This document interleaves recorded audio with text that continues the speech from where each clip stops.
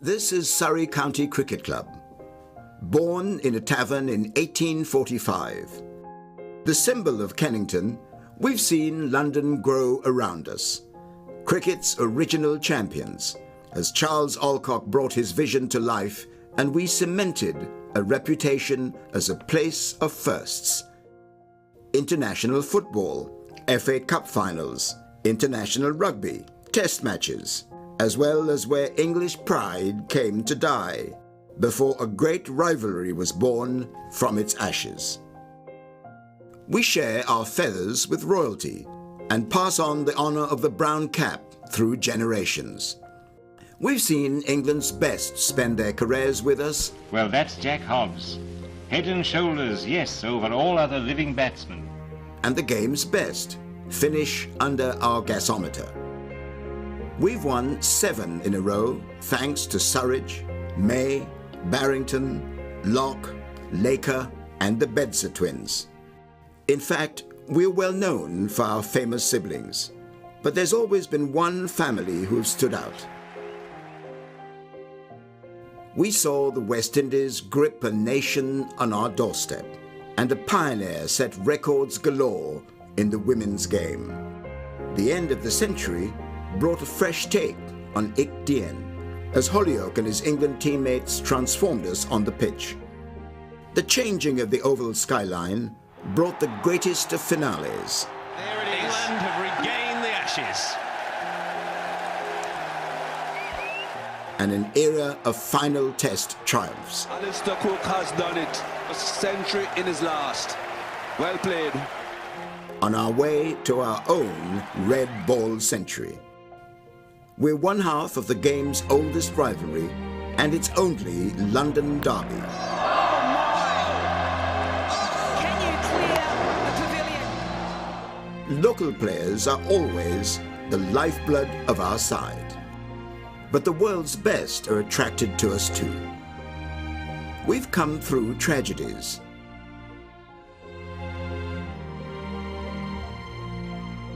Now we're home to world champions and cricketers of the year. 175 years have passed. There's much more to come.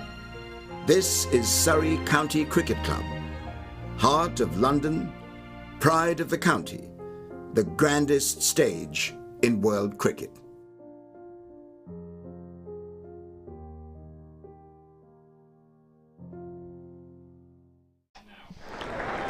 And a very good morning. Welcome to coverage of this county championship match between Surrey and Hampshire, the reigning champions, up against a Hampshire side who will have designs on lifting that trophy. My name is Henry Moeran. Alongside me, Tailender himself, Felix White. It's a glorious day in South London. This is what we needed. It is so good to be in your presence here in this miraculous expanse of land in South London. I've missed it. I'm sure everyone has. It's a pretty good crowd in.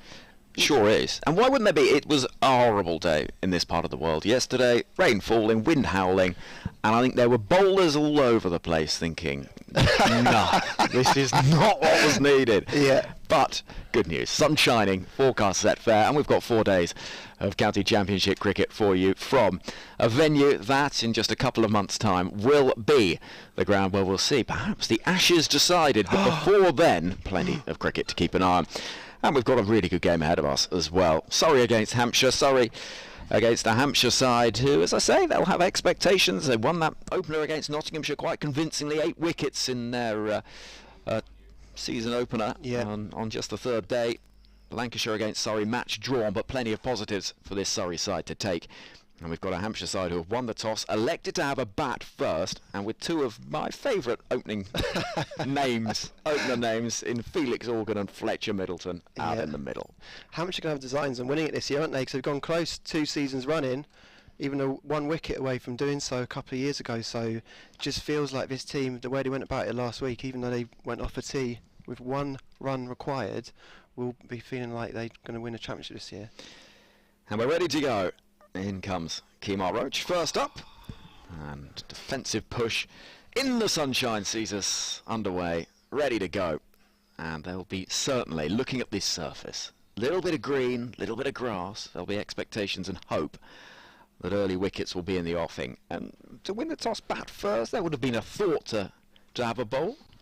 You would have thought, just make the most of these early conditions. Well, everyone was saying it does look green, and Abbas might fancy it, and obviously Hampshire having those 3 fast bowlers. It's Organ on strike. And the leg side. First up, decent zip in the surface. Now, team news for Surrey. All eyes last week at Old Trafford on Ben Foakes. And fabulous performance from him. He's not in the side for Surrey. The word that we're getting from the dressing room is minor back complaint, and understandably he was out there basically all 4 days. He was involved all 4 days, and I was watching it on a stream, and he was standing up a lot of the time because he batted probably for about 2 days, didn't he? And then Dan Worrell and Jordan Clark were bowling, and he was standing up, so that must take it out of you. Nice in-swing early on. Still the first run of the morning has yet to come Hampshire's way, but a confident drive from Organ there. So the one change for this Surrey side. Into the side comes Tom Laws. Ben Foakes goes out. Jamie Smith will have the gloves. And it is a Surrey side who I think can be full of confidence. If you look through the talent in that, particularly that long batting lineup. Bowling, Kemar. Do you mind me saying, Henry, it's always emotional to be back here. And when I just watched that video rolling through there, I felt like at times I was flashing through my own life, because every time I come here, I'm 39 now, nearly 39, I can picture myself as a 10-year-old running across this pitch towards Chris Lewis when he was signing autographs. So every time you come back to the Oval, and I think people all feel the same across the country of county cricket, you sort of relocate different versions of yourself. The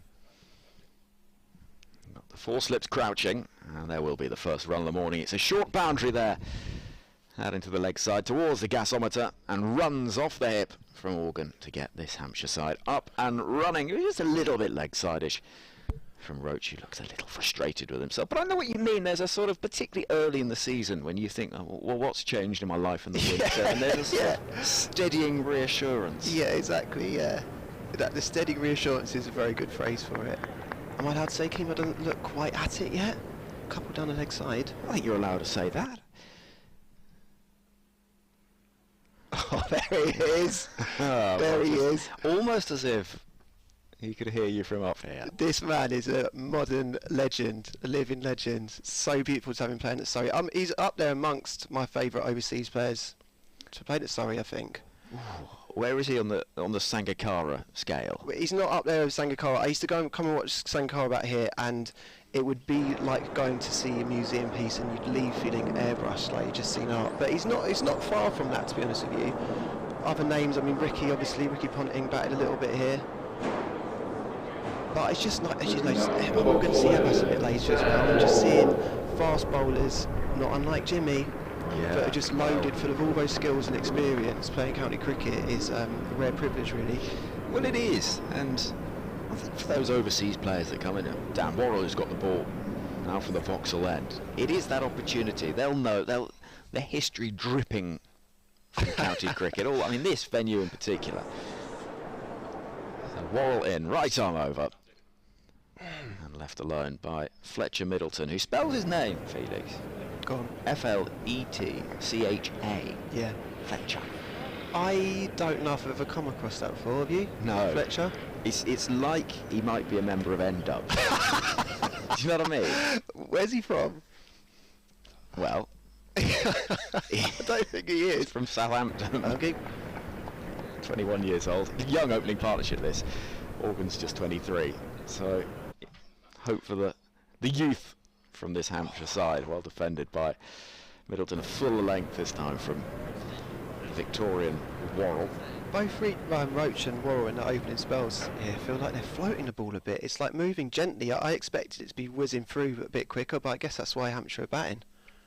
Well, the big question coming into this game was looking particularly at that Hampshire bowling attack with Abbott and Abbas, how they're going to utilise the surface to swing. Right. The fact they've chosen to bat first suggests perhaps that they've looking out there on the surface and thinking maybe, well, look, let's sun shining runs on the board, maybe April, but you know, though there's a little bit of green in the surface, we're not going to necessarily be too panicked by and spooked into thinking we have to try and Yeah, bowl sure. first and run through them.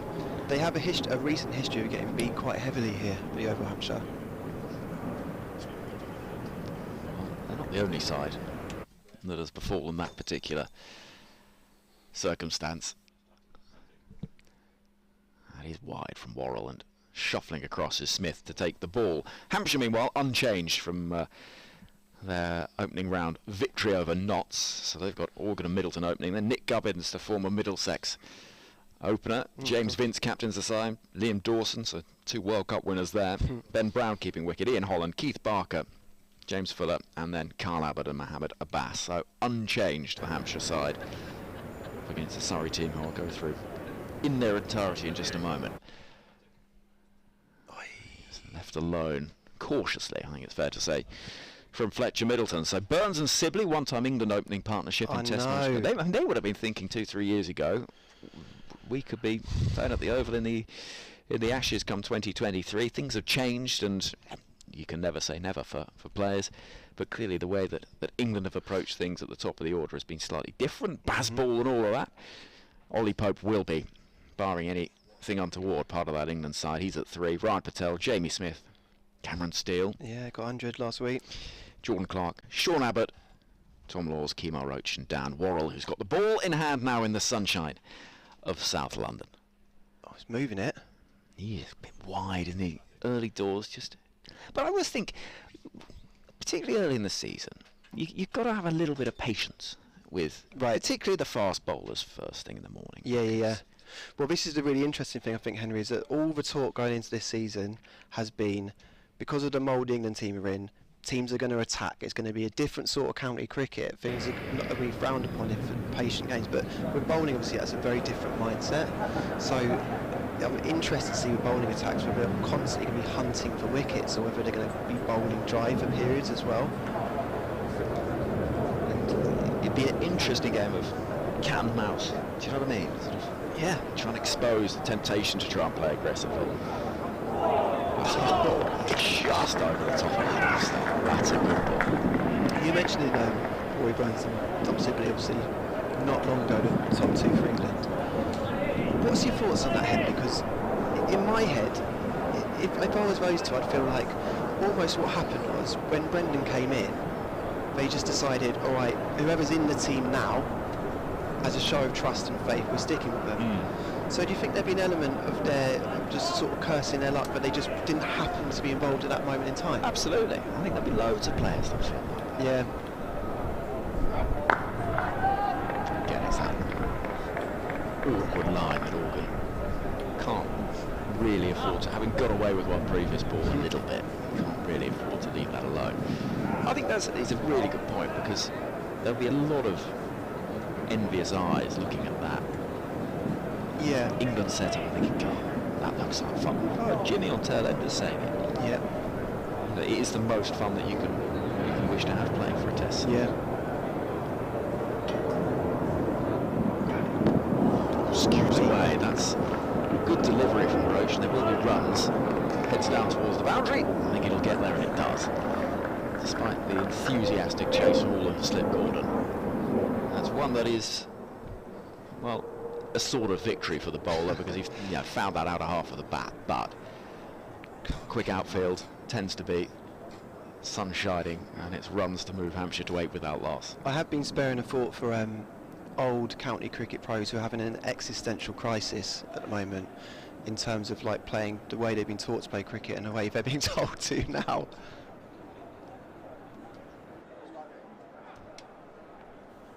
Well done, the leg side. I think it's a bit like, when you've not been for a run for ages, and then you go for your first run in ages, or whatever. You just sort of have to ease into it. First sort of 10 minutes is horrible, and it's a bit like that start of the season. You get it when winter nets aren't quite the same. You'd have had maybe a tall game or 2, but it's not quite the same as the intensity. So it does take a little while to crank the body up. It's a good ball. Do you know Kemar? Have you met him personally? No. I'll be really fascinated to know, because he doesn't need to be playing county cricket all the time now. I'd be interested to know what drives him while he still does it. Do you know what I mean? Because it must take such a toll on the body. I'm watching him run up now, you're thinking, why?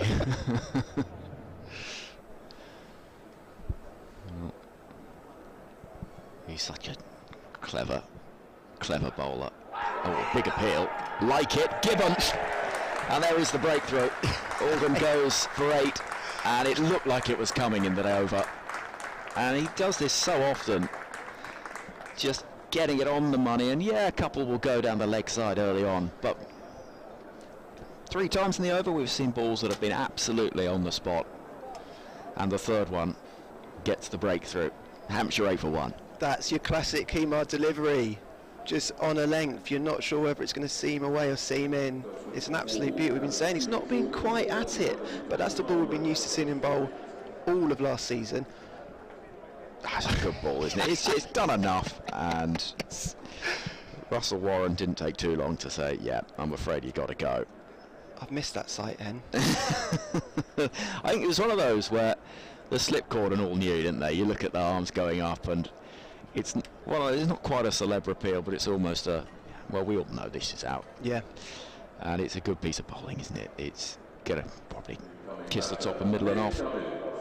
And it is the early breakthrough. Kemar Roach, who got his county championship career best figures against this opponent at this ground 2 years ago. Oh, 8 right. for 40. Is that right? And it's somebody that you just think, if he gets on one early morning, pitch doing enough, it could be quite a lively couple of hours here for Surrey fans. I love watching him bowl. There's certain players that they're fun to watch. Yeah. He's one of them, isn't he? Interesting looking at his Hampshire middle order here. It's Gubbins, Vince, Dawson, 3, 4, 5. Surprised to see Dawson batting at 5. Is that something he's been regularly doing? He's increasingly an effective all-rounder, isn't he? You look at his career as somebody that, you know, certainly, if you like, the spotlight of international cricket, because of the volume of talent that an England side will have with the bat, he's inevitably going to be further down the order. But he's a useful player, isn't he? But I know what you're saying, and certainly compared to this Surrey lineup, where you've got coming in at 6, Cameron Steele fresh from 100. Yeah. It feels like a stronger, longer batting unit for Surrey. Oh, bowling. It's a nice piece of bowling. One word for that: shape. It's true, though, isn't it? It is. It's a lovely beauty. piece of bowling. I reckon Fletcher Middleton is the only Fletcher spelt like that Yeah, interesting. in the history of cricket. Well, what I'm interested to know is if he does go on to have a successful career, which he looks like he might, looking at his technique, is it going to spurn other Fletchers? It's a good question. Thank you. Let that go. But I like to think that the impact of a good season in Div 1 could lead to all over the Hampshire area. Parents Fletcher's been everywhere. queuing up Yeah, at the I guess registry so. office. I guess so. I remember when Oxford United won promotion from the conference in 2010. I don't. Well, Sorry. call yourself a sports fan. Sorry, I'm joking. As here comes Worrell again. That's a good piece of bowling. What would be the one word there? Shape? I wouldn't use the word shape for that, Hem. I would say lateral. I'm making a note of these. Post Oxford United's memorable 3-1 victory over York City Yeah. in May 2010. The winning goal scored by Alfie Potter. Yeah. There was a big increase in the name Alfie in the Oxfordshire area. I can imagine. Apparently so. Whether Fletcher Middleton's going to have the similar sort of impact, we'll have to wait and see.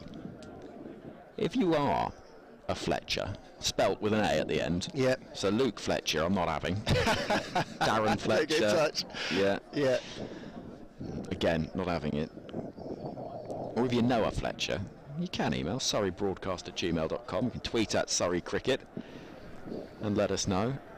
I mean, there's got to be a few out there. It's a bold statement. I don't know if there are. I actually don't know if there would be.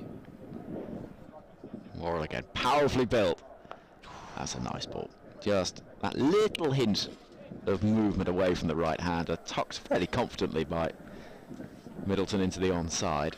But two scoring shots in the innings, one a little clip into the leg side and one askew off the outer half of the bat through deep third. It's not looked easy out there so far. Well, I'm sure people correct me if I'm wrong, but I last week when I was watching the feed, Dan Worrell seemed to bowl really wicket to wicket, so I'm surprised to see him bowl that sort of like almost 6-stump line and we're leaving. I don't know whether he just hasn't quite got his radar yet or that's a plan. Obviously 4 slips in place, so... Well, any movement is going to cause problems for these openers and top order batters, because you've got high quality operators, your overseas bowlers. You see Roach round the wicket to the left-hander, and that little hint of away movement. You've got to be a brave man to start chasing anything that's outside that old stump, because though the score hasn't moved forward in the first 15 or so minutes of play, you've got to look from a Hampshire point of view. Having won the toss and elected to bat, they can't afford to be 10 for 3. Yeah. They've got to make sure that they, come the end of the first hour, 1 or 2 down, really having made that choice to have a bat first.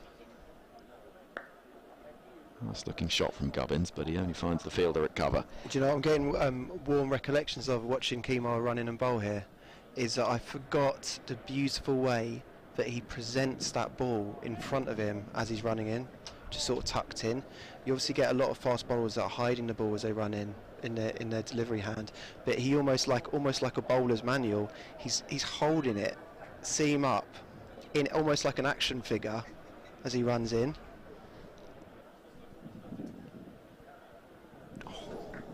That's a good ball. Kemar. See your areas, man.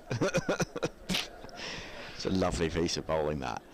I know what you mean, and I quite like the variation in approaches, because you get, I'm trying to think, someone like a Sun on the Rhine, who, of course, when you're bowling mystery spin, there's a real need to be hiding what you're doing. But then you get someone like Roach, who's absolutely, have a look at this, there's nothing you're going to be able to do with it anyway. That's a great point.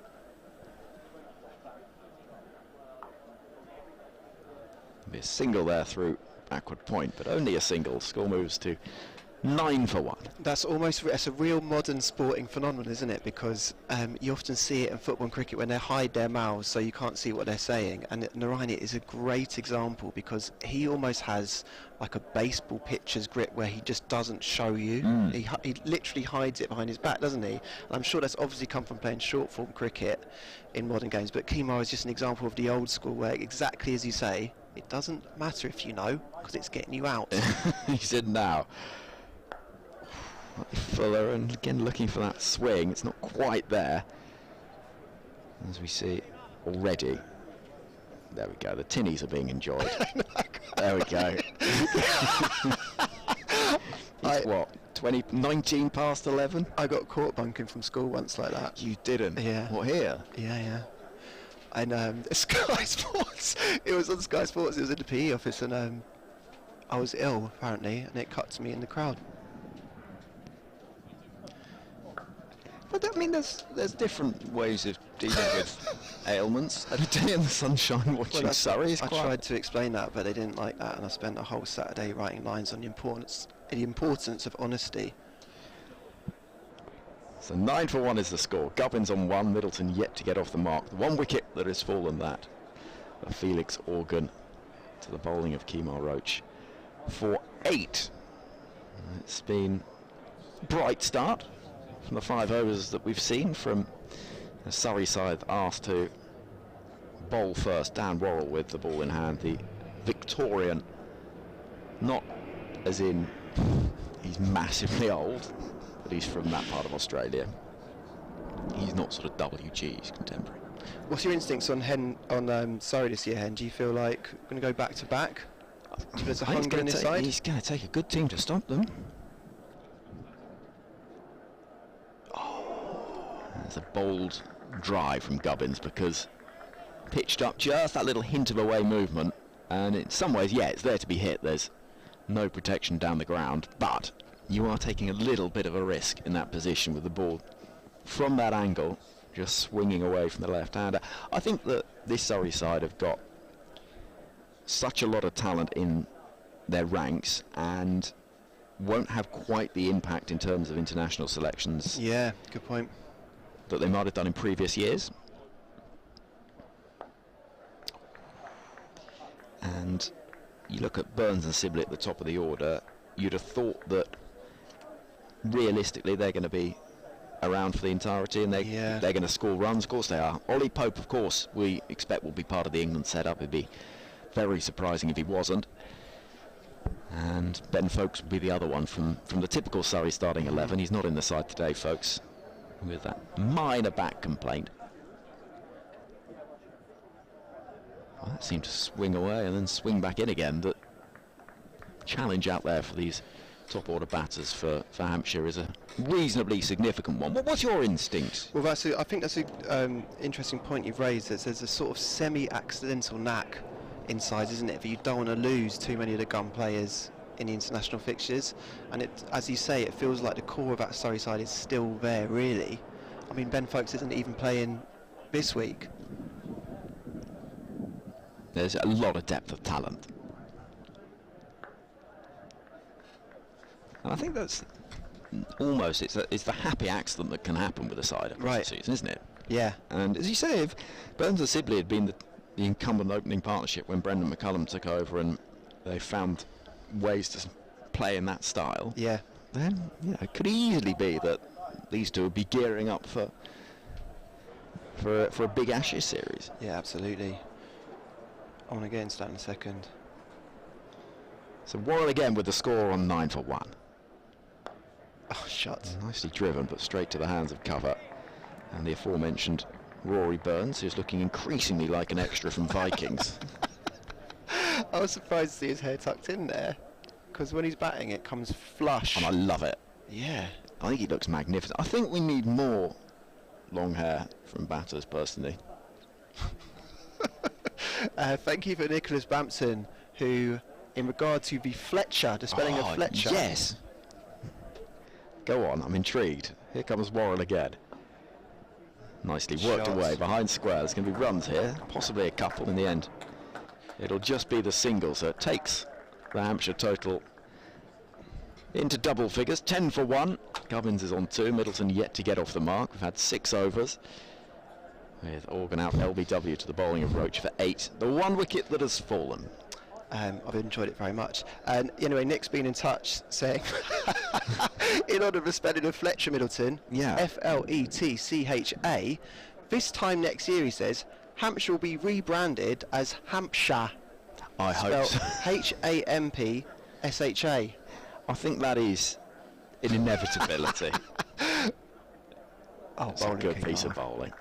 Again, and there is that little bit of zip that we wondered if we'd see this morning. It feels like he's sort of starting to crank through the gears, and that one did fly through to the gloves of Jamie Smith. Well, I mean, we might see that across the county game. We might find Leicestershire it's true, all over the place. Yeah, I mean, you've got to keep it modern for the kids, don't you? It's very important. Yeah. I love it. Gubbins, somebody's been spoken about as a potential England opener in years gone by. Ooh, gets lucky, does he? No, he's gone. I can't believe that. I think he's tried to kick it and missed it almost. And it's a second wicket. Hampshire find themselves 10 for 2, and Gubbins, well, he's got a little bit more time to think about his potential England prospects of years gone by. He heads back to the pavilion. What's happened there? We'll wait for the replay. It's almost live. It looked like he went to half kick it and then thought, oh no, it's not coming back and hitting the stumps, and then sort of pulled out of doing that. He's got unlucky, but because it's bottom edge into the ground, and then as he's realised the danger, have a look at this.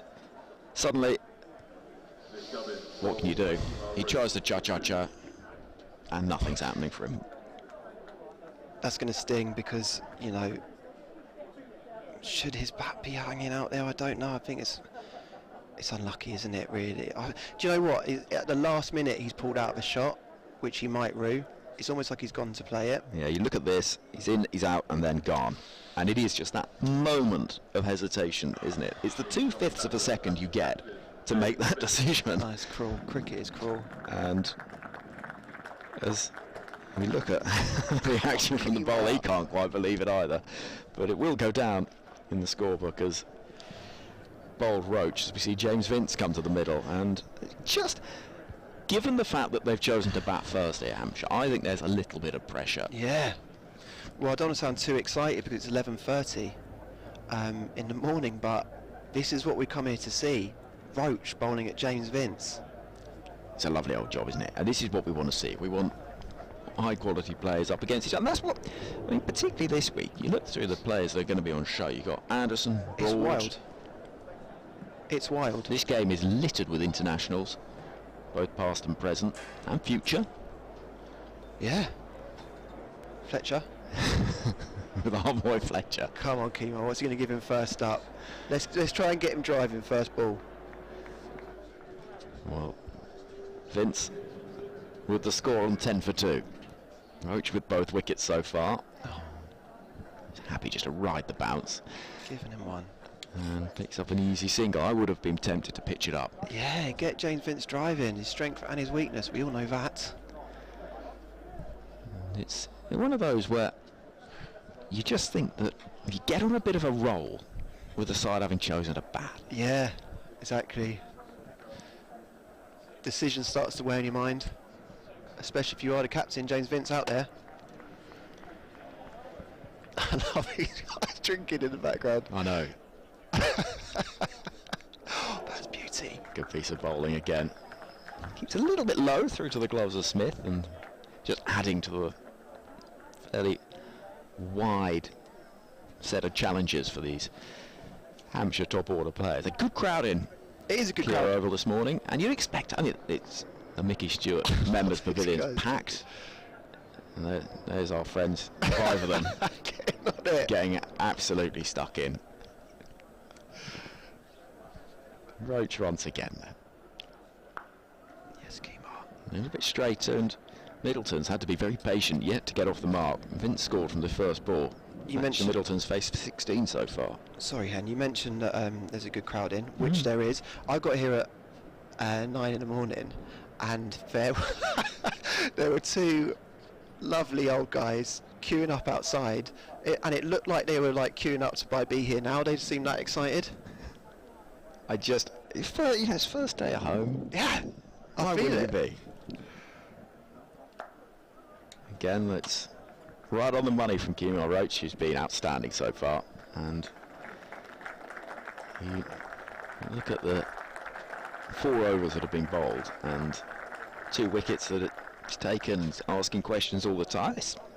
You can understand why he wants to keep playing, because it must be fun when you've got that control. Yeah. Must be fun. Well, you must get an aesthetic kick out of it once you can do something that well. Almost a little bit like Kumar in his last days at Surrey here, his last days of his playing career, when he was just so in control of everything he did that he just got that sense that it was an artistic desire rather than competition. I'm not sure if he'd feel the same way about that, but that's the kind of sense you got. Like, while I can do it, I still want to type thing. Yeah, and it didn't feel either. It didn't feel like sort of Rolling Stones' one final world tour. It felt like there was... No. It was entirely, I'm going to the aesthetic joy of this and being a part of it. And Worrell to continue. Nice away shape there. Let me ask you a question. Yeah, Hen. go on. The man to crease, James Vince. You look at this England team, it's going to be hard for anyone to get into that top 7 now. But if there's one missed opportunity of a player, just from a fanish perspective, that we want to see batting, probably would be James Vince, wouldn't it? Is there any way how does he muscle himself into this England team? Well, he scores loads of runs in the county championship. Yeah. And he probably has to do it quite quickly, I'd have thought. I mean, that feels like it's the way to do it. Oh, James. I wouldn't say necessarily that. Really? Don't send that on your highlights reel to Brendan McCullum. But I know what you mean. There's a sort of... He's a bit like a sort of 1980s Alfa Romeo, James Vince. Go on. When it's all working, it's absolutely magnificent. but there is the potential for things to slightly sort of just slightly break down a little bit. And I would also argue that is the beauty of a 1980s Alfa Romeo. The fallibility.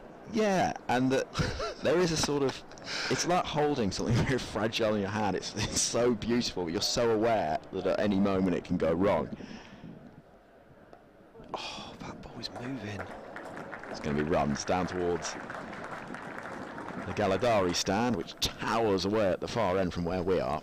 Do you get a sense that it's changed? Sorry to keep biting then. No, go on. Do you get a sense that things have changed for him since being the captain of Hampshire? Because obviously in the 100 he did a good job as a captain as well. Has that changed him as a personality? Was there a feeling that maybe he was a bit disengaged beforehand and he might get another shot in England side, you know, with this sort of extra maturity? Yeah, he's such an interesting cricketer, James Vince, because he's been spoken about since his debut in 2009 as sort of England incumbent, and shots like that will I mean, go straight to the hands of Burns at cover, but that's why, because when he does time the ball like that, you think, well, what possibly will mean that he's not playing Test cricket for England. I think what's been quite an interesting development of part of his game is the responsibility he's actually had in some domestic franchise cricket as well around the world. Sydney Sixers, he's become an absolute superstar in the Big Bash League, and has had to take that responsibility in front of big crowds to win matches in big situations, and it feels like he's become a more rounded cricketer. He runs there. There is a fielder to protect things down at fine leg, and so it won't be the boundary. The score moves forward to 17 for 2. We're in the 8th over, 1 ball left of it. Vince on to 7. But you know what I mean? Just sort of, I think sometimes we can get a bit caught up in a player needing to purely do it in one format to be able to grow their game in a more rounded sense. I hear you. As you were saying that, I was just thinking to myself, is that a projection that us of a certain age and older put onto players, that in order for him to feel fulfilled, he needs to be in that Test side? And it's a really difficult question. Oh, it still looked good though, I've got to say. It looked lovely. It's an awful option as a shot there, but it looked great. Yeah. I mean, that was like sort of moonwalking down the aisle at a wedding that isn't yours. Looks great, not quite appropriate for the situation. He's the sort of player, I think, that there'll always be, unless there is a resurgence now he's post 30 of England opportunities, where you'll always think a little bit what might have been. Yeah. And that 2019 World Cup, where he got an opportunity and kept finding ways of getting out, and that felt like such a big chance. Oh, it's a good piece of bowling, that. I thought there was an edge. Did he not hit that? I thought there was an edge, but no. That's moved miles, hasn't it? Turned him inside out. And yeah, I think the joy of the age that we're in, as we look at the I thought he hit this, Henry. Let's have a little look. He's been put down. Stardust. Oh, he's been put down. Is that what happened? Here comes Roach. And there will be a run eventually for Fletcher. Middleton gets off the mark. I'd like to see that again. Has Jamie Smith dropped that? Well, Ben Foakes isn't in the side. Let's have a little look at this. That's the single that's been taken to get him off the mark. But I'm interested to see, because it did move a lot. Yeah, I thought it was shape. And in the bright spring sunshine, has he put down a chance, Smith? I mean, certainly the reaction looked like an edge. Do you know what I mean? Everyone around sort of had that little uplift. Shot. It's nicely flicked away by Vince, but there is protection at backwards square leg. So as Worrell throws it in, there won't be more than just a single. And the score moves forward, 19 for 2. He went one-handed, I think. I think he went one-handed. It was an opportunity, I'm pretty certain. Yeah, Oh, no, it's a sharpish chance, but it's one that you'd expect to take, and it's one of those where you'll be thinking about it for quite a while, unless another chance presents itself pretty swiftly. But I think you look quite how close that slip corner and keeper is standing, Felix. It's sharp chance. Well, it's going to sting, isn't it? Because obviously Ben Foakes isn't involved, and it makes you feel, at what notice did Jamie Smith know his wicket keeping? And you know, when Foakes is out, you just want to take that first catch, don't you? Well, Ben Foakes makes me feel inadequate in every single sense possible. I don't know. I think you got good cheekbones. It's going to be runs here down towards deep third. The ball is heading towards that boundary, but it will be hauled in, so won't be another boundary. And 21 for 2 is the score. We've got a ball left of the ninth over. I think, for me, it's the eyes. And he's a lovely man. Is he? Ben Yeah, Foakes. Yeah, he seems like it. I've only met him very briefly. He's a lovely man. Quite understated. Mm. Right saying that? Quite quiet, softly spoken. Yeah.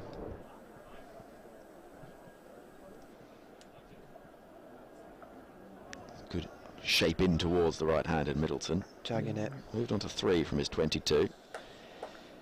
And there is the end of the ninth over. It's Salvey Insurance County Championship match between the champions and a Hampshire side desperate to try and break what has been a pretty mighty duck in terms of County Championship success. Well, Hampshire, I think it's since the 70s, isn't it? Were Brighton saying that? Or early Yeah. 80s? They haven't won it since? 50 years. 50 years. Amazing for a county that had Shane Warne playing. Yeah. And they've gone so close recently. Yeah, let's see Worrell continuing. 4 slips in place. 21 for 2 is the score.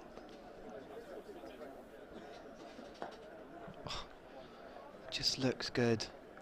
This is the difference with cricket. James Vince just driving that ball for none. And a dot on the board. That just looks good, doesn't it? There's like, that's the thing I'm going to remember most about this 40 minutes. Just watching him do that. Do you think cricket, more than any other sport, has aesthetic beauty in the sort of shape of it? Maybe tennis, when you think about a Federer? No, nowhere close. I think that's why cricket endures.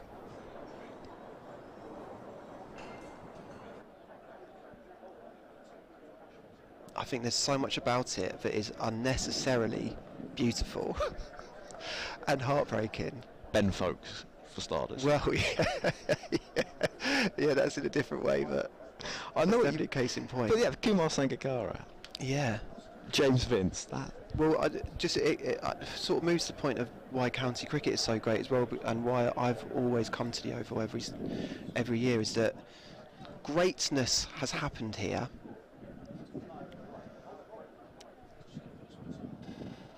Oh, Lovely shape away. Vince, not there sure. we go.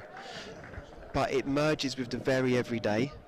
So the fact it is a bit of a miracle that in South London, of course, how busy everything is, life, that you can just duck in here, so almost take a time out of the real world, Yeah.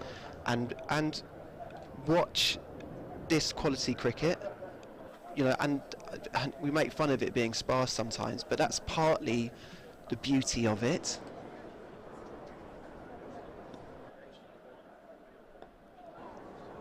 Runs here. Possibly just a single, and Vince is going to be happy just with the one, not trusting necessarily he'll get back for 2. It's the arm of Roach out there in the deep. It's almost like sort of nipping into an art gallery on a busy high street. Yeah, that's definitely an analogy that I used to think of when I watched Kumar. About I used to leave feeling better, feeling clearer.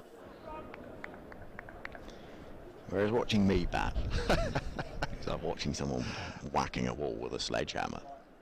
Oh, that is really good. Well, actually, I have to say, fair play to our mate Fletcher, who has faced 24 deliveries, most of which have been pretty much on the money. And he's managed to hang around because good luck. It's definitely seamed, hasn't it? It's that angle and then seaming away. Almost unplayable, Hen. Well, I think Worrell will feel a little unfortunate not to have got a wicket here. A little breeze across the ground, but nothing like what we saw here yesterday. That's a good piece of bowling again. Oh, How's he not found the edge? again, I thought he might have hit that. Have a little look here. Oh, that is unreal. Beauty. And as you say, that is the high quality sport that you Yeah. have the opportunity to see, and plenty have done so today because it's a lovely spring morning. Will Hampshire be looking at this and thinking, Abbas this morning could go through them? Or, I mean, is it going to be easy to bat? I mean, it's a very clear day. Famously, load up runs here. You know, they just thinking get through a session.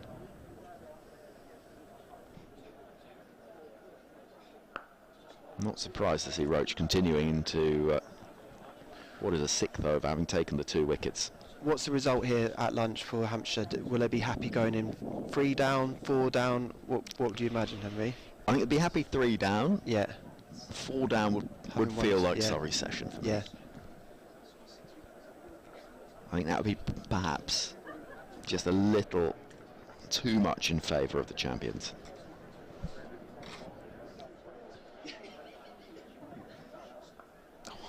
Well, it runs here, down towards the boundary. It's gone quickly, and it will be 4. Vince was not quite sure where it had gone.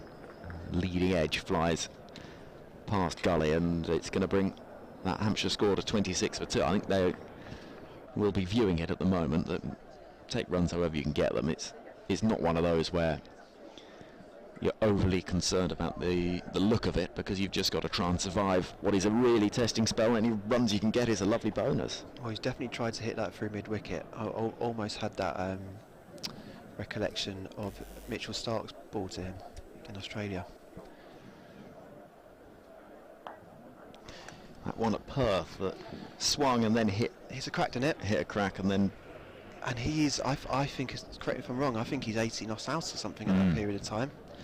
Very pivotal moment in perhaps his test career.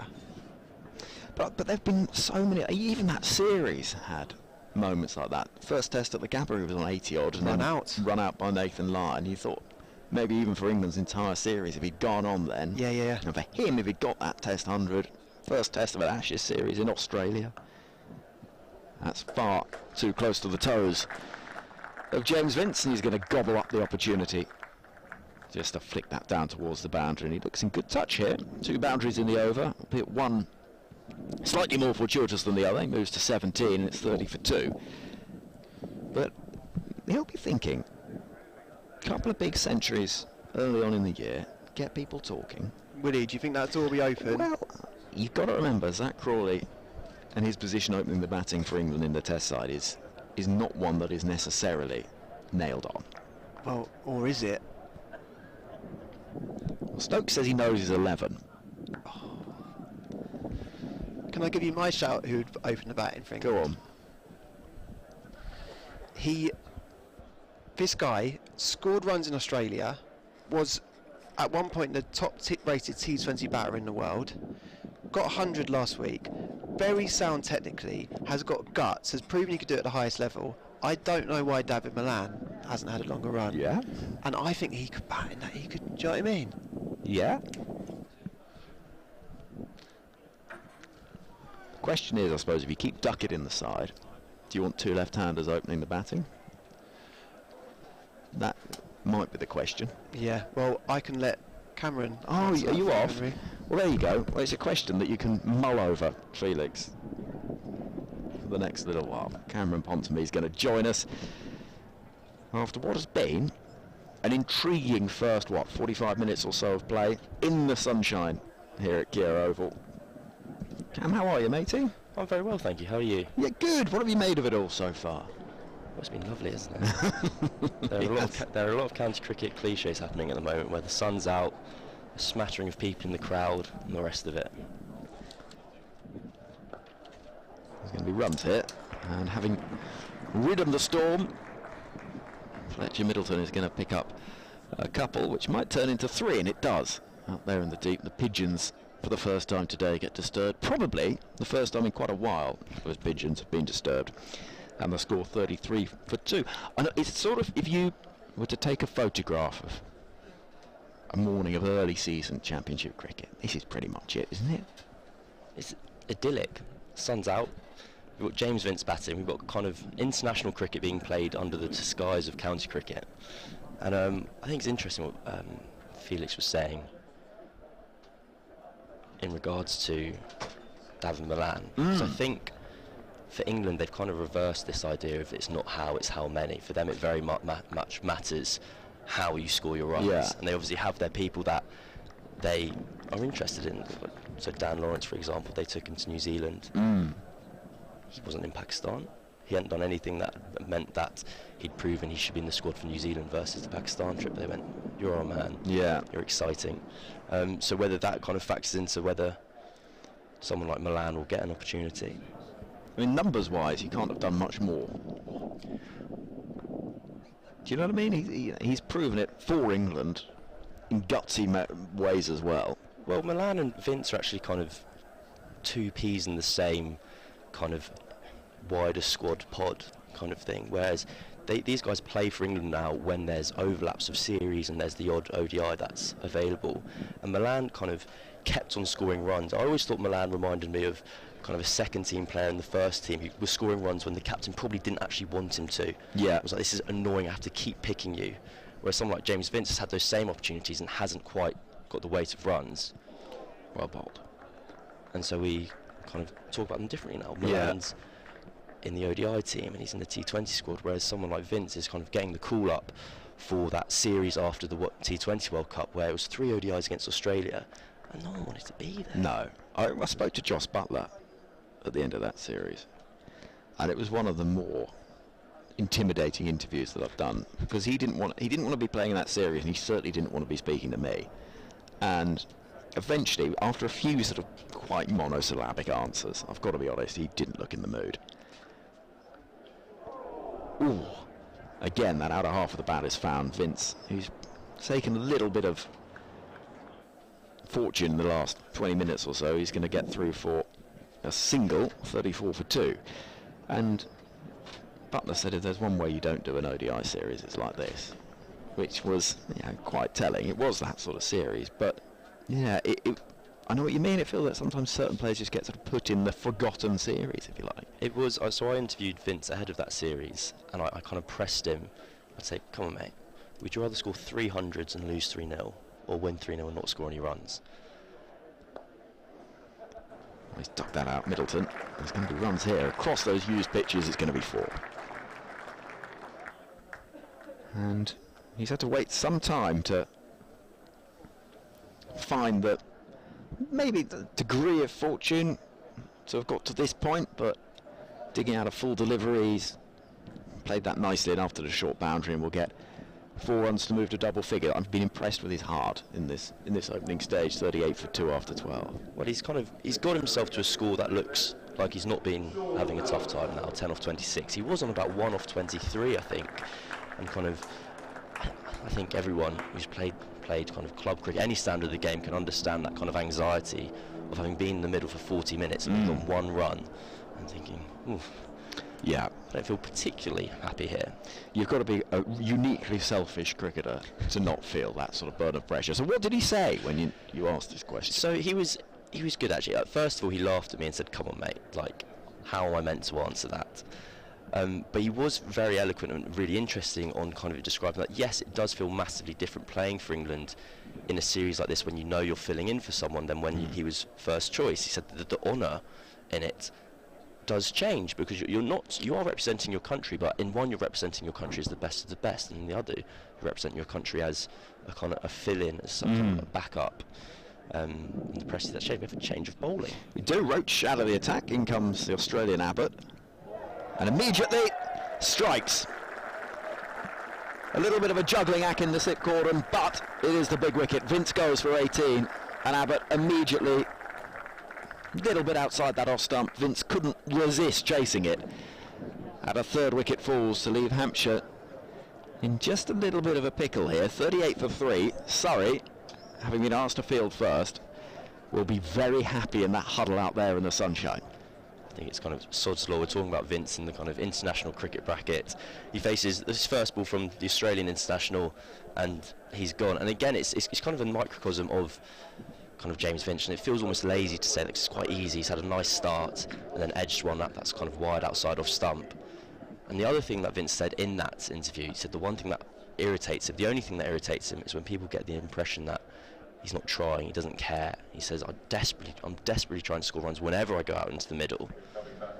It's just that his technique makes it seem like it's all a bit too easy. Yeah, Sibley it was with the juggling cat. Actually did pretty well there, because when it pops out, that moment of panic, and then quickly, he read that he was about to draw, because he was already falling to his right. That's a good take from the former England opener. But I know what you mean. Sometimes if you have quite a languid style in any sport, football, we've seen it with someone like Dimitar Berbatov. People always said, oh, he's not trying, because it's quite a sort of languid kind of... It's the curse of beauty. I mean, I think there are worse curses to have. Absolutely. I've enjoyed that. But Dom Sibley there, from first impressions, when we saw that we're behind kind of the slip cordon here, it looked like it was a diving effort, and I thought he'd done really well to get there. And then seeing the replay, it actually was quite a comfortable catch to his right, which he kind of preempted that he was going to drop, which is I think that's a mindset I can recognise, expecting to drop the ball. Oh yeah. Yeah, the version of batting beautifully is not one that I think most of us suffer from. So Abbott, who aesthetically could be a not so distant cousin of Rory Burns. Do you know what I mean? They've both got that slightly... Maybe that's how the signing came about. It could be. 4 slips wait. Abbott with a wicket first ball. That's not a great delivery. Well taken by Jamie Smith, plunging to his left. Deputising for Ben Foakes, who misses this game, if you missed the news earlier, with a lower back complaint, is how it's been put. I think, as much as anything, it's 4 days pretty much being out there for the whole time. And... scoring 100 in the middle of it as well. Exactly. I'd have a week off if I did that. Oh yeah, absolutely. I might sort of end my season there with a lovely average. Yeah, done. Get out of there. So Dawson is the man in at 5. Oh, it's a good piece of bowling, that. There was a phrase that he's actually sat downstairs, a journalist called Nick Friend, cricketer, used to describe Essex's bowling attack, which I'm getting the impression of here watching Surrey, which was relentless competency. Yeah. It's just good over and over and over again. It's nothing spectacular, but well, actually having seen a replay of the delivery there, I think I undersold that from Sean Abbott. But there doesn't seem to be much of an escape for Hampshire at the moment. It all feels pretty much on the money, doesn't it? A little bit fuller and leg side-ish, and there will be a single down towards that boundary behind square on the leg side, towards the gasometer. And 39 for 3. Dawson off the mark. Well, it's, I guess, you look at so many of the greats who don't necessarily have either extreme pace or dramatic bounce or the swing of someone like a Jimmy Anderson, and if it is just relentless, then that can be as much of a weapon. And someone like Glenn McGrath is... yes, he had the height, but it wasn't that sort of aggressive bounce always, but he was just absolutely on it every time. I have a friend who feels like his theory is you have to have 2 of 3. You have to have 2 of being speed, movement or accuracy. And if you're going to make it at the top level, you have to be able to combine 2 of them. So Glenn McGrath would be kind of accuracy and movement. Someone like Mark Wood would be speed, and I was going to say accuracy, but maybe with speed you don't need the accuracy as much. Yeah. I mean, maybe actually slightly unpredictable accuracy can be quite a good thing. Absolutely. I think something that I found, so this is my kind of cricketing rabbit hole that I enjoy, is the idea of how two bowlers can be bowling the same speed, but they can come across as feeling very different in pace, basically. It's the classic example of Shoaib Akhtar and Brett Lee. They both bowled 90 miles an hour, but Shoaib Akhtar was faster. And the idea is that the speed gun said that he was bowling. There is that as well. But the idea is that kind of where the batters picks up their cues from, for instance. And so Shoaib Akhtar, he would load up when the ball would be behind him. So it goes back to kind of the Narayan conversation you were having earlier. And if batters just don't have that time to see where the ball is and get these kind of pre-delivery cues, everything is given the impression of being faster than it actually is. I think it's a really good point, and also that the fact that somebody who is bowling from a greater height, inevitably the ball is travelling down and then up again. You've got a little fraction of a second, perhaps more, to see it. As we see Laws into the attack, into the side today as the one change for Surrey in place of Ben Foakes. So Smith taking the gloves, the extra bowler comes in. But someone like Mark Wood, slightly skiddier, slightly less height, and almost sort of on you before you know about it. There was, so Jofra Archer is another very good example of that. And there was a story that, I think this is a story from Chris Jordan that I remember reading, of the first time he came across Jofra Archer in Barbados. Tom Laws comes into bowl. Oh, what a ball that is. Absolute beauty. Dawson could not do anything about it. It took Abbott one ball, it's taken Laws two. Hampshire 39 for 4, and this decision to have a bat first on an April morning on a green top at the Oval is looking an increasingly unusual one. Well, it can be the right decision, and they can also have then batted poorly, or Surrey have actually bowled exceptionally well. And I mean, Rory Burns will be feeling like a very intelligent captain at the moment. He made 2 bowling changes, he had 2 wickets within 3 balls of both. That is a fantastic delivery. That has swung away, seamed away, and I don't think Liam Dawson will be kind of having too many complaints about that. Well, I think he'll complain, but won't be criticising himself. It's perfect. It's absolutely perfect. Top of off stump, little bit of movement, enough. And if you are a fast bowler and you can elect how you're going to send down a ball early in your spell, that is pretty much it. That is absolute perfection. I think Surrey themselves are surprised at how well Tom Laws has done. He debuted last year as this squad player, kind of filling in, kind of behind the likes of Gus Atkinson, Jordan Clark, even James Taylor, Nick Kimber. And he started playing as a 19-year-old, and he just would get everyone out, and he'd score loads of runs. And they'd come, blimey, we've got a seriously talented all-rounder here. And, well, as we can see from today, it's week 2 of the season. Ben Foakes has come out of the team, and rather than opt for another batter, they've gone, no, we'll back Laws then in as another kind of seam bowling all-rounder. I really like this as well, because it's giving an opportunity when you've got the ballast of the experience of Abbott, Roach and Worrell. You have got that flexibility. Extra bowler in there, see what you can do. He's bowling ahead of Jordan Clark here as well. There's like, I think Surrey will be very pleased to have unearthed yet another talented young player. And that was beautiful. Ben Brown is the new man in, the keeper for Hampshire. Still those 4 slips weight. It's a little more comfortable. There'll be a run immediately. So, Fletcher's been watching the carnage from the other end, and has done pretty well. Survived 28 deliveries for his 10 runs. It's an innings that gets better and better. I've always thought that's a selfish thing you can think as a batter. If your mates are crumbling at the other end, you go, oh, wow, it is tough out here, guys. I think you just need to dig in a little bit more, get behind the ball. Get very important. Focus is key, particularly early in the season. Quick and full, and asking questions from Laws. That's a good delivery. Middleton tucks into the leg side, but won't find a run. We'll go through the other scores around the county championship at the end of the over. So it is a busy day.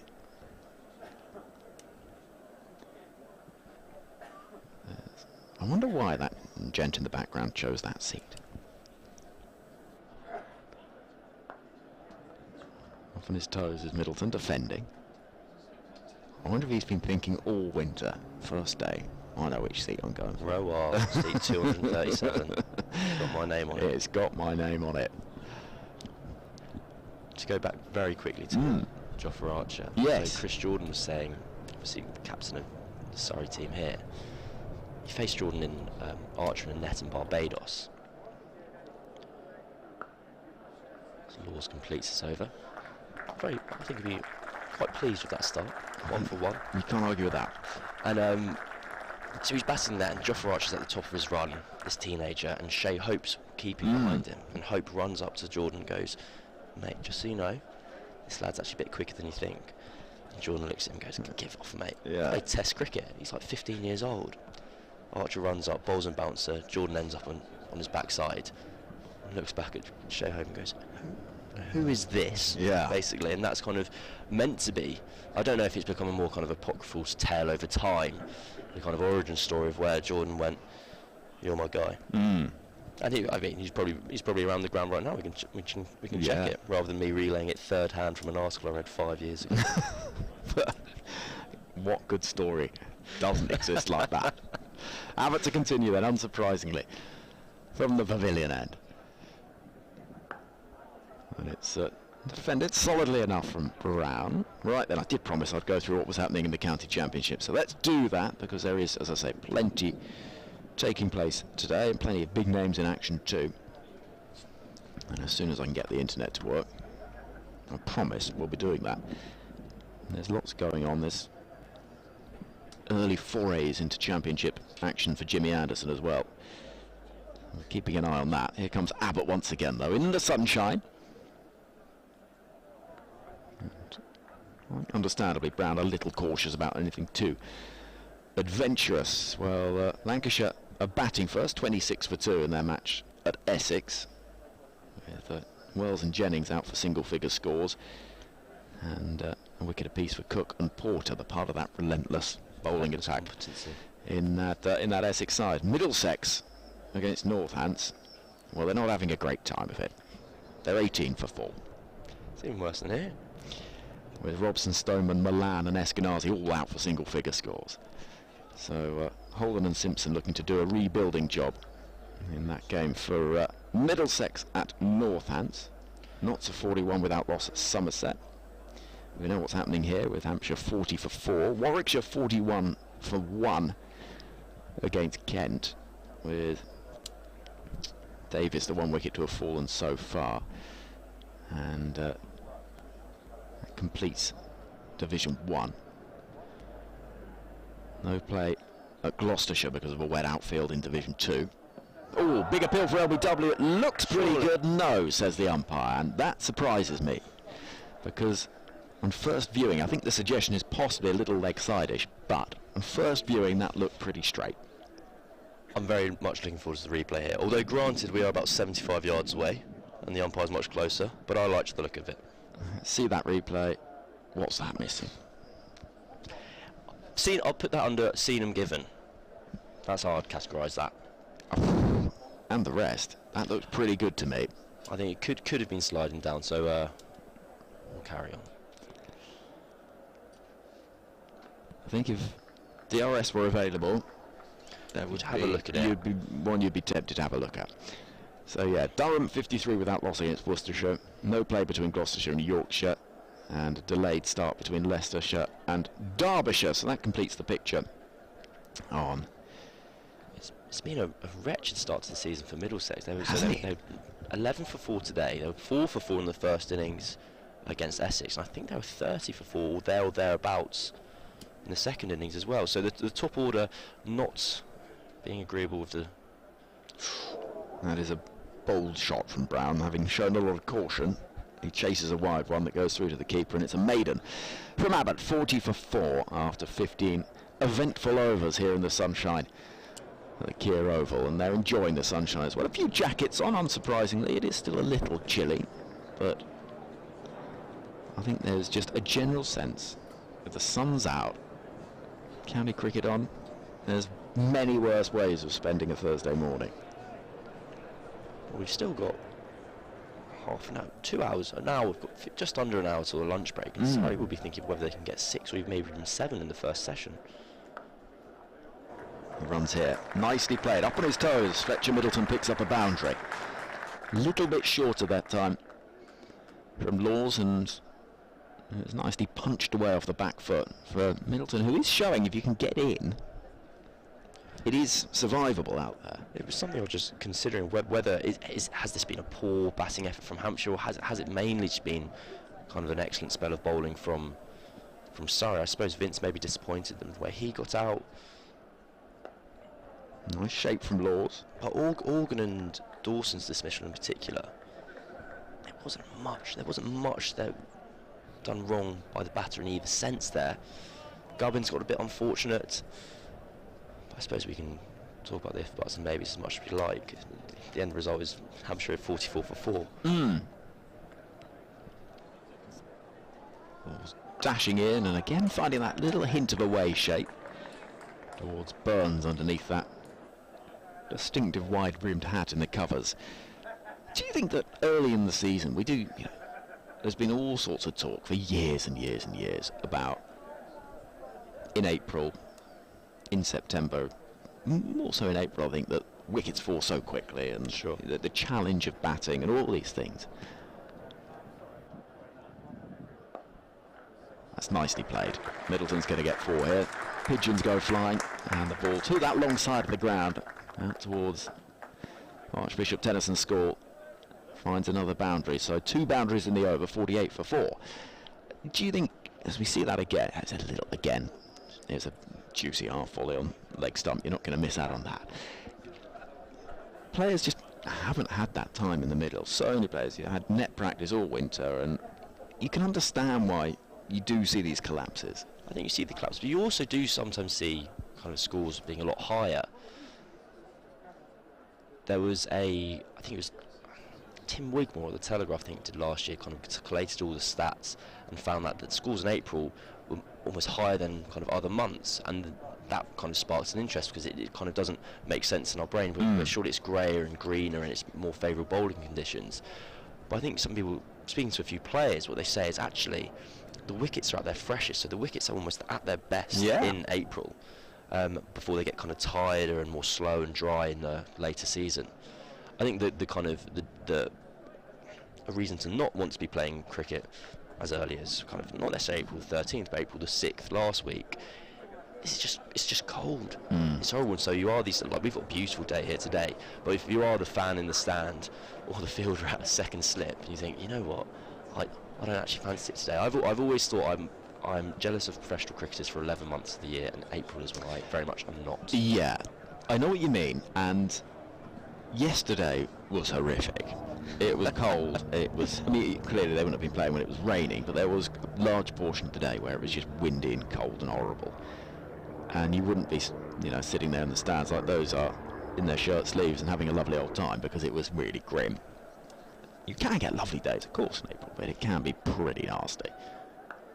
Very much enjoyed Ben Brown opting for the marking of his guard with tapping in the bail there. Lovely Chandapur throwback. Really nice to see. I've always thought you've got to be a good player to do that. I think if you're a bad player and start hammering in a bail into the ground, you're opening yourself up, not necessarily for abuse, but just for a kind of knowing look and a kind of raise of the eyebrow. Yeah. And if there's anything I want to avoid at all times in my life, it's a knowing look and a raise of the eyebrow. It's a knowing look and a raise of the eyebrow. I'm with you. Absolutely.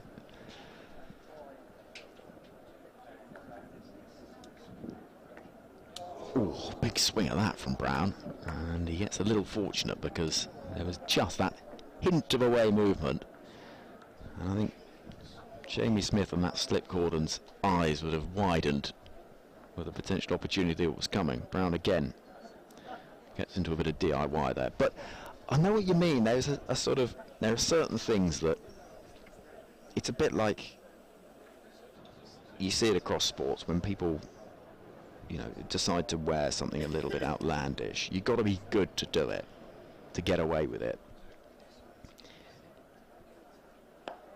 Driven, well stopped by Abbott. I think there's a lot of superstition involved as well. There's a player who's actually played at my club last year, he was the overseas and he's now back playing for Wellington in New Zealand. He started wearing a headband, and there's been a direct correlation with headbands and wickets. So now all of a sudden he's a very tall 6'7" man wearing a headband, and it looks interesting. Yeah, it would do. But if you can't complain with the results, this is a results-based industry. It is, and if you find it's marginal gains, isn't it? 1%ers, well bowled. Well, this is the ridiculous thing, isn't it, about cricket? And actually, you see it all over the place. You think about, say, from a fan's perspective, Headingley 2019, you know, people all over the world tuned in to listen to Test Match Special, and following from afar and watching, and people refusing to move from the seat that they're in because that will cause Ben Stokes to get out. Yeah, I can't make a cup of tea here sitting on my holiday in Cyprus because those that are the will. rules. Because I Those do are have the rules, unfortunately. It's a vast world of illogical behaviours, isn't it? Wasn't it? Was it James Anderson? There was an England player who was in the toilet. Yeah, and refused to go. And just refused to go. Yeah, Didn't even watch it. Didn't watch it. Refused to leave. It's ridiculous, isn't it? I'm interested in Brown's approach here, 'cause he's had a couple of flashes at the ball, and then there's been kind of moments where it feels like he's wanting to take the initiative here and kind of put something back on Surrey, but both his flashes at the ball have resulted in kind of thin air shots, and yeah, he's about to play out a maiden, but there might be a bit of a feeling from Hampshire that they need to do something about this. Oh, maybe not. Right on cue. It's got lucky. Throws his hands at the ball, gets an inside edge, and it just misses leg stump. One off the over, albeit the least convincing one that we've seen all morning. 49 for 4 after 17 overs. The other thing I love about the county championship, amongst so many things, as you say you watched a franchise game, particularly the IPL, because you know that is the obvious example, and we've got through in an hour and 10 minutes 17 overs. I worked on an IPL game the other day. It took 4 hours 20 minutes. I do. Pace of play is one of the great terrible cricket conversations. It is, and it spreads across everywhere, because now it's in the IPL as well. You talk about it in Test cricket, but it does. It's frustrating in that it is relevant, and you do watch and you go, that's taking 4 hours there. Yeah.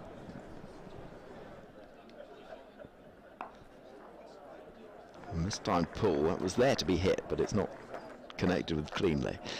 And it's ridiculous. It's the only event where you get more action than you've paid for, and you complain about it. This is taking too long.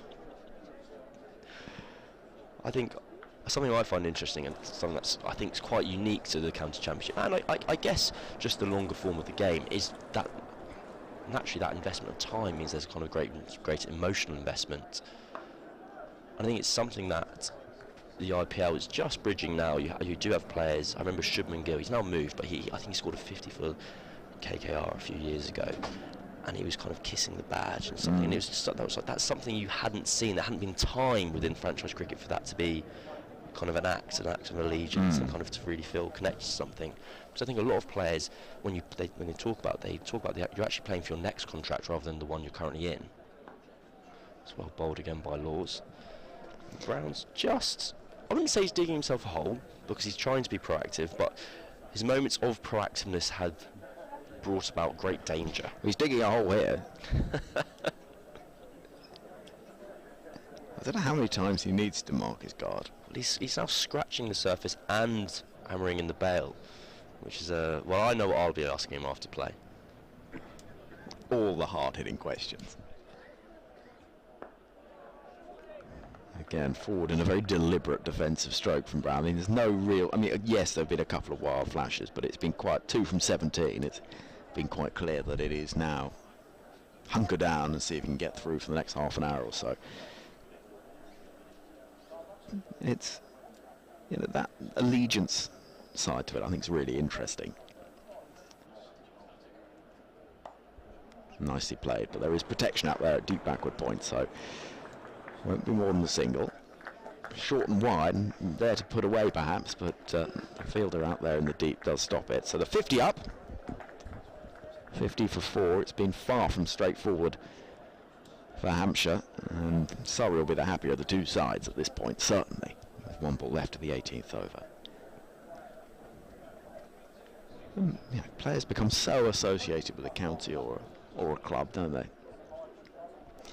You think of it, even now you think of in the 80s, Garrett Leicestershire, Viv Richards at Somerset. There are some sort of the Surrey dynasty of the 1990s, all of those things that you think of, just such clear parts of the identity of cricketers. And maybe, you know, there is a little concern that with the vast quantity of franchise leagues around the world, that maybe that gets lost a little bit. I think it's something franchises try and address. I've asked some players about this on occasion, and it's something that I think will change with time. I think players, say for instance in the 100 here, they'll kind of always play for the Oval Invincibles, they'll play for London Spirit, and people say when you're in these squads, franchises are very aware of this and trying to make it proactive that we are a team, we are a squad here. And it's something that we might see change with kind of the growing IPL.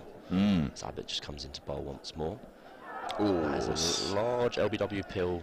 More so from behind, actually. Abbott sort of felt like he had to appeal. That was a. Everyone knows that sliding down leg. We'll ask in case the umpire disagrees. But if, for instance, the IPL, you have these franchises that are buying teams in South Africa and the West Indies and the USA.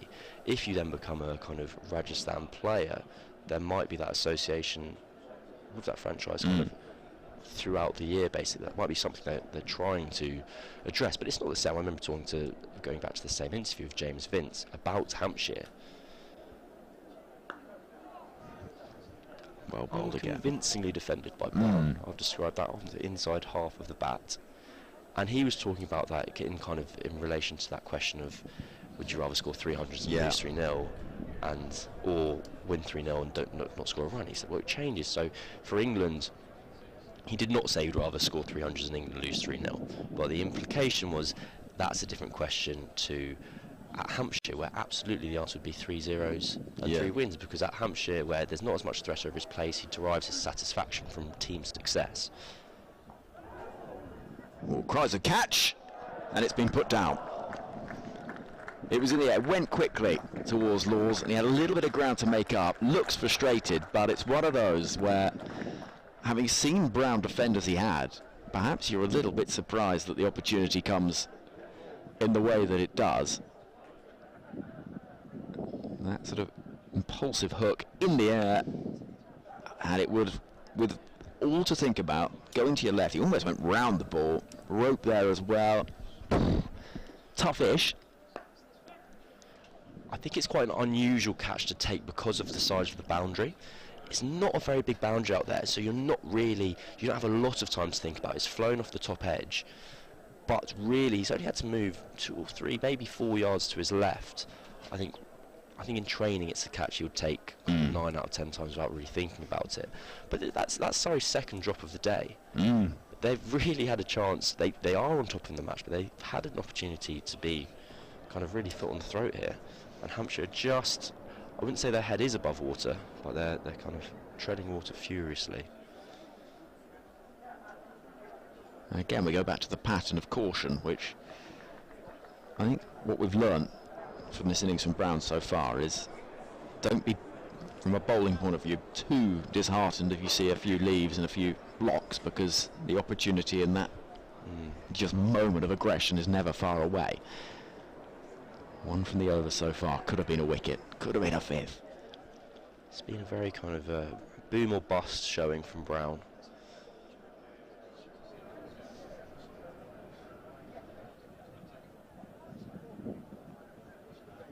Got someone at the back of the room suggesting there's a little bit of the Joey Barton about Sean Abbott, former Manchester City. Well, to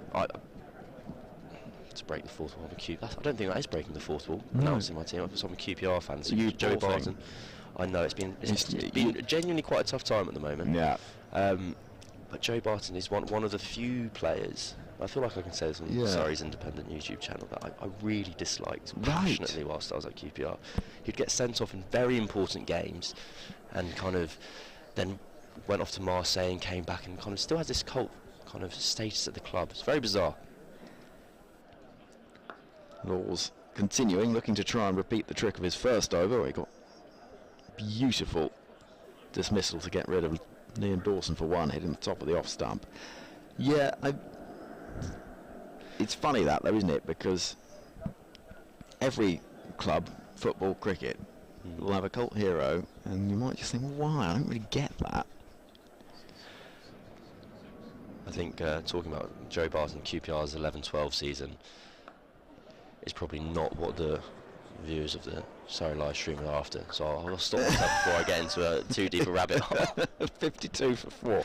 Oh, I don't know. We were 2-1 up at the Etihad. I know. Scored. I know. Then he went to our boys. Oxford. boy. We've not won in 14. Oh, well, we're 2 in 25. Lovely. Well done, everybody. So between us, we're 3 in 39. Good stuff. Oh, that's a good piece of bowling. Aside from the straying, he's strayed twice, kind of once either side of the wicket full. Laws has, well, 2 deliveries that went to the boundary. He was 1 for 11 off 3.5, so he's been incredibly accurate. He's bowling fantastically well. Let's just look at this. It is absolutely on the money, isn't it? That 4th, 5th stump line, little bit of shape, some decent carry off the surface too. I think that seam movement is what might kind of bring to doubt Hampshire's decision to have a bat, and Rory Burns has just dived over that. It's such a short boundary out there and over the practice wickets that has raced away for 4 runs. He didn't catch that cleanly at all there, Middleton, but it was enough to get 4 runs. It was, and you don't need to catch it entirely cleanly because it's that slightly shorter boundary. I think Burns will be disappointed to have dived over that, losing his hat in the process and unleashing the mane, which I'm always pleased to see. It's the best hair in county cricket.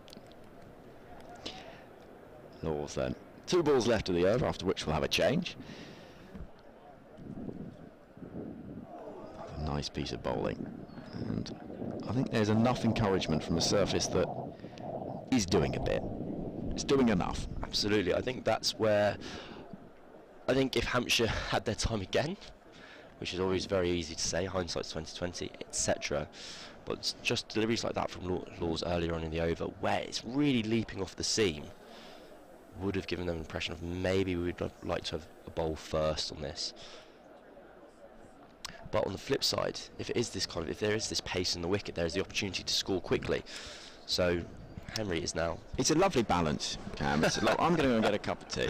Yas is coming in to replace me. Are we having a double change here? We are. We're having a double change. Felix is going to take over the commentary.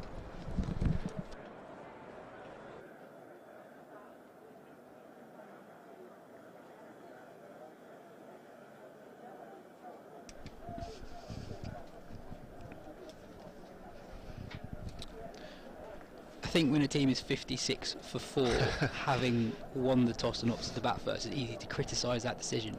Yes. But you know what? I completely get why they did it.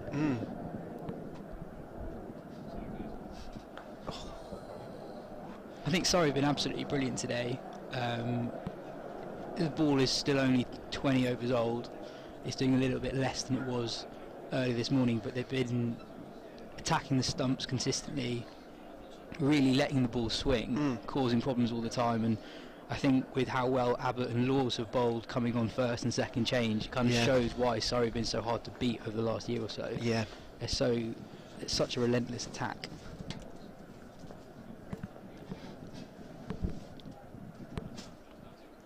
Do you think there will have been a sense, knowingly, with winning the toss and batting, Yas, that they'd have thought, if we can just get through that first period, it's going to be hard. It might not even be a surprise to them, the way Surrey bowled, obviously. Definitely. I mean, our man Fletcher Middleton, he opened the batting. He's still there at the moment. He showed that it is possible. And with those practice squares so close to the strip, you get full value for runs on that side of the ground at least. Oh, interesting. I didn't even clock that. Bowling. So explain that to me, Yas. So the practice scripts, but just off, as we're looking at it now, are a sort of square leg. Yeah, so, I mean, first of all, it's a much, much shorter boundary on that side of the ground, but also as soon as the ball gets onto those strips, it kind of races on. It gets a little injection of energy almost. Yeah. So as soon as the ball gets on those pitches, it really races away. Yeah. So that's through cover if from this end, and if you're bowling pavilion end, it's kind of through mid-wicket.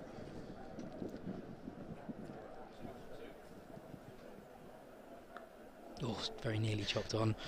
Cam was talking about Tom Laws on his stint, and Tom Laws came into the Surrey team last year. People didn't know an awful lot about him. Yeah. He ended up averaging 21 with the ball. Right.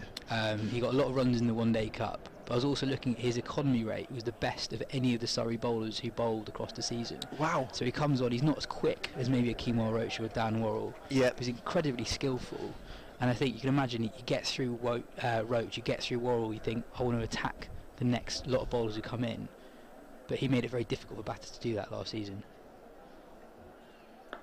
That's a lovely shot. Ben Brown recovers. That's a beautiful shot. I think that's the... Oh, it's going to go 4. And it is going to go for 4. Brown moves on to 9. Hampshire move on to 62 for 4 in the 21st over.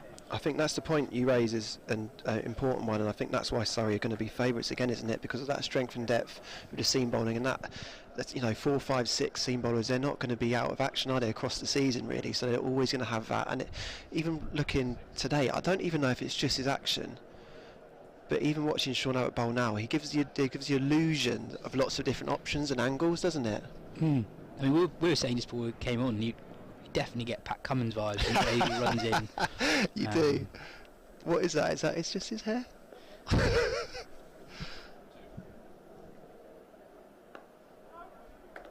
I've just looked at that, and it's not just his hair. It's a follow-through in action. How Pat Cummins looks directly back down the wicket in his actions. It's very Cummins-esque. I think Surrey and Hampshire are two very different squads, but very similar sides. So last year, Surrey played 23 or 24 players across the season with all their England call-ups, etc.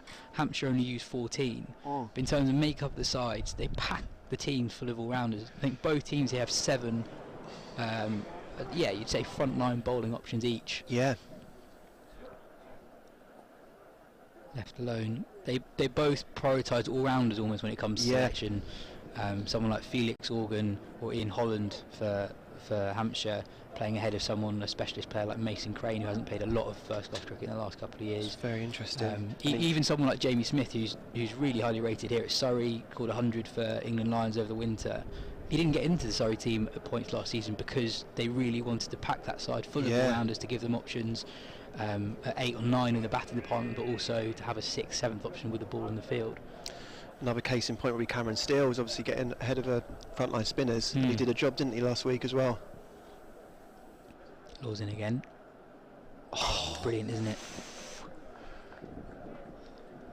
I should know this, Yas, but has Jordan Clark even bowled? He's not bowled yet. Which again, I guess, so I think Jordan Clark bowled more overs for Surrey than anyone else in their championship win last season, which must show how they view Laws. He's coming on pretty early on. He's the one who's gets given the ball whilst it's still pretty new. Yeah. Ball again.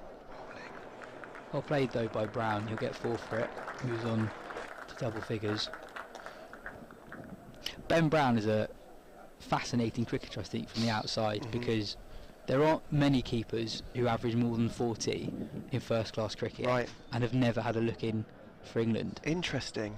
He's got a brilliant record over a number of years now. Obviously it's Sussex for years, and over the last couple of years done really well at Hampshire as well. Why has he been unfashionable in some ways? Squares it to mid-on. I think he's unlucky in just terms of his age. He's only a year or 2 older than Johnny Bairstow and Josh Butler, who were brought into the England setup at a really young age. Even slightly older than that, and I know he's been out of the game for a long time, but Craig Keyswetter was a similar age, so there are a lot of really good young English wicket keepers, I guess, around the same time as him. And then Ben Foakes is only a couple of years younger. Sam Billings is around that age as well. Yeah.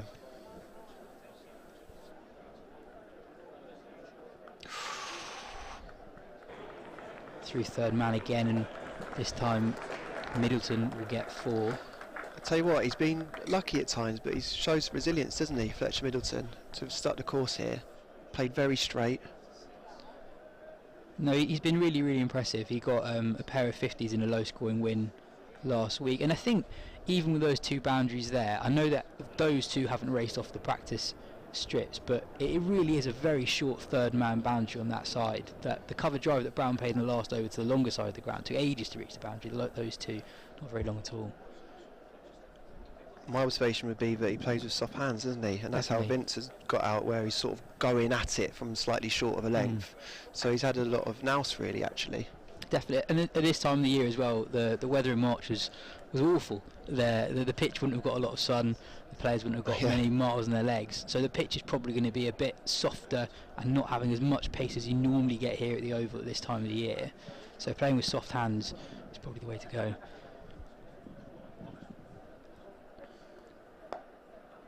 That's an interesting point you raised there, because I was listening to the TalkSport podcast yesterday with George Bell, and they were saying that actually a better time to bowl is June, July, not in April, which was sort of news to me in a way, because you'd think the pitches are quite flat. There's not much cloud cover or anything like that. You'd feel like not spinners could get much action at this time of year. It felt like this would be a sort of fast bowler's paradise early in the season, but that's not really the case, is it?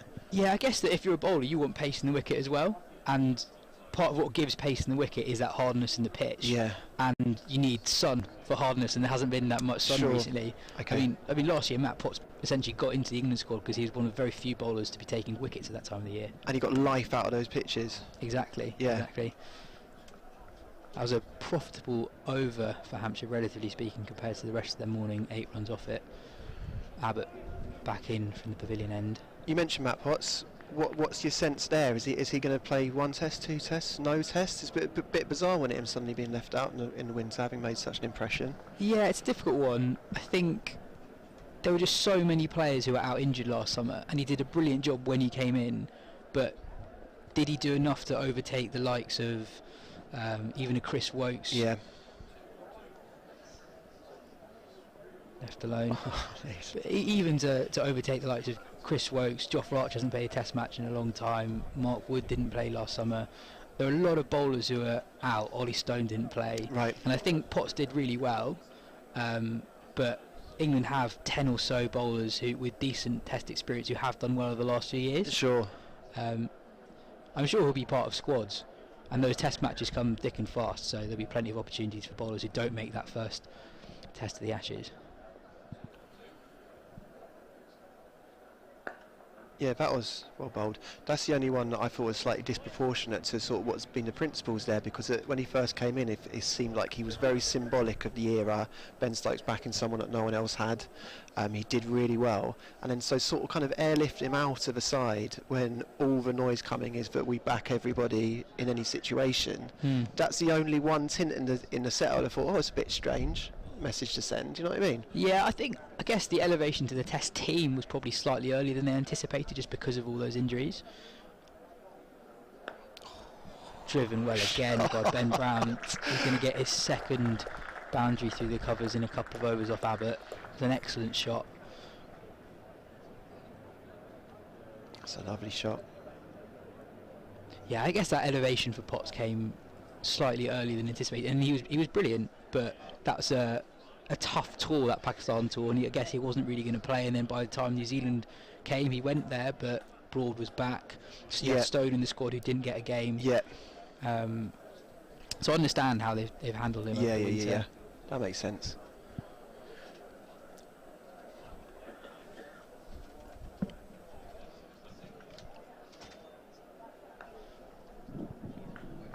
Cut away to the man at third man. What's your feeling here, Yas, of what a good, having won the toss, batted, knowing that Ollie Pope averages about 7 million at the Oval, and that people score runs in a big way across 4 days, usually at the Oval? What do you sense is a score that Hampshire will be happy with? Having won the toss and decided to bat first, you'd normally say 300 plus, but equally when you lose 4 wickets in the first 13 and a half overs, I think you'd be pretty happy with anything north of 200, 250. Yep. And with the weather forecast tomorrow, today in theory could be an easier day to bat than tomorrow. Digged one in short, Middleton ducks under it. He's exciting to watch in the Abbott. It's amazing that Jamie Overton, obviously out injured for a long period of time, but in Sean Abbott, Surrey have basically got the perfect like-for-like replacement, someone who's capable of bowling more aggressively than anyone in the Surrey attack, you'd say. He averages over 20 in with the bat in first-class cricket as well. He's a very handy lower-order batter, so they've almost got a like-for-like replacement there. Here's your man Jordan Clark coming in for his first bowl of the morning. Yeah, you mentioned Jamie Overton. He surprised everyone, I think, how quickly he bowled last year, and also he contributed, excuse me, with runs as well. So, and Jordan Clark, as you say, hasn't had a bowl for the first couple of hours, and they're 4 down. And the last 2 men to come into the attack both struck within their first 6 balls. Ben Foakes was standing up to Jordan Clark for the majority of the first game, which was brave. I think the pitch was very dead. Probably half of the reason he's not playing today.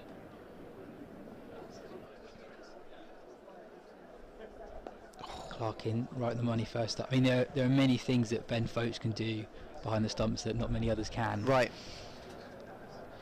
I wondered whether, you know, he batted for almost 2 days, and then he was keeping, and then towards the end he was standing up to the seamers, and obviously that's just a lot of work, squatting every ball. I wonder whether that contributed to him not being involved today. It's a lot of cricket in a short space of time as well. Oh, big appeal. I was giving that out from here. Yeah, I thought that looked very, very close. Slips can't quite believe it. Jordan Clark's having a polite inquiry to the umpire.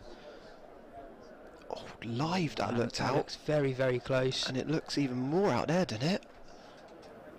Possibly going down leg, maybe a bit high, but yeah, I'm probably giving that out here.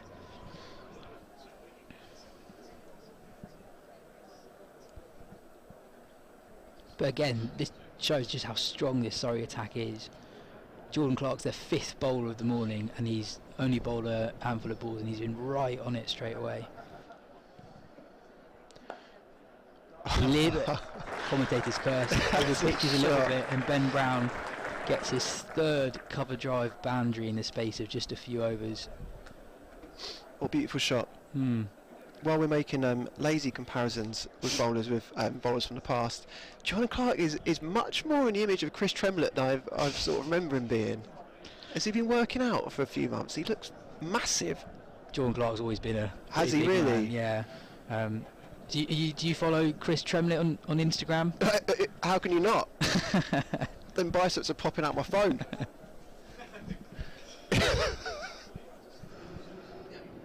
Yeah, could he still bowl Chris Tremlett in the condition that he is now?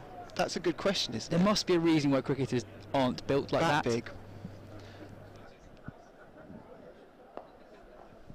Full again, and this time Brown flicks Clark through mid-wicket, and he'll pick up a couple. If I can make a vacuous, self-indulgent comment just now, I'm delighted Ben Brown's getting runs because I've just put him in my fantasy team this morning. You sound very excited by your fantasy team, but it doesn't sound like your team's doing that well at the moment. I'm bottom of both leagues, Yas, but I've made wholesale changes, which I'm not afraid to do.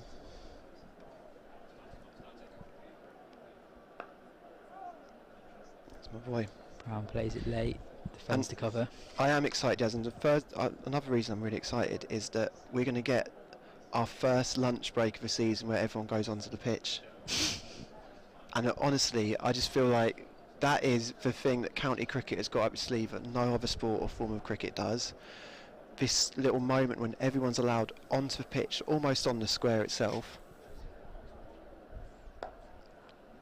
It's another lovely drive through the covers, and Brown will pick up another boundary. It's a good little passage of play for Hampshire. It's well timed. You know, you've got a really crucial 22 minutes here before lunch. Hampshire picking up their runs quite quickly now.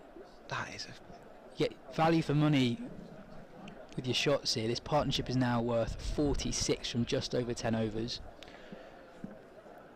It obviously still Surrey's morning, but if Hampshire get up to 110 for 4 by the end of play, they will feel pretty content with their morning's work. It's been really good, hasn't it?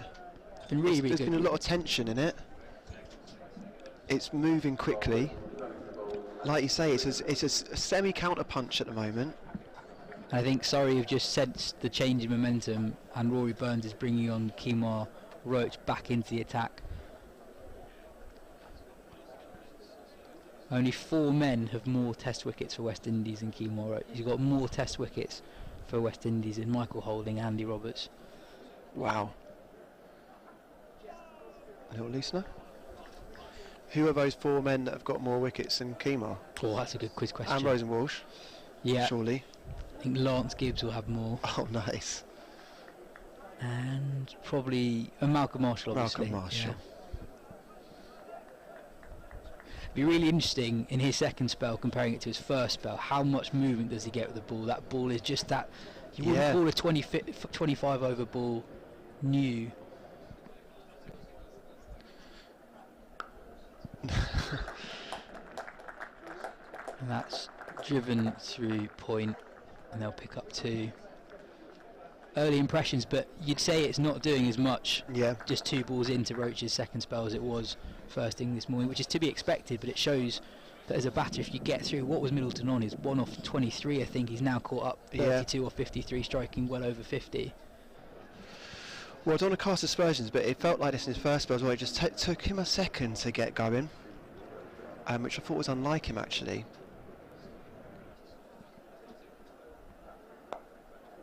Driven again. Sorry, still attacking. 3 slips in. Bit of a misfield from Burns, but doesn't cost him any runs. But the thing with Kemar is that you know he just bowls that ball, and everybody knows that he bowls that ball. So there's only a handful of cricketers in the world, fast bowlers, that have got that up their sleeve at all times. Jimmy would be one. Abbas, who we'll see bowl very soon, has got that. Where at any time, that ball that seems either way on a perfect length is just going to happen.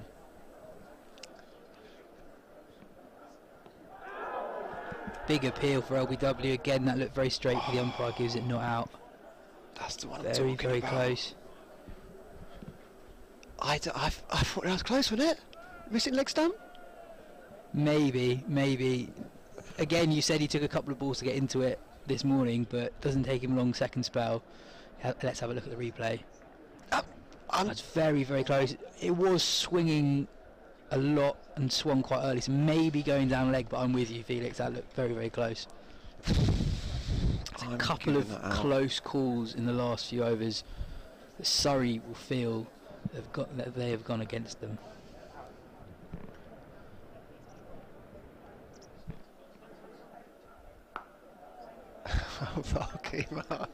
It's a great challenge though, isn't it, for someone like Fletcher Middleton, just to be faced with Kemar Roach running in at him. It's like the quality. Someone tweeted out yesterday, and it hadn't even occurred to me really, but it's in the world, it's the best domestic red ball form of cricket, and it is by some distance, isn't it? There isn't a better breeding ground close to Test cricket anywhere in the world, is there, really? Yeah, I guess the Australian system's pretty close. Well, Shield would be close, yeah. But I guess in the way we get the overseas talent here that you don't quite get in other countries' first-class systems. I loved watching the spell from Roach and Worrell first thing this morning, because you kind of knew exactly what they were going to do. The batters knew exactly what they were going to do. But it was all about execution of skills. You know what they're going to do, but can you survive? And it's Test cricket. Exactly. I mean, 2 Test quality bowlers in Roach and Worrell. Yes.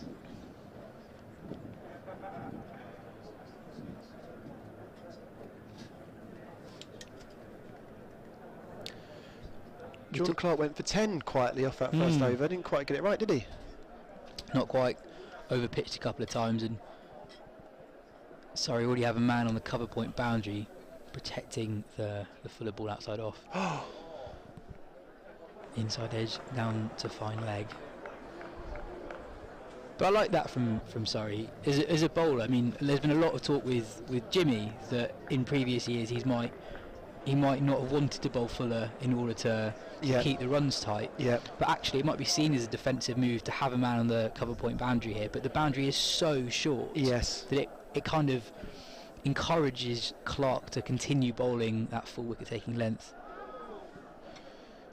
It's almost, for people that can't see it on TV as we're looking out onto it, it's almost like a school pitch type size boundary over there, isn't it? And I like it. You still got 3 slips in, so if Clark bowls full and you get an edge, he should still get the reward. They've left third man open as well.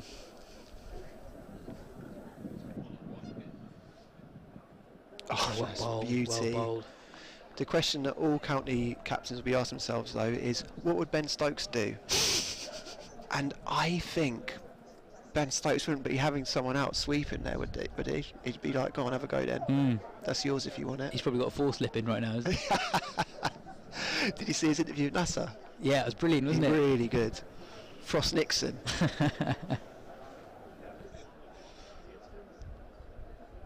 What were your takeaways from the conversation? I don't think anything that he said surprised me. Yeah.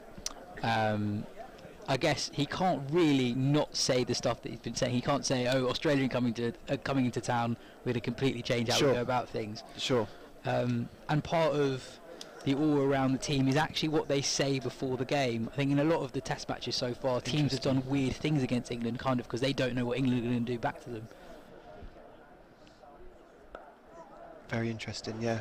And if you know a team is always going to go for that win, that does muddle the mind a little bit. Of course. So do you have a sense, not to put words into your mouth, Yas, but it would be a sense that there's a double bluff of sorts because Nasser asked a very specific question about would you declare at 2-1 with a day to play and all you need to do is draw us from the Ashes? Not sure he's double bluffing, but I think he definitely wants to show that they're not going to change anything just because Australia are coming. Yeah. Oh, got him! Clark takes his first wicket of the morning and Middleton goes for a very good 32, but Hampshire are now 88 for 5 after 26 overs with just 15 minutes to go to lunch. Surrey really needed that. That partnership was worth 49. Middleton had done really well to get through that new ball spell from Roach and Worrell. But as we said earlier, this Surrey attack is just so relentless. So good. Jordan Clark is the 5th bowler used this morning. The ball's not new, it's not doing as much it was in the first hour, but as we look at the replay here, on a good length, just does enough. Gets the edge. Middleton frustrated with himself. That's a very, very good ball. It's a beauty. Yes, we've been praising him for his soft hands and it's almost counted against him there, but he's just sort of not. I mean, it's hard to be critical of that at all, but he's kind of not quite played a definitive. It's a beauty, though, isn't it? He's just brought his length slightly further back, slightly harder length, kind of asking different questions to what they were asking earlier up. Squares him up, as you say. Who's that? Just cut away in the crowd there. Someone's not even watching. They're on their phone. Beauty. But as we talked about earlier, Hampshire, much like Surrey, they bat deep. They bat very, very deep. So Ian Holland, who's coming in at number 7, he opened a lot for them last summer. Right. Keith Barker, he's been one of the best all-rounders in county cricket for years. He comes in at 8. James Fuller, he's a very handy all-round cricketer. He comes in at 9, and Kyle Abbott at 10 would probably bat 8 for most teams in the county championship. So Surrey have got the first 5 wickets in 26 overs, but it's no guarantee that they'll pick up the second 5 in as quick a time. Do you know, it's tantalising now though. Don't project too far, but this Hampshire attack going at Surrey at Burns and Sibley late today.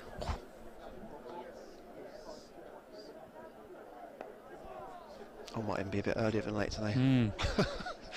Brown gets off strike, so Ian Holland will face up for his first ball against Kemar Roach.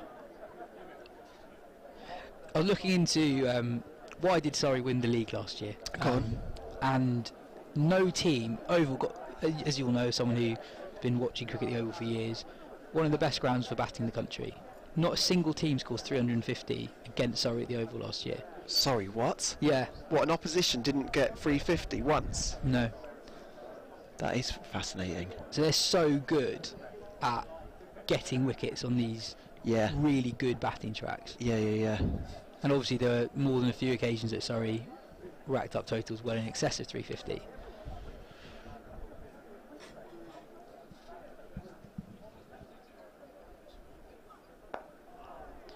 Roach goes full. It's really, I mean, dug out by Holland. Sorry, yes, that's the really fascinating part of county cricket is that sort of microclimate and everyone in their pitches, because obviously you have Essex and Harmer and all those kind of things. So you almost have, like, even though teams are like a sort of few miles down the road, they develop such different conditions that they can thrive in. So interesting you said that, because I felt like a lot of Surrey's success yesterday came from the pace of Jamie Overton actually, but no one here is especially quick.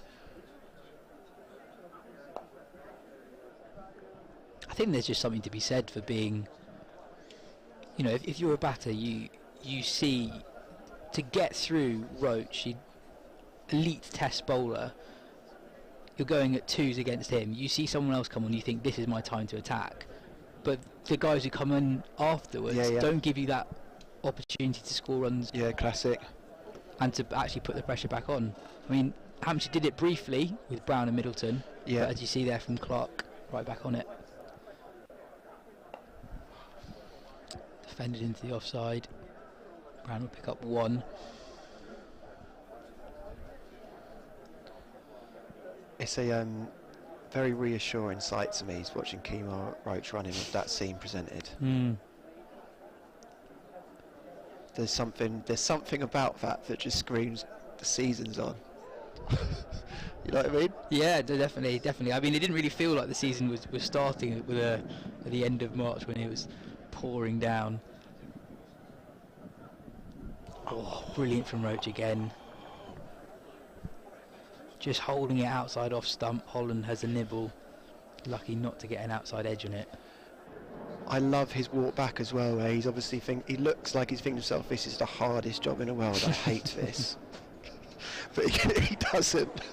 But he kind of has like all great, like most great fast bowlers, a little strop back to his mark, and then he's ready to go again. He doesn't look like he's enjoying it, but I know that he really is. Exactly. Bowled again. Hampshire pick up 3 runs from the over, 91 for 5 after 27. I mentioned the lunch break, Yas. You've been coming to the Oval since you're young, right? Do you have memories of that coming onto the pitch? Because that's one of the really miraculous things, special things about county cricket at the Oval, I think. Yeah, no, I do. I used to come quite a lot. So when I've lived in London, I've always lived within 45 minutes of the Oval. Right. And when I was a kid, tickets were less than a £5 if you're under 16. So I used to come so much, would watch so much cricket in the summer holidays here. Clark back in. That's his length, isn't it? Just short of a length. My childhood, Surrey weren't actually that good for a lot of my childhood. It was the years where it was after the great Hollyoak team and kind of before the revival years. So a lot of that time they would have been in Division 2. Oh, so it would have been Rory, Hamilton, Brown, those that kind of sides. Yeah. Yeah, so you don't remember it as necessarily a happy place? No, definitely a happy place. But I don't think you watched it really. You don't really watch it in the same way as you do football necessarily.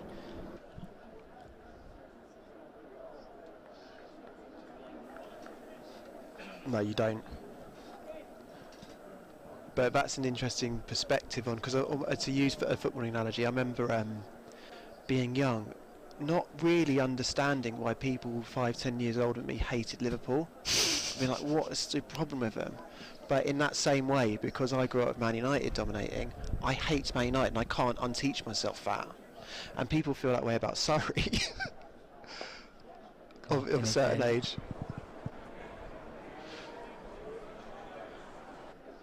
I find that most people my age who don't support Surrey hate Surrey. And I think that's coming back given the recent success as well. Yeah, exactly.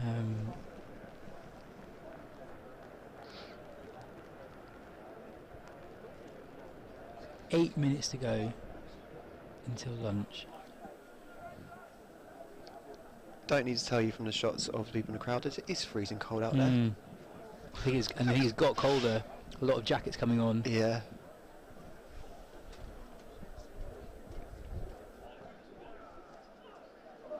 Beautifully bowled by Clark. Really beats the outside edge. It's just really good, isn't it? I can see one umbrella. Oh.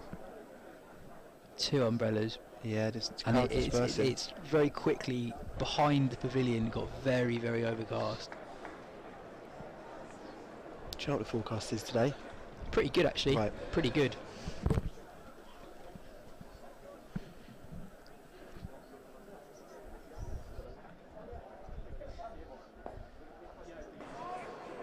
Holland defends it into leg side. Clark, after conceding 10 from his first over, has conceded 2 from his last 1.5. He's really found some control here, and he's causing a lot of trouble for both Brown and Holland.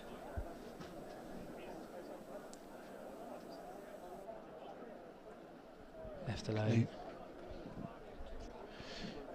Do you know what's apparent watching this session? It's been brilliant cricket, really absorbing, really loved it. Hampshire counter-punch for a moment, and Surrey being fantastic, but you do get that sense watching Surrey go at it, but this is a high-quality county-attack, but they still give you those moments where it's slightly off the radar, don't you? You just notice that difference in Test cricket, why it's so hard to make that jump, because there have been a ball or two of each over that I can remember where you feel like, oh, I definitely don't need to play that, or it's just slightly, slightly straighter than it should be. So it's interesting to get that sense of the quality jump. And you see that within games as well. You have someone like Kemar Roach, barely bowls a bad ball. He tests batsmen in different ways. Yeah. And I think that's what really separates the very good bowlers and the top tier of bowlers, is that they don't just have one mode of attack. They're constantly getting at batters in different ways. Yes. I will see it from Abbas later on, the way he constantly pounds fourth, fifth stump, but it nibbles in both directions. It swings one way, swings the other. Yeah. And I think it's quite hard to quantify that from a batter's perspective, probably, how different and how difficult that is, because if you've got to this level, you can play to a standard where you can play against anyone, but it's that concentration, that knowing. Do you see what I'm saying? Definitely, and I know he's not played Test cricket, but Brown's got a brilliant first-class record, and the way he's been able to counter-attack Surrey, even when they've had the upper hand, I think it's been really impressive. Yeah. Oh, edge through the cordon. Brown will pick up 4, but that was far from convincing Kemar Roach, causing all sorts of problems for the Hampshire batters. This is absolutely huge for my fantasy team. That was inspired this morning. Soft hands, Ben. Yeah, soft hands falls just short of third slip and runs away to the third man boundary.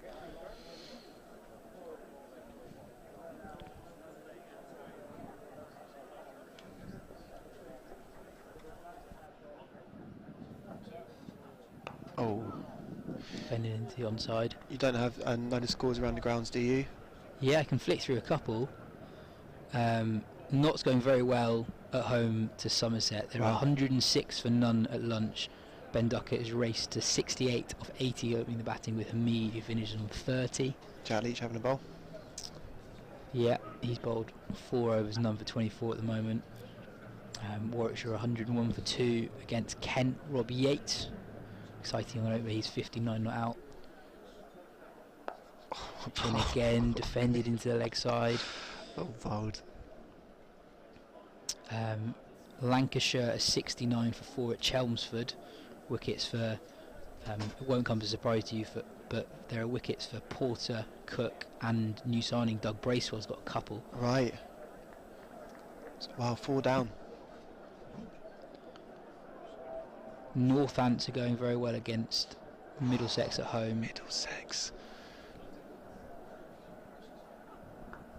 Roaching again, this time defending into the offside, and Brown will pick up 1. Middlesex were 0 for 4 or something, apparently for no fault of their own last week as well, weren't they? So they were 4 for 4, but all the runs came through no balls. Yeah. And in the second innings they were 4 for 2. Yeah. And today they were 11 for 4. So it's not been a great start to the season for the Middlesex top order. I wonder what went down there. I wonder if they've all got good balls or. Ben Sanderson picking up 3 wickets in his first 5 overs there. So yeah, it's not been an easy day for batters, with the exception of Duckett and Hamid at Trent Bridge. It's not been an easy morning for batters around the country.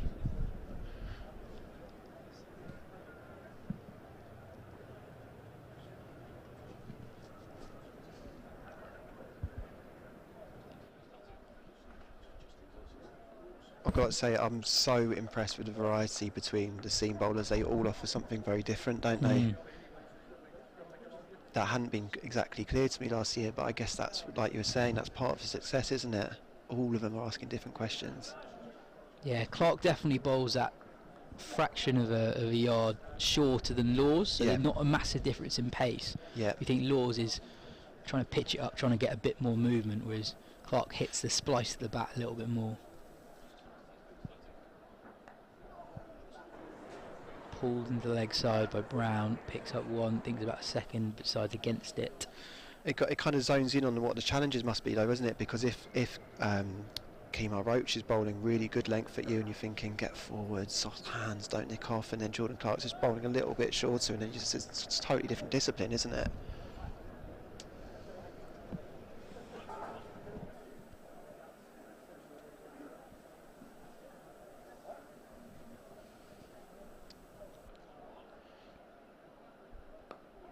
Bit fuller. Defended to cover point. I mean, Sean Abbott has only bowled 6 overs this morning, but he's your overseas as well. Asked different questions. He definitely used a short ball more than the other guys in the Surrey attack this morning. Yeah. Dan Worrell's the only one without a wicket so far, and I'd argue he was the best of the bunch. Yeah. Oh, that's another beauty from Jordan Clark. Again, not a lot that Ian Holland could do about that. It's really well He kind of held his bat on off stump, praying almost the ball wouldn't take the outside edge on the way through to Jamie Smith behind the stumps. It's almost like when you're messing around when you're young and you just affect a full defensive before they've even run up. I'm like, go on and beat that. That's my favourite shot to shadow bat. Oh yeah. What, the prod? The prod, where you're not really leaving it, you're kind of hoping you miss it. Yeah.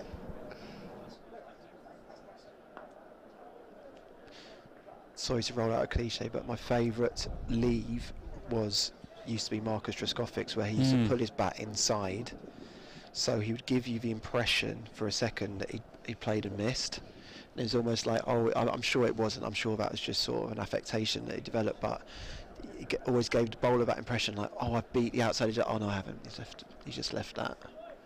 So it's like a moral victory every time he left the ball.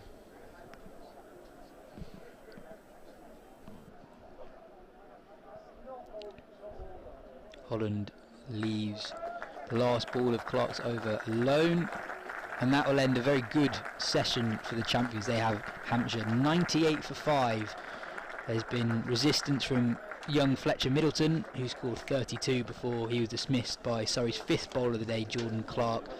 Ben Brown finishes the session on 34 not out, but Surrey have been brilliant with the ball. Kemar Roach picking up 2 wickets with a new ball. Dan Worrell very unlucky to be wicketless going into lunch. Sean Abbott, Tom Laws and Jordan Clark all with a wicket each will be back in 38 minutes or so for the second session. Surrey on top here at the Kia Oval.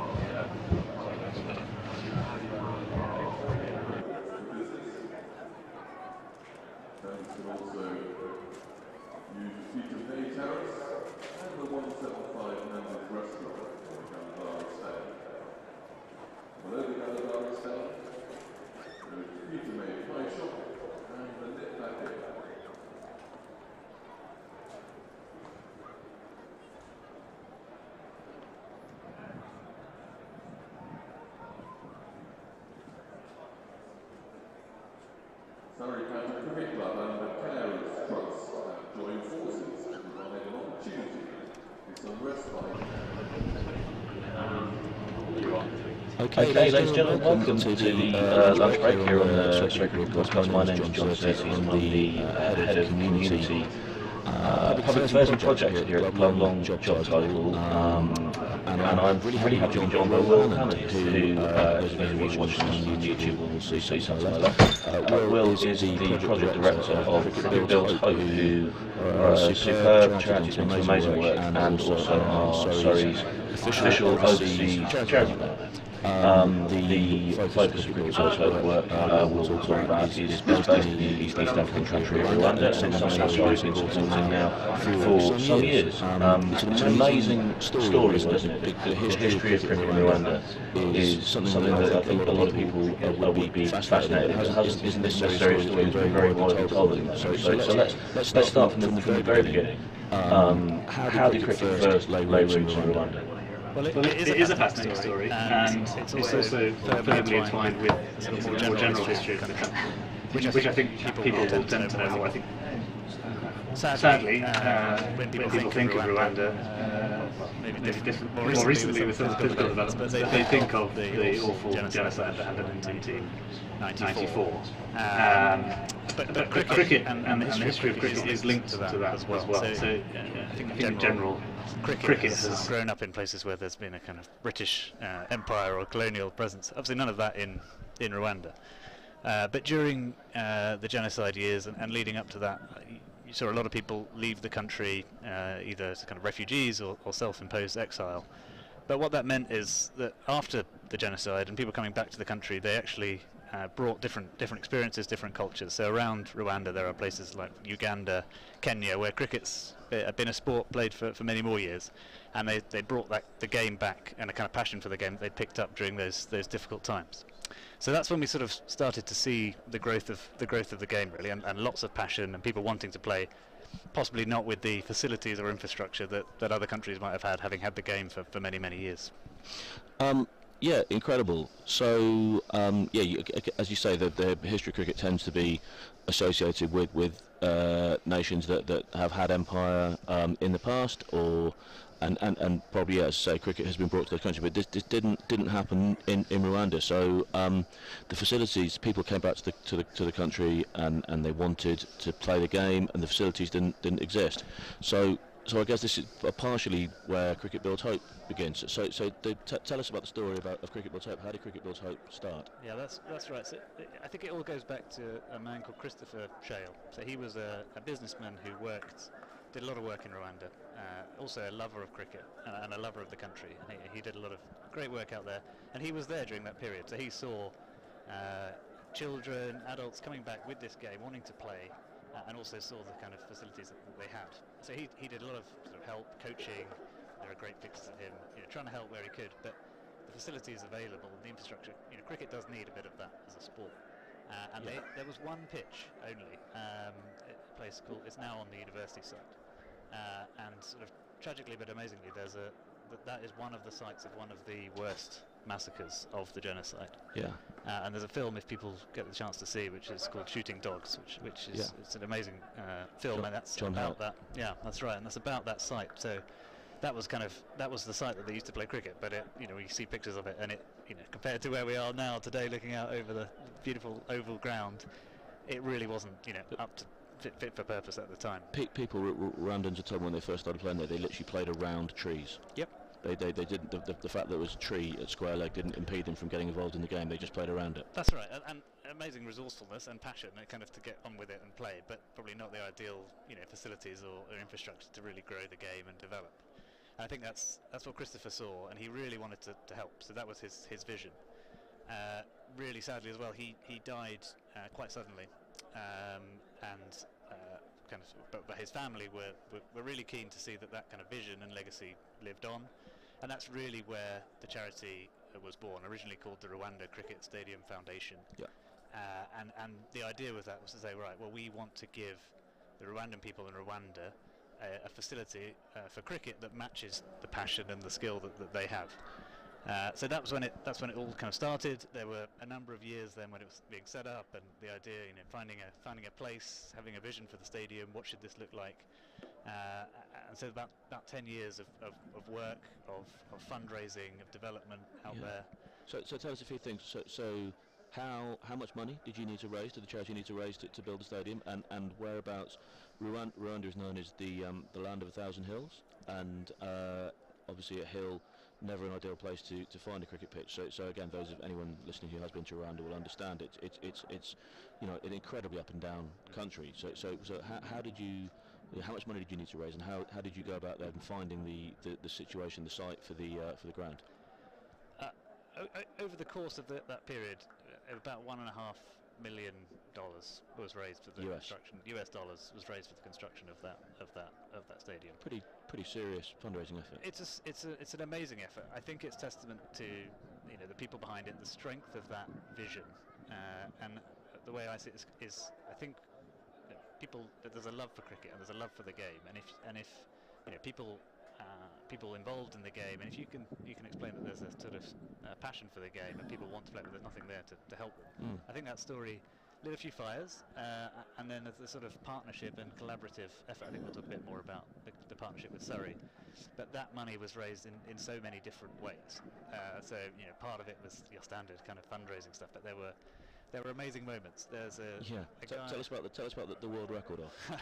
So one of our original directors and current trustees, the son of Christopher Shale, Ollie Shale, did his own version, broke a record for the here at the Oval. Right here at the Oval, in the Kemar Roach Cricket Centre downstairs for the South London brethren who are listening, who spend a lot of time there in the evenings in the winter. Yep. So he did an amazing stint of like the longest net to have ever taken place, just batting in that.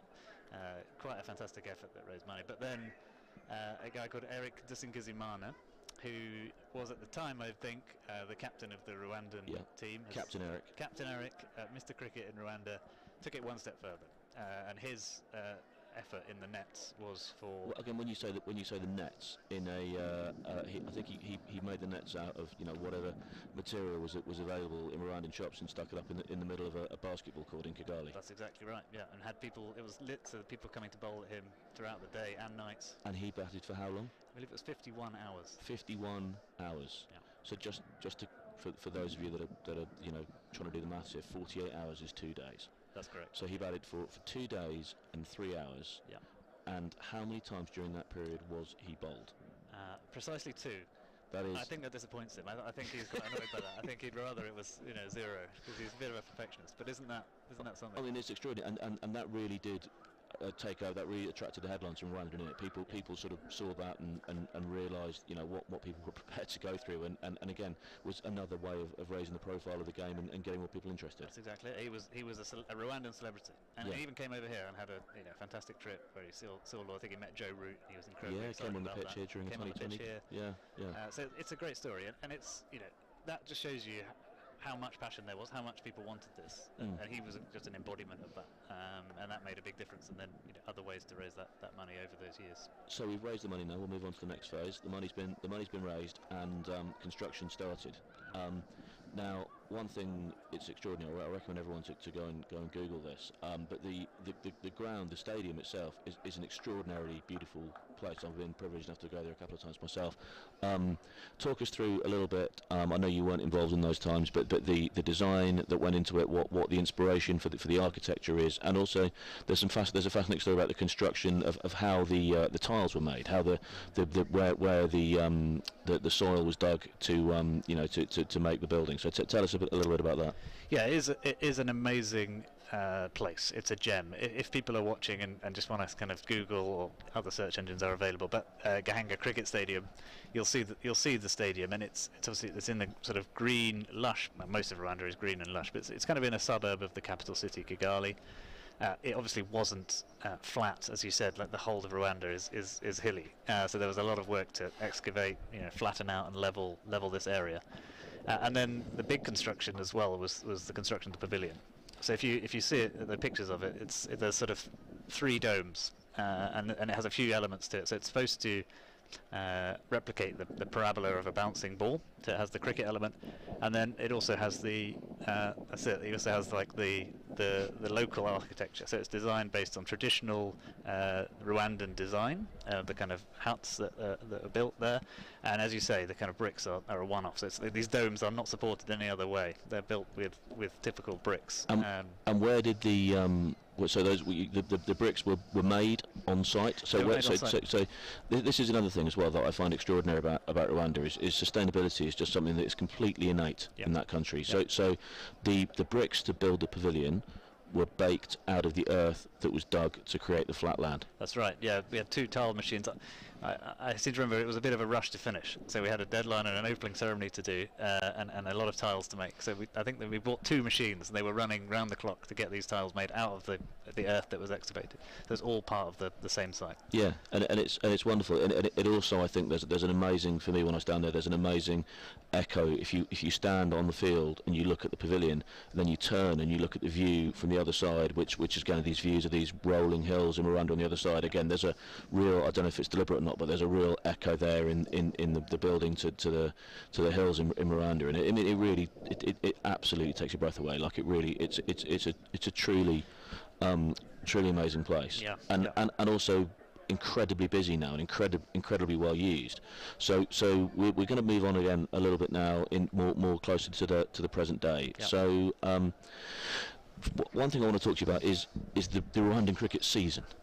So the cricket season in the UK, generally speaking, we're starting right at the beginning of it now, April the 13th, today, first home game at the Kia Oval, Surrey against Hampshire, and the cricket season will then continue on. We'll go through the traditional, test matches, and then the 100 now, in August, and the Kenny Championship will finish in September, and then in October, everyone will tell each other to winter well, and then we'll be back here again come late March, early April next year. Not the case in Rwanda, is it? No, it's not. And why is that? Well, I mean, to be honest, interestingly, the only time when cricket isn't really played is right now. It's the April time. There's 2 reasons for that. One, it is the rainy month, the rainiest month. You get some real downpours out there. It's also the month where. Tell us about Rwanda. Just a brief breakaway. Yeah. Tell us about Rwandan rain. That again, not similar to rain that people would see in South London, really. No, it's epic. The thunderstorms are amazing. You sit in a hotel or wherever you're staying in the capital city, looking out over the hills, and you have lightning strikes. Torrential rain, largely for a couple of hours. You cannot what you do not be caught in that. And then it's gone again. But sort of debilitating rain. You can't. It's not like the UK where it's raining a bit, but I can still pop down the shop if I put on a rain jacket or whatever. This is like you do not want to be caught out. Stop what you're doing. Stay at home and wait for the rain to finish. It's epic. Yeah, and it comes from nowhere. The kind of climate. I'm not a geographer, but you can be out in the sunshine one moment and then 20 minutes later, and you are soaked. Yeah. Yeah. Always taken up to the skin. To the skin. That's right. Yeah, absolutely. Yeah. So other than this month, which is where that proliferates more than others, tell us, why is there no season? Why? I mean, the fact there is no cricket season in Rwanda, there's a permanent cricket season in Rwanda. Yeah, that's right. So, also should mention that in April and literally so last Friday is the annual national remembrance period as well. Yeah. So not to kind of hark back too much to the genocide, but part of what Rwanda has tried to do with that terrible part of its history is to use it, positively and constructively, to after that to rebuild communities, to get everyone together and unified as a country, and also the way that the genocide is talked about is the important thing now is to make sure that never happens again. It's quite a positive message out of something very deep and very dark. Yeah. So if you go to the memorial museum that they have in Kigali, which is an amazing place, extraordinary place. Yeah. We've both seen it. But the point of that is to explain to people, show them the horrors of this, but also what can be built out of that and how to make sure that doesn't happen again, which is about keeping awareness and on people's radar. So that's part of April as well. But then, as you say, the rest of the year is cricket. It's cricket time. There's a bit of rain, as we're used to here, but it starts, it finishes, and the ground drains and people play. And so there is, apart from April, cricket pretty much every month of the year. I think. Well, I know last year the Gahanga Stadium was actually the most used in terms of international matches held in any stadium around the world. It had the most of any in the world. So let's get on to that a little bit. So talk us through a sort of year in the life of the stadium, almost. What would be a standard year? Because as you say, there's we talked a lot about Rwandan cricket and domestic cricket. There are 30 odd clubs in Kigali, and there are 2 grounds only, and so the cricketing structure in Rwanda isn't such that you're Surrey and you play at the Oval, or indeed you're Spencer and you play at the Spencer Ground in Battersea, or whatever it is. You form a club. It's more of a team potentially than a club. And as I say, there are 2 grounds. There are 6 pitches across those 2 grounds currently. And you play when you can get on the pitch. But as you say, it's also the most heavily used ground in the world for ICC regulated international cricket. Yeah, it's a real balancing act for the Cricket Association, because there is so much demand. The ICC want to play there. It's a beautiful place. The facilities are great, but then also the clubs. There's a huge amount of demand. I think there are upwards of 30 clubs in Rwanda, and as we've talked about, only kind of 2 or 3 main areas for them to play. So here, if you're a club, you'll most likely play every week. Over there, it kind of works out. You'll play once every 2 weeks because the demand is quite high. So you have league games on a Saturday, on a Sunday, mostly 2020, some T10. But there's during the weekends, cricket, it's going on. So you have two games a day, Saturday and Sunday. Yeah. People from the fraternity coming down to watch. It is kind of happening. If you suddenly start to play Test cricket, you would be putting quite a clog on the booking system, though, wouldn't you? Yeah, it wouldn't work so well. But we're very lucky and pleased that we're about to open another pitch at the stadium. So that in itself suddenly doubles the capacity. Of the stadium. Which will be amazing. Yeah. And the cricket will be there to be played. The demand is there. Tell us about the international cricket that gets played there, though. What sort of competitions are played there? Because there are ICC qualification competitions, but there's also the Rwanda competition that they host every year as well. So talk us through those. Yeah, I was lucky enough to be there throughout last year, and there were 2 pools of World Cup qualifiers of associate nations in Africa. So kind of countries from all over the continent all descend. So who are we talking about here? Well, I met people from Sierra Leone, from Lesotho, from Kenya, from St Helena, which is a British territory out deep in the Atlantic Ocean. Amazing people, and they were great. They came over with such excitement. Yeah. Halfway between Namibia and Brazil. I believe that's right. Yeah, well, maybe a third of the way closer to Africa, but pretty remote. And I think only something like 5,000 people, and they managed to put out a very decent cricket team that won a couple of games. So anyway, these weeks are pretty magical. You've got, everyone stays in the same hotel, and everyone gets on very well. There's a kind of a lovely blend of different cultures, and everyone's kind of obviously bonded by the cricket. But it's very competitive on the pitch. Obviously, some of those nations are very new to cricket and have a long way to go, but there's some really good cricket played. And I think Rwanda also, what's a great story for them is kind of they have that's a good chance for them to benchmark themselves. So Rwanda has only had cricket for a couple of decades, but you can see from the 2-3 years ago when they played in the qualifiers to now, the level of the levels they were playing at are so much improved, and they are on a good trajectory. And the men's ended up qualifying for the next round of the World Cup qualifiers. Yeah. So that's the next. So we're going to talk about in a minute. We will talk about what is unarguably the biggest event in the history of Rwandan cricket, which happened early this year. But just whilst we're talking about the men's, so take us through this. So there's going to be there's a big moment coming up in October, isn't there? Yeah, that's right. So it's the final round qualifiers for the World Cup, which they have not been in before. I believe that's held in Namibia. So a great opportunity for them to really go and test themselves against. But they're going to be playing against teams, I guess, that people with a more people with a traditional understanding of cricket. They'll be playing against teams like Namibia, like Zimbabwe, and the real sort of outside of South Africa who qualify automatically. The real getting to test themselves against the real elite of the continent, and that's a big deal for them, isn't it? I think it must be. I think one of the challenges that all associate nations must face is that you're always kind of in your own level. It's hard to break out of that, isn't it? So, one of the things that we'll talk about the women again in a minute, but this is a great opportunity to sort of see what that next level looks like. It's very hard to be something if you can't see it, right? Right. So being able to for Brent.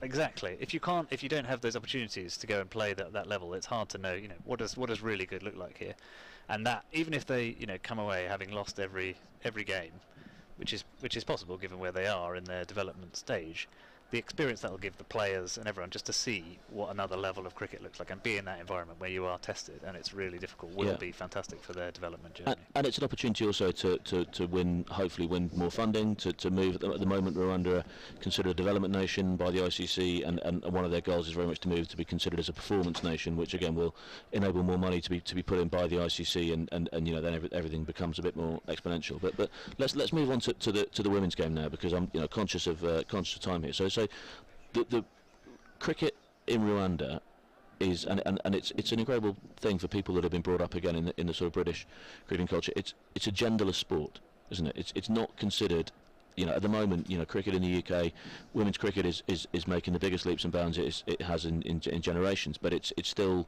by a lot of people, cricket is considered as a men's sport that is adapted for women to play, and women's cricket is growing and is an amazing thing, but is by some people considered indifferently to men's cricket. That's just simply not the case in Rwanda, is it? No. Well, maybe it is. Maybe it's the case that the women are the real superstars of cricket. Right. Maybe. I mean, maybe it's taking it too far. But yeah, you're right. It was never, because it's quite a young sport. And Rwanda is a progressive place in terms of female empowerment and equality of gender. That's right. It was always played by men and women. It's seen as the same. There's as much women's cricket as there is men's cricket.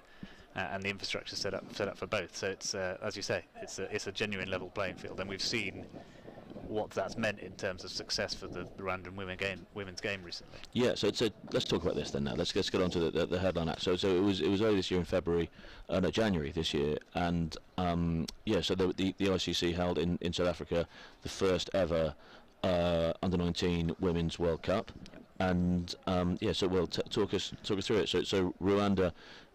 Take us through initially the qualification process and what happened there. Yeah, so I'd say when we were involved in building the stadium, this was kind of a bit of a dream for us. Wouldn't it be amazing? I think people were saying to see one day to see a Rwandan team playing in a World Cup. But I think when we think about it, we're thinking 50 years time, and for this dream to have come true in that time period is just incredible. And that, as you say, happened with the qualifiers. I believe they were back in October. So beating other associate nations with a much greater cricketing pedigree and history, and it was a fantastic achievement. And the things that struck me then were two things. One is the kind of pride of the nation. You remember the Ashes and the open-top bus tours. Yeah. The Australians take the mickey out of us a bit for doing that, but we had a similar thing. So when these girls came back, having had that success, and this is just qualifying for the World Cup. Yeah, but it was massive for a country like Rwanda, whose kind of sporting history and achievements are limited, but its history, its resources, etc. Something like this is great for the country, and people get behind it. So a bus going through the city. I ended up at the stadium. Sports minister was there, and these girls, great for them, and they really deserved it because of the hard work that they put in. Yeah. And also that we talk about the kind of gender thing, but what struck me as well was the way in which it was celebrated by the rest of the fraternity, so men and women. So I was in a spot in Kigali at the time with the men's players and the kind of squad watching the game. And when they won, the scenes were just fantastic. They really believed it was all part of they all lived the success together. So that's a really nice thing to see. So they qualified. So take us now. So they qualified for the competition. The competition was staged in this January, just gone in South Africa. So talk us through that. Well, they went, and I, to be honest, my expectations were relatively limited. Again, I just thought this will be a great experience, but chances of them kind of winning many games were pretty slim, and they turned out to be kind of the story, I think, of one of the great stories of the competition. Yeah.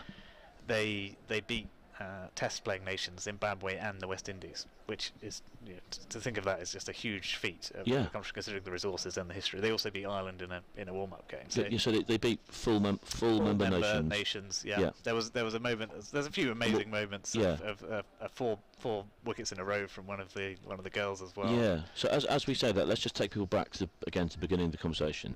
So cricket didn't arrive in Rwanda until the late 90s. At the very earliest, if not the early 2000s, and in 2023 the Rwandan under-19 women's team are playing in a World Cup, and they're beating established full-member ICC test-playing nations. Yeah, it's staggering, isn't it? Staggering. I think it shows what you can do if you've got the right structures and you've got the right resources. And I think a massive shout out to the Rwandan Cricket Association for what they've managed to do there. We're very proud that we've kind of helped in some way with that, the resources in terms of a stadium. Yeah. But you have to give people the opportunity and the infrastructure which to let their talent flourish, which seems to be what's happened. Staggering, and also I'd say incredibly inspirational to see what can be achieved. Yeah. So let's just talk a little about Surrey's involvement with this now. So why are you here? Well, so why obviously it's a fascinating story to tell on any cricketing broadcast, but particularly how have we worked together over the years, Surrey and Cricket Bill? Well, Surrey have been a genuinely fantastic partner to Cricket Bill. So I think we've always had the sense that Surrey care about more than just what's going on the pitch here. It's always been a kind of outward-looking club, and to care about what's going on in East Africa is quite something. It shows what the club's kind of about, and it has bigger horizons. And they've supported us, I think, since very early days. As we said, the amount of money needed to fund that stadium, and there was support on that front to get that over the line and make sure we've got that facility. Yeah, 2015, I think the partnership started, and there was a lot of there was some financial support, but also a lot. What I particularly enjoyed doing was utilising the platform we have here at the Oval around events like the ICC Champions Trophy and the Cricket World Cup in 2019 to kind of try and raise the profile of Rwandan cricket and the charity and whatever. And I think you guys have run with that as well. It's massive. I feel like more of this should probably be done. So we are lucky there are big clubs in England, cricket clubs, other sports, and that kind of model of, well, actually let's try and help with some development somewhere where the resources are very thin on the ground, and use some of the kind of financial clout, but as you say, the kind of knowledge and experience and all that of having done that over so many years is invaluable for a country where this is all very new and developing. So we've recently extended the partnership again for another 3 years. I was lucky enough to go out there in January. I merely went out there as an accomplice, really, just to sort of see the work and whatever. I think the main person was the chap I brought with me. So again, talk a bit about Martin, who Martin is, and what Martin did out there in January. Well, like as I was just saying, so this partnership is not just about a kind of funding partnership. It's about using the expertise and skills and capacity that Surrey has as a big club, and one of the things that clearly they have is expertise in how to maintain and build cricket grounds. We're looking out over the Oval today. It looks amazing, especially at the time of year. It's really stunning. So Martin's I think he's the deputy head groundsman here. Martin Biggin, deputy head groundsman here. And basically we asked him to come and have a look with our guys out on the pitch, out on the ground. What are we doing? How do we maintain it? Are we doing it in the right way? Are there ways we can make it better? Because as you say, the demands on that pitch are extraordinary. It's been absolutely battered during the year. It was pretty much dead. We took 2 months window to really try and recover it, and now it looks fantastic. And part of that is due to what Martin kind of helped out with. He brought some of the expertise and thoughts. There was a day we had no more seed for the pitch, and it was pretty bare. And the seed. Tell us about the seed. So the seed comes from South Africa. Yeah, it's hard to get hold of. Rwanda's a landlocked country, and it doesn't have all the infrastructure or development of this stuff, so like getting hold of machinery or seed or chemicals is a nightmare. Things that any probably club ground in England would consider sort of run of the mill are often quite a major logistical effort. I was on the phone yesterday to our stadium manager, the same guy, Erectus and Gizimana, who's now managing the stadium.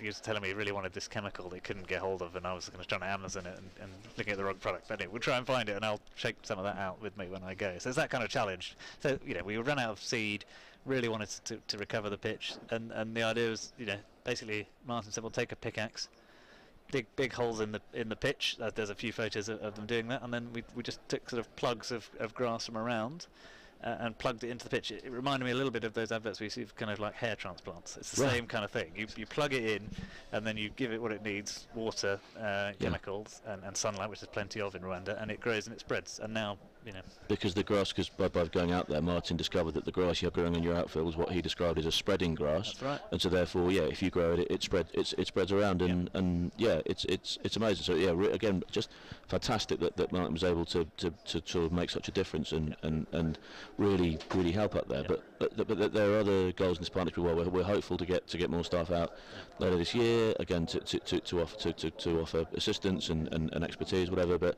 there's also tell us about your the female empowerment programme that Cricket Built Hope runs now, which is I should trail as the award-winning female empowerment programme. It was. I think it's fair to say that we should say the partnership has many facets, but I think our joint aim is to really grow the women's game, continue on with that journey of success that we've seen in Rwanda, and also use the sport to support women in general in the community. And this is one of the first things we did. So once we'd finished building the stadium, we had a decision, are we done now? And having seen the impact cricket could have on people's lives for a number of reasons, bringing them together, giving them a platform, something to do, and a vehicle from which you can kind of help society.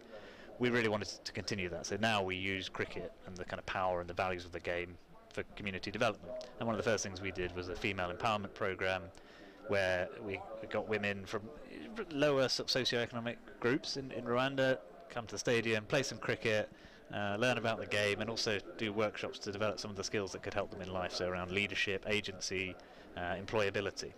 So we did that for a year or two, won the ICC award, and now Surrey, this partnership of Surrey means that we can do it again. So this is fantastic. So we'll be focusing on that in the next year or so.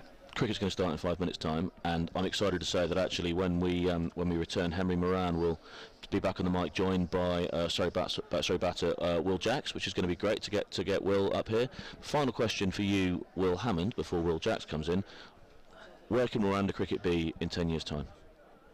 Well, if it carries on the trajectory that it's gone on now, at the elite level, you can really see something special. But we had that thing with Afghanistan, because it came from nowhere, and we always say, well, can Rwanda be the next Afghanistan? And I think it can.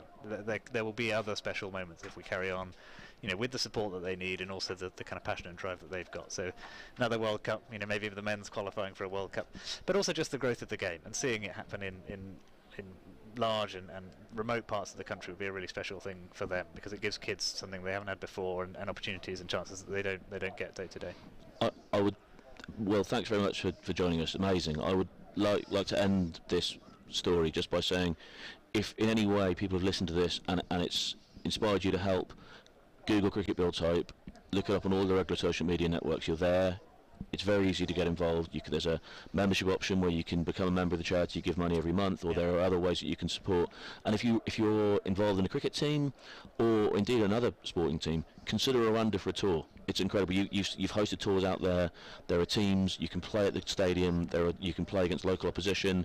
It's an amazing place to go, an amazing place to visit, an amazing place to see. You can go. There's a safari park down in southwestern Rwanda called Akagira. The gorillas who live up in the mountains in northern Rwanda. You can go and see the gorillas, and it's an absolutely extraordinary place. If you're in any way into cycling as well, it's one of the globally renowned cycling destinations. As you say, it's very, very hilly. It's a really they have a tour of Rwanda every year, which I think Chris Froome rode on this year, and it's a really, it's an amazing place to visit if to go and play sport. If you're looking for something a little bit different from your regular kind of jaunt down 3 games in the West Country on a bank holiday weekend, do consider Rwanda, and as I say, contact Cricket Builds Hope, and you can help make that happen, make those things reality, can't you? Absolutely. Yeah, there's loads of opportunities to get involved, to come and talk, come and see us. Yeah, go on the website cricketbuildshope.org, and there's my contact details. You can get in touch with me direct. So amazing. Thank you, John. Well, thanks so much for joining us. Here's to a golden future for Rwandan cricket and a fantastic partnership, and Surrey continuing to be able to do just a tiny amount to help develop that. So, well, Cricket Builds Hope, thanks very much indeed. Thanks, John.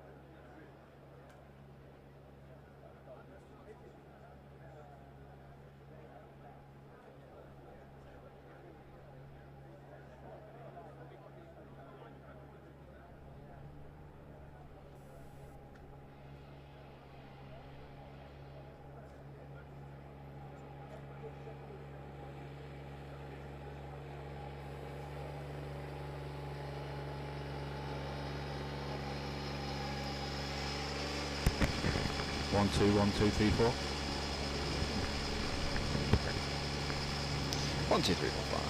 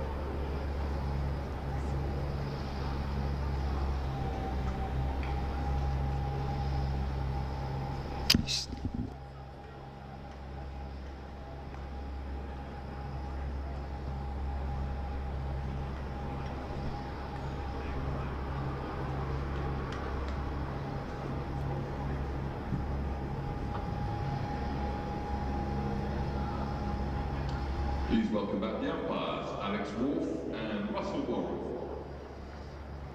And Rory Burns leading out Surrey into the field.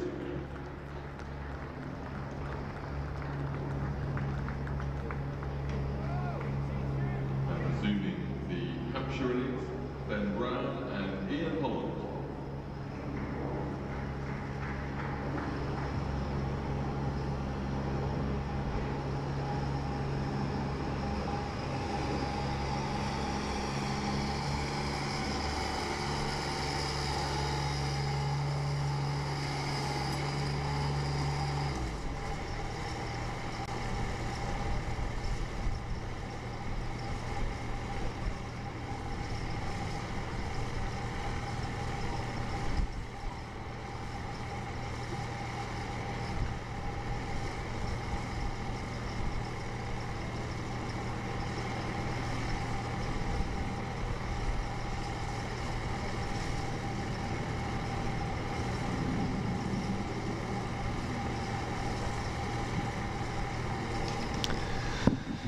And welcome back to the Oval, where we're getting ready for the afternoon session of this County Championship Division 1 match between the champions Surrey and Hampshire, looking for their first title in over 50 years. 98 for 5, Hampshire winning the toss, electing to have a bat first. It didn't look like the wisest decision, perhaps, in the morning session, as Kemar Roach at the top of the order for things alongside Dan Worrell, really causing problems, and it'll be Roach that'll continue after the lunch break. 2 for 32 his figures in the morning session. Wickets one apiece for Sean Abbott, Tom Laws and Jordan Clark as well. And it was that top order rather blown away. Felix Organ making just 8, Fletcher Middleton made 32. As we're back underway with a single immediately into the leg side. Nick Gubbins made 2. James Vince looked encouraging with 3 boundaries for his 18 from 23 balls. Liam Dawson got a beauty from Laws.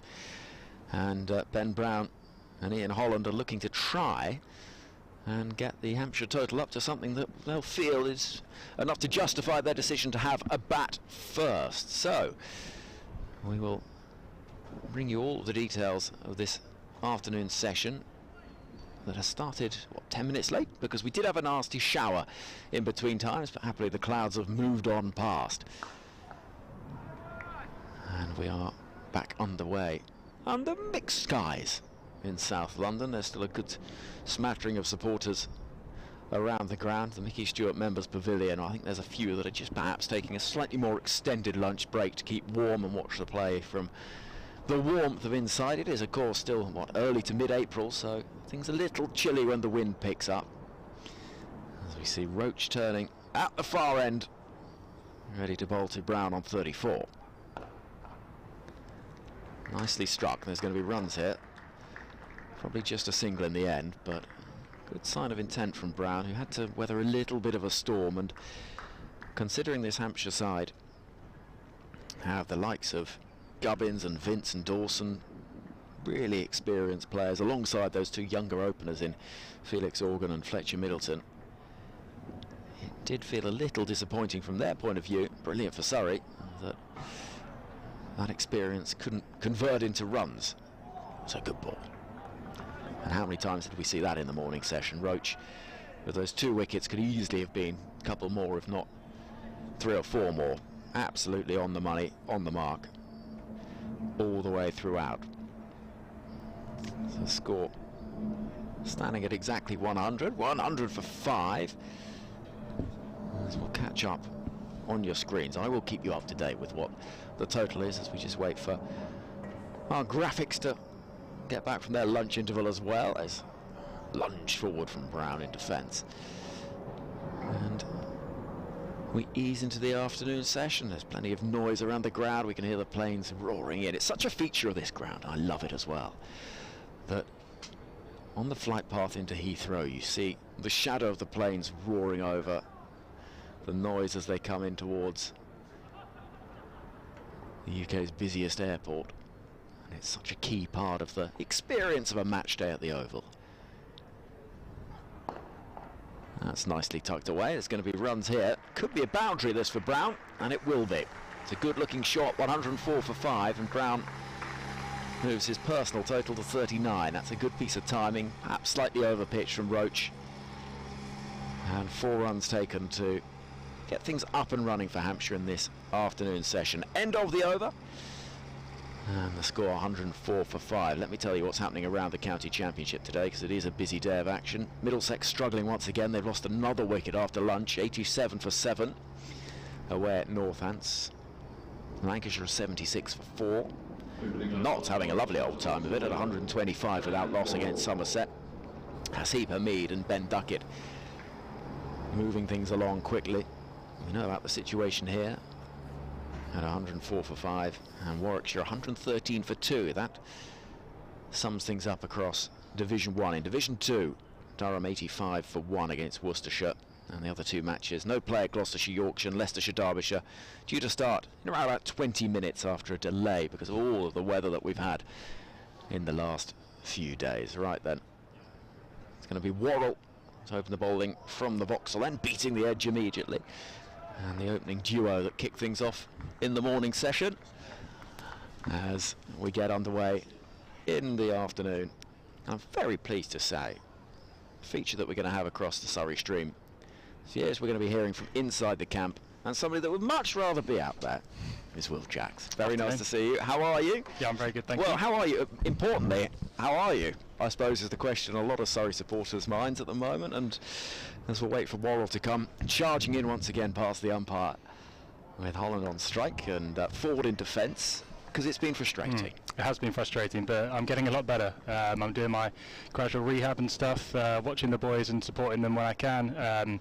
It's been pretty tedious, but it's my first stint of rehab, so I've kind of just been taking it as it comes and gradually getting out there. Are you a good rehabber? Do you cope all right with it, or do you just sort of find yourself thinking this is just the worst? I don't know. That's my first time, like I said, so I've kind of just been figuring out as I go along. Worrell coming in then to bowl to Holland again. That defensive push. Yeah, I found it hard at the beginning when I've been watching the IPL and stuff. Obviously, I would have loved to have been involved in that and playing, but now I'm just kind of focusing on myself and trying to get back out there as fast as possible. Do you have a date in mind? We've kind of got a soft date, around 3 weeks, aiming for a game at Chelmsford. Okay. So it's all moving pretty smoothly, touch wood. Hopefully no more setbacks. Yeah, well that is always a thing. Well, that's good news. It's you know, injury like that, it's one of those you sort of never quite know what it's going to mean in terms of a recovery time.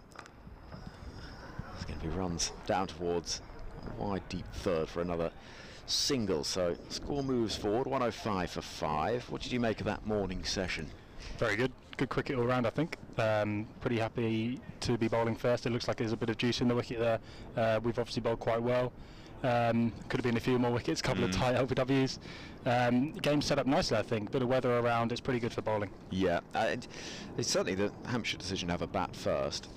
It felt like one of those slight gambles, maybe looking up rather than than anything else with the blue skies, and as soon as that first over almost, you sort of sense, right, there could be some fun for the bowlers here. Yeah, I think both teams will be looking forward to bowling on this. They've obviously got a very strong attack as well. So Worrell, the Australian, bowling a good ball once again. Brown lunging forward and just that little hint of away movement, and that's enough just to take the ball past the outside edge. And the score remains at 105 for 5. There's a few clouds circling the oval. The hope is that we don't have any more interruptions, because it is that time of year where you can just have the occasional 5-minute blitz. It can take us off for half an hour or so, but the hope is we've had the worst of it during the lunch break, and that we'll be able to get a decent chunk of this afternoon's session, because the match, as you say, will interestingly poised as Worrell comes bustling in once again. How many can Brown convert this into? Down towards that fine leg boundary. Roach and slightly more extensive jumper in the afternoon session as a couple of runs conclude the over. So 107 for 5 after 32. April cricket, we were talking about it in the morning session. It can be slightly not for the faint-hearted. Yeah, I think the worst is the warm-up games in March. Yeah. Luckily, that's the best thing about my injury. I didn't experience it this year, and there was a load of rain, but you see those videos of guys with hoods and beanies on all the time. I've seen a video this morning, Simon Harmer fielding in a balaclava or something. So it can be pretty bad. This seems okay though. Could be a lot worse. You take that, I mean, considering how it was yesterday, which was horrific, as Roach starts a new over, and one that almost clips the top of that off stump, and the bowler knows it wasn't far away. We'll talk about this as well. Kemar Roach is, such a stalwart of county championship cricket, and it's just pretty simple. Every single season, just absolutely on the money from the off. Yeah, he keeps things pretty simple. I think what's amazing about Kemar is he plays Test cricket only a few weeks before coming over, but then he's always here for the first game of the season, and he loves playing for Surrey. That's the crucial thing. Here comes Roach again. But like you say, he's always on the money. He's a metronome, and he's that guarantee for Captain Burnsy. If we need a wicket or if we need to stem the flow, chuck the ball to Kemar, and we're always in the shout. Does he enjoy life at Surrey, sort of around the cricket and away from the cricket? Presumably based himself in London. And he does, yeah. I think the club have got him in a flat nearby in Vauxhall, and he enjoys the London lifestyle. He's a very chilled out character, and he just enjoys bowling and playing his cricket. Yeah, lovely. I mean, there's worse things to be doing than bowling conditions like this as well. Bowling as well as he has, this is thrashed into the leg side, but there is protection out in deep, so there won't be more than just that single. But as we've seen throughout this day so far, you never feel far away, particularly from a bowling point of view, from an expansive shot, and the patience seems to be reasonably limited from the batting side. Yeah, this is a big partnership as well, especially this wicket of Brown here. He's crucial. It's not kind of that guy who's going to really hurt you with expansive shots, but he's going to grind you out all day. 3 slips. As I say that. So we did this all morning. Yeah. We kept saying, oh well, no, he's going to just ease it in, and then suddenly do something like that. So we look at this again. Talk us through why that length is just so challenging. He's an awkward batsman to bowl to. He stands really deep in his crease, which is often guys when nips around they try and get out, but he's really deep, almost his back foot on the stumps, and he pulls off his hip, so you kind of have to get it extra foot full to him to get him driving. So almost a length that'll be half volley length pretty much, yeah, for somebody else. So he loves that length there. Yeah, it's nicely played. 4 runs, and just helping it on its way really. Thinking about 50 now, onto 45, and that was nicely struck down towards that fine leg boundary. And I suppose the depth in the crease means that you've got that extra moment just to step across, help it on its way. Absolutely, yeah. It feels like a big year this in so many ways. I mean, how are you looking at it as someone who is very much going to be in the thoughts across domestic, franchise, international cricket? I think personally, yeah, it should be a massive year. There's obviously massive occasions coming up. Obviously there's the big one of the Ashes, there's a World Cup later in the year, there's all the usual domestic things with us trying to defend our county championship, win the Blast, try and win the 100 with the Invincibles. There's loads of exciting cricket this summer, and personally once I get fit again I'll be looking to try and do as well as I can and push for those England spots. It's obviously ultra competitive, and that's where we want to be. I've got that little taste of it this winter, and it's a pretty special environment and something that I want to do for as long as I can. So I'm really excited to get back playing, and I'm waiting for that day. Yeah, I bet. Have you spoken to England management? Do they sort of keep tabs, keep checks, sort of see how you're getting on? And not massively. It's kind of you just got to do what you do. So Worrell to continue. That's another good ball. Absolutely on the money from the Australian, and you can't really blame Ian Holland for playing and missing at that, because that pretty much did everything bar find that outside edge. I think first and foremost, the most important thing for us as a club is obviously try and defend this title. It's incredibly hard to do. Only Essex have done it recently, and we know there's a lot of good challenges around this year. Obviously, these guys we're playing now, they're always close, like last year.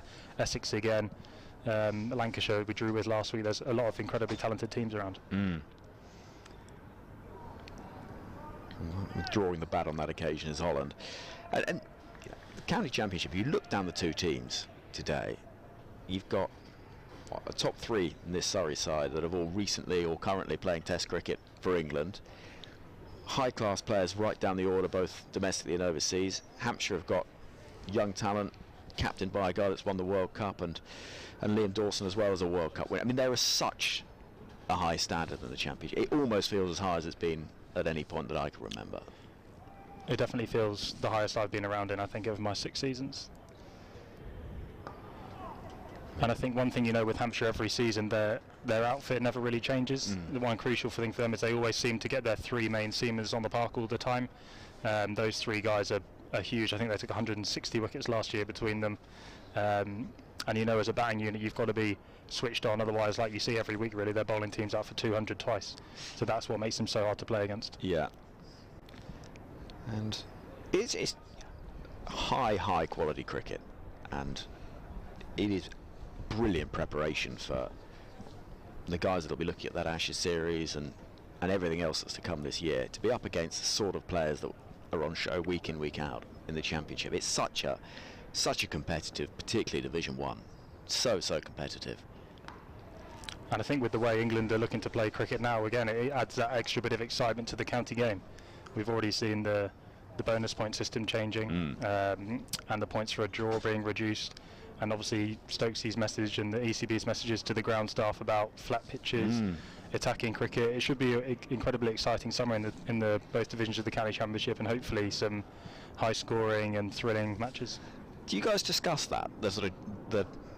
It's a sort of overused term, I suppose, but the Bazball thing. Is that talked about? Right, we're going to have to play in a different way this year. Here comes Moeran again. I mean, the best team is going to win no matter how you play. So obviously there is that added aspect now, and it's kind of obviously that Bazball term is used a lot around the country and in the media, but at the end of the day, good cricket is going to win matches. So I think you just have to be adaptable, put pressure on the opposition at all times, but that relies on the surface a lot. Yeah, it's interesting what Ben Stokes said earlier this week. I'm not looking to change the approach because it's the Ashes or anything like that.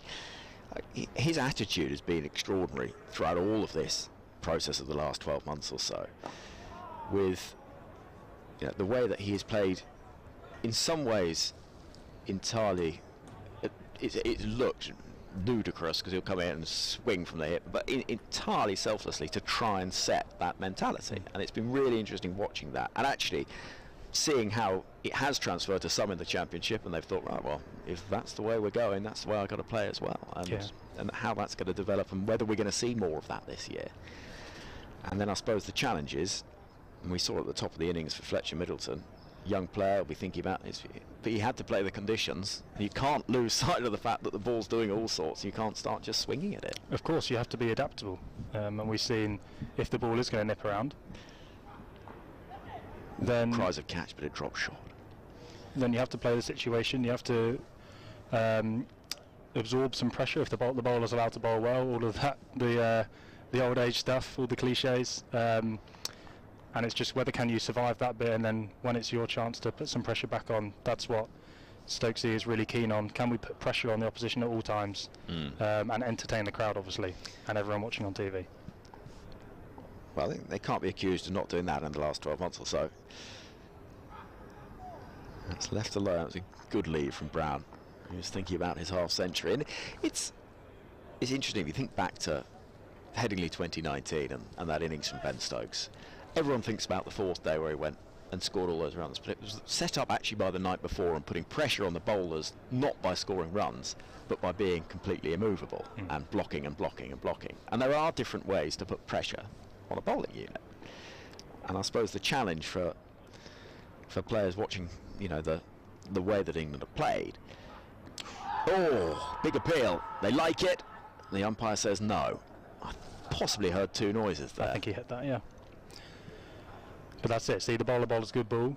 Even if you're looking to play positive, you've got to respect it, do the right thing, and survive. Well, let's have another look at this. My instinct is there was a little inside edge. Yeah. And I think that's probably, I mean, Kemar Roach cannot believe that's not been given out. He was utterly convinced, but from our microphones, it felt like there was just a little tickle onto the pads. This time push into the covers won't bring a run, but yeah, and that's what's made it so fascinating the last 12 months, is seeing players having to adapt and sort of think about their games, and you know, you've been right at the centre of that. It's been incredibly enjoyable. It's not just the on the field stuff, everything off the field has been, it's been a blast really. The tour to New Zealand, we had a week's golf trip. Yeah. Everyone's just having a great time with each other, and that obviously translates onto the pitch. Everyone's incredibly relaxed, and you're just loving spending time with your teammates. It really looked like that, to be honest. Yeah, the main thing is just the supreme confidence that the team had, and that's what Ben is, the ultimate leader from the front. He's not going to ask you to do something that he would never do himself, and that's where the confidence comes from. And then there's no fear of getting out, hitting one straight up in the first day of a test match, all of that stuff. Yeah, which is absolutely never seen before kind of attitude, isn't it? I mean, that really is new territory, and you know, it is fun. Yeah. There'll be some that sit on the sideline and say, well, what are you doing? What's going on? But if that's the way you're playing, and the truth of the matter is England have won 10 out of 12 games. And inevitably you're going to lose some games. There's going to be bad moments where people will say, is this the right way to play? But if you stick by it, and if the captain and the coach are, as they are, 100% behind it, then I think everyone in the all the supporters, everyone around the country, they can get behind it as well. And the results are there as well to see. It's not just a belief that hasn't worked. Everything's working so far, and hopefully it will continue to do so. Yeah, well, let's hope so. And I think in terms of Ashes series, it doesn't get much more exciting than what we've got this summer. Of course. Blimey. Yeah, it's going to be unbelievable. All culminating here at the Kia Oval as well.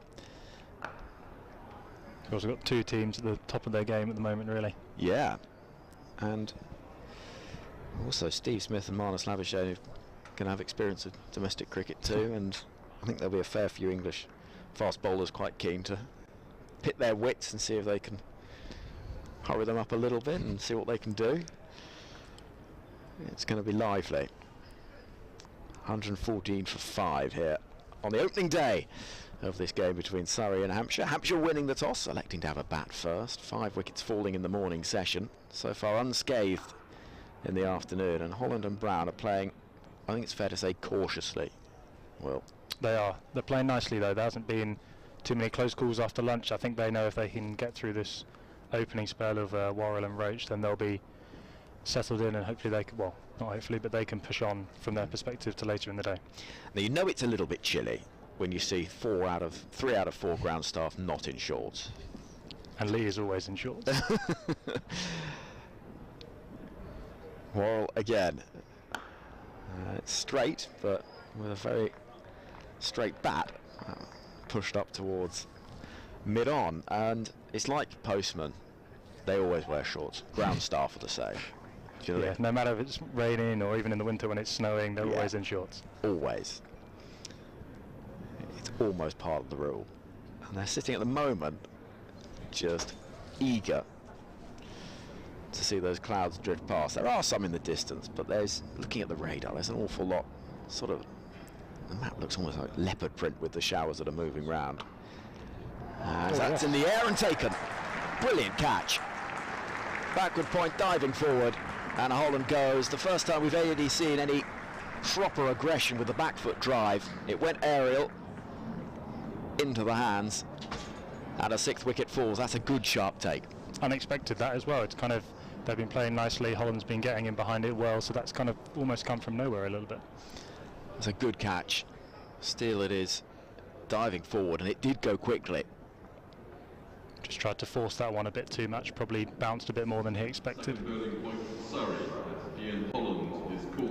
And so the 6th wicket falls. I mean, when you're on a day like this, April day, and a side bats first on day one, I mean, what as a fielding side do you have in mind? What you thinking, right, we want to limit them to what, sub 200?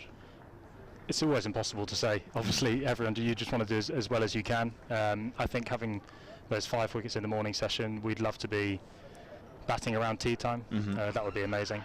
If we could keep them under, well, looking 114 for 6 now, anything below 180 would be a very good win, and then just push on from there. Yeah, I think it feels like it's set up nicely for that, and those 5 wickets have been such a bonus in the morning session, and deserved wicket there for Dan Worrell, who's bowled really nicely today. Morning session didn't get the reward, but his 8.4 overs have been pretty flawless, really, absolutely on the mark. And 114 for 6 puts Hampshire in a pretty perilous position, because looking at that sort of total, you've now got to wonder, do you stick or twist? If you're Ben Brown or Keith Barker, do you start thinking, okay, let's accept that we're facing a degree of inevitability with the way that Surrey are bowling, or do you try and stick it out? They could go the more aggressive route here. I think Barker and the guy to come in next, Fuller, they're both naturally positive players. They're both big guys. They can put their foot down the wicket and put pressure on the bowler. So it'll be interesting to see how they do it. I mean, Worrell and Roach on here, it'll be hard to do it against probably our 2 most consistent bowlers. So it could be exciting. Now, Tom Laws is a exciting young talent. I mean, that delivery earlier to get the wicket was absolutely sensational. Somebody that Surrey fans will be interested to see coming into the side last year. How good could he be? He could be very, very good. I think we all saw last year he came onto the big stage with no nerves, anything. He bowled incredibly well. He loved every second of it. It was the thing that surprised everyone was how much he was almost hurrying batsmen up. He might not come up on the speed gunners too fast, but he gets nice kiss off the wicket, and he's getting guys to play at balls they shouldn't do. And we've seen that this morning. Obviously didn't play last week, but he's come in straight away, took a wicket with his 2nd ball, I think it was. Yeah. So he's an incredible talent, and hopefully he keeps growing, and he can hold the bat very nicely as well. Yeah, it's a weird thing about fast bowling. It's the speed gun. It almost feels like one of about 4 different factors that make someone fast at bowling. Do you know what I mean? Of course, yeah. It's that, as you say, the kiss off the surface, it's the bounce, it's how late you're seeing the ball, if it's disguised, all of those things. And it just felt like that delivery did hurry the batsman earlier, and that was as good as we've seen today, certainly. So Rory Burns is under the helmet, short leg, and immediately Worrell goes short to try and encourage an opportunity. Yeah, this is a plan to Barker that we've had for a few years. I think he's not too comfortable against a short ball, and obviously he's a very tall guy, so he's quite happy lunging on the front foot. So if you can make him uncomfortable, then hopefully he'll play a loose shot. Nice to see the captain under the helmet as well. You don't often see that. No, I think he's hiding in the slips at mid-on, so when it's time to get under there, he might as well do something. Final ball of the over then. And it won't quite be the wicket maiden, because Barker will get off the mark with a slightly less than convincing drive, but still Worrell will be delighted with that as an over, as will the skipper Rory Burns, who will feel that it's a job pretty well done so far today by the side, because Hampshire, you look in the diary, the opening couple of fixtures, Lancashire, Hampshire's not the easiest start. Absolutely, yeah. This could go a long way towards the end of the season, which is kind of weird, and then we play Warwickshire next week and Essex 2 weeks after maybe. So those first 4 games are absolutely massive, and you've got to start fast. There's a lot of teams that could win the league this year, and every game is crucial. What have the conversations been from coach's captain in terms of the approach for this season? Carry on, just absolutely blueprint of last year? Pretty much, yeah. There's no point trying to change the game too much. We're happy with how we play the game. We obviously know what works for us. We're going with lots of all-rounders and one spinner. We're obviously going with the same method this year. We know what pitches we play on. We just want to try and stay solid at home, win every game at home, and take as much as you can on the road. I think that's a good template. Yeah. So Barker waits for Roach, and it's a little bit of a gift first up in the over, and Roach is frustrated with himself because Barker is off strike with a single, and it'll bring Brown, the right-hander, onto strike with a score at 116 for 6. The wind is buffeting the shirts of the players and the flags above the Mickey Stewart Pavilion. It's the sort of day when the sun's out, quite nice, and it dips behind a cloud. It can be a little bit chilly. We were very impressed this morning by that group that we can see in the distance there. They were in at 11 o'clock. It's nicely played. It's going to bring runs, could bring 4 here. There's a long chase in the deep. It will be hauled in before the boundary, and so instead it will just be a couple. That group in the crowd sat down at 11 o'clock, bags open, tiddies out, and they've settled in for the day. They're the Peter May boys over there. Yeah, very good fans at the Oval we get here. There's not many better ways of spending a spring day than watching the sort of cricket that we've seen this morning and early on this afternoon. It's nicely struck, but again there is protection in the deep, so there won't be the boundary. Is a short boundary out on that side of the ground,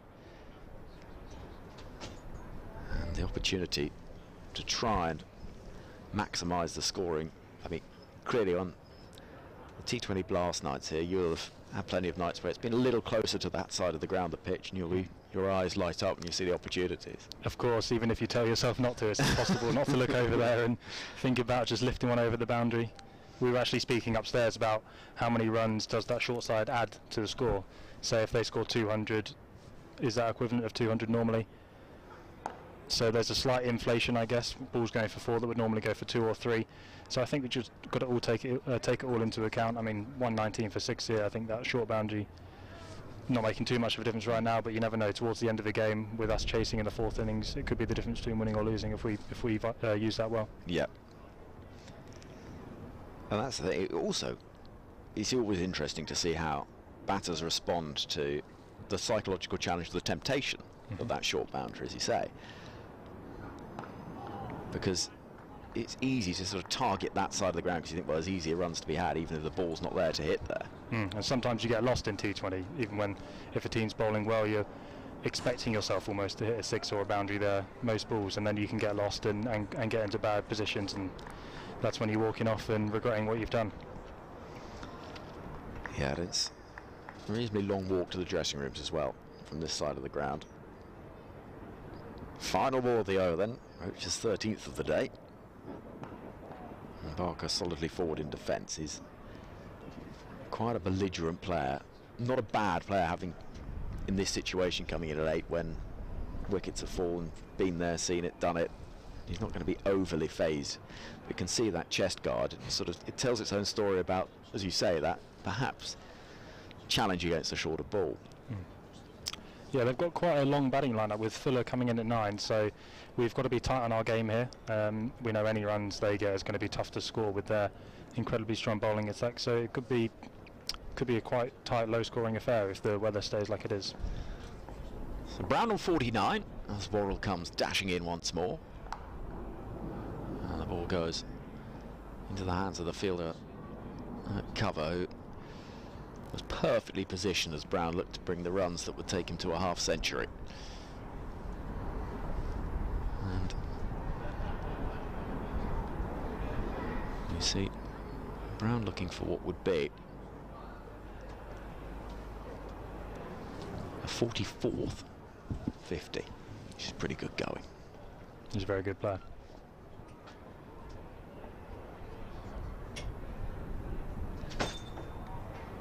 Tempted to do anything too extravagant to reach that milestone, which is always the challenge as a batter.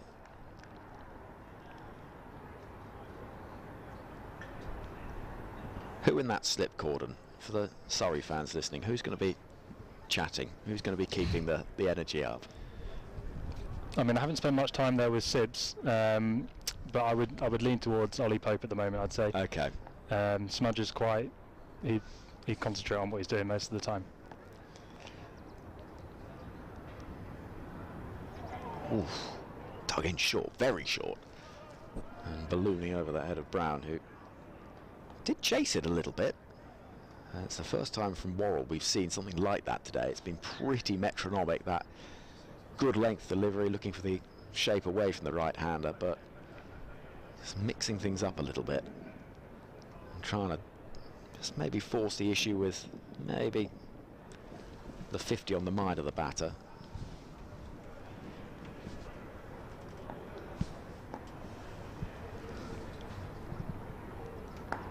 Oof. That was one that seemed to leap up off a length and hit the splice of the bat. Interesting to see a replay of that, because it didn't look to be of a different length to anything that we've seen so far. Let's have a little look at this. Few indentations from this morning, maybe. Pitch a little bit soft. That can come into play after the pitch has dried out a little bit. So we might see that later on days 2, 3 and 4 with the pitch dried out. Ball nipping and going up and down off those indentations. So here comes Worrell, and a little bit of a fumble will allow the 50 to be reached for Brown, who's played nicely, as wickets have been tumbling all over the place really during this Hampshire innings. Brown has played with patience and the occasional flirt with a short and wide delivery. There hasn't been really any opportunities presented to Surrey. And Brown reaches that half century with a little shake of the hand from Barker. He'll know, in some ways, job done. In others, this is just a start, considering the position that Hampshire are in.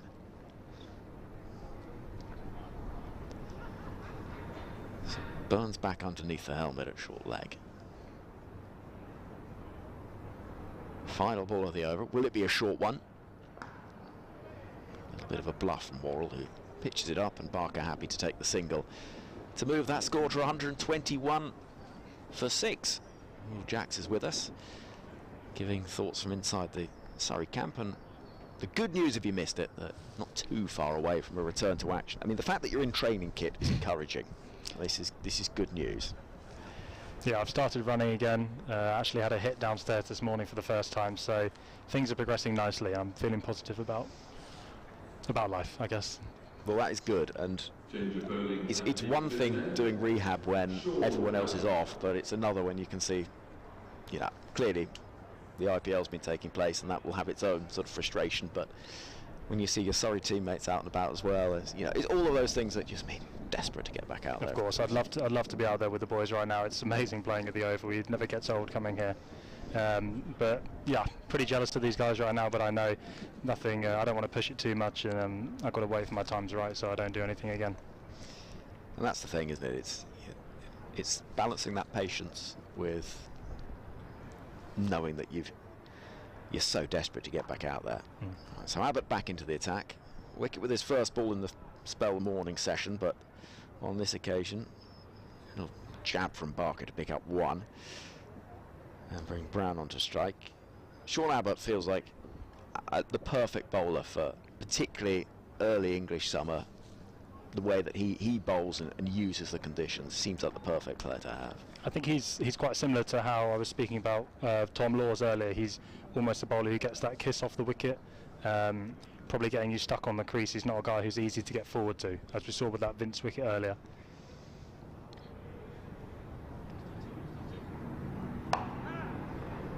It's nicely played into the ground and out to the deep for 1 more from Brown, who's looking, I'd say, in the afternoon session more comfortable than perhaps he did in the morning, and that 50 will bring confidence. 123 for 6. And Abbott continuing a long legacy of fine overseas players for this Surrey side. As we were talking about it earlier, that Ponting, Sangakkara, you know, you growing up would have seen these. Yeah, we've been very lucky, especially as young cricketers. There's been so many amazing guys to look up to and to play with and to learn off, which is the crucial thing. I remember Kemar was around in my first year that I signed. Unfortunately, I never got to play with him, but just being around training and bowling at him and seeing how guys of that calibre go about their business, it's incredible things that you learn as an 18-year-old. Well, that's the thing, isn't it? It's you can be just a sponge for that knowledge and that experience. If you're a youngster, you're willing to listen and take the time to have these conversations.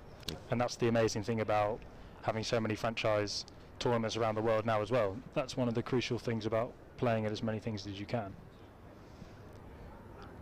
The younger you're able to do that, the faster theoretically your game should progress if you're doing the right things and being keen to develop. It was forever the argument, wasn't it? And another former Surrey player, Kevin Peterson, was so ahead of the curve in many ways in saying that we want England players to get the chance in the franchise leagues and the IPL because they will learn so much. And it is proven true. It's, you know, in some ways no coincidence that England's white ball success has followed the inclusion of England players around the world in different leagues and different conditions. Couple of runs possibly there, might just be the single, it is just the one. 124 for 6, but equally with that absolutely vital bedrock of county cricket and the experience that you get from that as well. Of course, that's your first port of call wherever you go. Franchise cricket, at the end of the winter or whenever you're done, you're always coming back to the same place. This is what's always going to be here for us. We know throughout our career, whoever we play for, whether it's England or the IPL or even in like anywhere else, you're always going to return to Surrey, and that's going to be somewhere that's in my heart forever. I've played for Surrey since I was 8 years old, and it's all I've wanted to do as a kid, so I know every time I come back here I'm incredibly proud to put on this kit and walk out to the Kia Oval. And it is some venue. Abbott then to finish the over. Brown happy just to sway out of the way, duck short of a delivery that goes sailing through to the gloves of the deputy keeper Jamie Smith. No Ben Foakes on the side today, nursing a minor back complaint, nothing too serious, but given the amount of time he was out in the middle and keeping last week at Old Trafford, I can understand why he might need just a little bit of time to recover from that, because it has been a reasonably full-on few days. We were discussing earlier, and you'll be able to tell from a far better position than we'd be able to say, does it take a bit of time to sort of warm up into the season? Not just because it's a little chillier, but just because you've had that time away from front level cricket. Definitely, yeah, especially like you said for Foakesy though, he basically spent the whole 4 days on the field, and we know keeping is quite hard work. It definitely does. Obviously it's like anything, your body's not used to it. He'll have some serious pains, I imagine, after those 4 days, and he's still taking some time to recover. So Worrell round the wicket. And again, almost that bluff with the short leg in place, he goes full.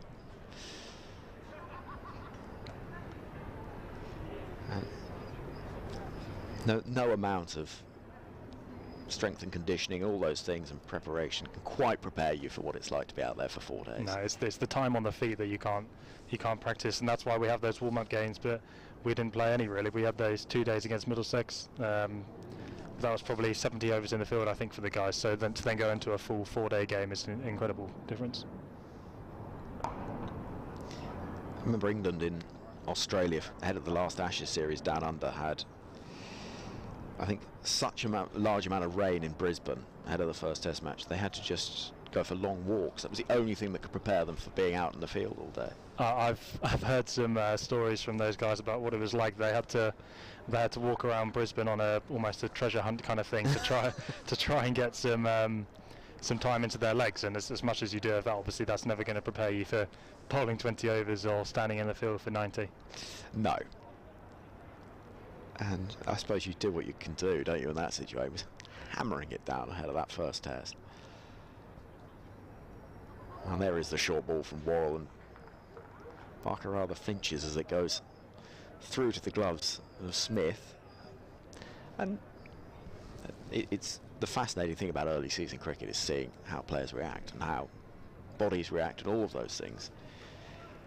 It's obviously crucial to get off to a fast start, so as much as it's tough to get into the rhythm of things, you have to, otherwise you could find yourself falling behind the pace, and it's impossible to get back. Yeah. Well, the games come thick and fast as well. That's the other thing, is if you do start slowly, getting that momentum's tough. Pulled into the leg side firmly. There's a fielder in the deep, so it won't be 4, but on this occasion, with The short ball in the middle of the pitch tested. Barker was up to the task and played that nicely. 125 for 6. Surrey will be wary of this partnership because two more than competent players, and one of them with a half century. If they do put on 40-50 runs, then you don't want to be in a position where you feel like you've missed the opportunity for a real statement on the first day. You just want to keep chipping away. Worrell's been excellent so far. 2 balls left of his 11th over.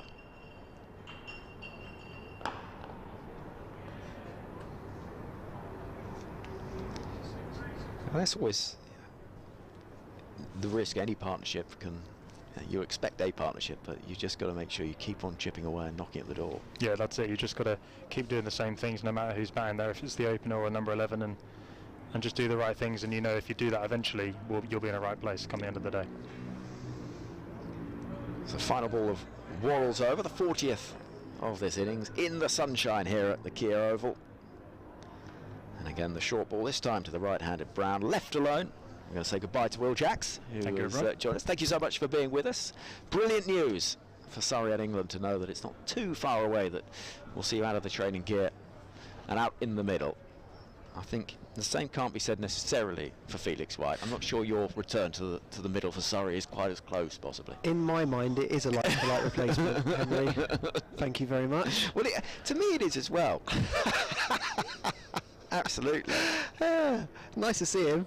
Oh yeah, nice to him up and about, looking well. He's going to play some Test cricket this summer, maybe. Well, the thing that talking about downstairs with some of the media here is they're going to need to utilise squads, aren't they, during this Ashes series? Because the tests are so crammed next to each other, aren't they? There's 5 tests in 6 weeks. Yeah, I think once you factor in the test against Ireland as well. Sure. And Australia are going to have the test here, the World Test Championship final against India. Yeah. So for them, those fast bowlers, they're not going to want to rest anyone for that game. I'll tell you what though, from a viewing perspective, that is incredible. Very exciting. It might be intense from a playing perspective, but I cannot wait for that. It's all packed into 6 weeks. I'll tell you what. Oh, again, gets a little fortunate as Barker, and understandably Abbott is having a little bit of a look, because he feels like he should have got a wicket there. But it's that thing, isn't it, where once you get into the habit of a test match being on, I remember as a kid watching, and when you'd have back-to-back tests, you'd be just lovely. You'd have 2 days, 3 days in between, you'd think, okay, I can cope with this. And then when you'd have the week where there was no test match, awful. There's quite a sense of loss. Yeah. And darkness. I know. What am I going to do? What am I going to do? John Surtees next door, by the way, saying Keith Barker always gets runs and takes wickets against Surrey. Good player, very good player. He looks a good player, doesn't he? Can't wait to see him bowl later. I'll tell you else something for free. It's freezing cold out there, isn't it? Yes. Sun's gone in, and everyone in here, like, there's more hats appearing. People, the body language is getting slightly more closed. Yeah, you can always tell when a crowd is cold because the outfit's all a lot darker. Good cosmophilia. Oh, Barker again pushing forward at one, going across the body. But it's that thing, because most coats are of a darker colour. Right. And oh yeah, interesting point. So most of the time, because you don't really get like a bright blue coat necessarily. So if you look at the crowd, most of the crowd are now and then. But it becomes metaphorical for the feeling out there, is that what we're saying? Yeah. It's darker and bleaker.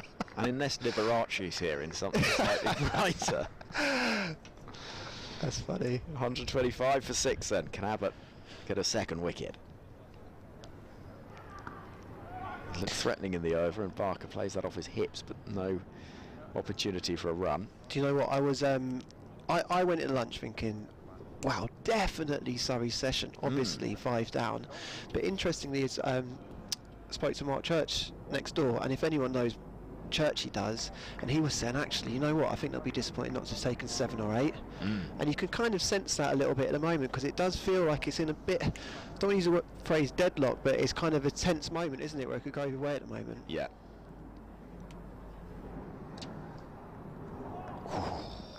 Has he left that? He's tucked his bat in and left it alone. There's 2 types to leave. That's a good one. Well, it's actually 3. I think we've probably got a third now. This is a good leave. Look at this, because you've got. What's the third type of leave? Well, those ones where you leave it and it just flicks the bail, but it doesn't come off. So that's a bad leave, but you've got lucky. Yeah, that's an extremely rare type of leave. It is, and frankly, it's it's not the normal rule, but you can tell. Look at Jordan Clark. He looks. Get your hands out of your pockets, man. If you're going to have tattoos like that, you've got to stride around with your hands out your pockets. Exactly, with a body like Chris Tremlett. Now, have you seen Chris Tremlett recently? We were talking about him, yes. I was just wondering whether I'm genuinely, like, just from a biological perspective interested, can you still bowl fast or bowl at all when you have the body of a bodybuilder? Well, I was asking quite a good authority. I don't want to name drop because I'm not that kind of guy, Go Felix. On. No, feel free to. That's areas. Brown plays into the leg side. I was chatting to Glenn McGrath the other night, and that's the clang. That's the biggest name drop, because currently we're doing a live show on tour, Test Match Special, doing a live show, coming to a city near you, and I was chatting to him about this very thing, because we were talking about Chris Tremlett. He says, when you're built like that, you cannot bowl quickly. There you go. You can't do it. That will hurt. Not as much as it looked like it might have done me immediately, but that will be sore. And because I think it's it's just the sort of fast twitch fibres, possibly. Sure. Can you get that rotation? I don't know. Which begs the question, when he was playing cricket for England and Surrey and Hampshire, of course, was he intentionally not getting as built as he could have been? Good question. Which has very much been my approach to life.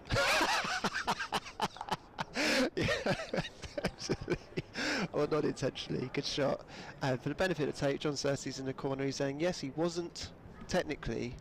He was training down to what he wanted to in order to be able to be streamlined to bowl. Right. Very interesting.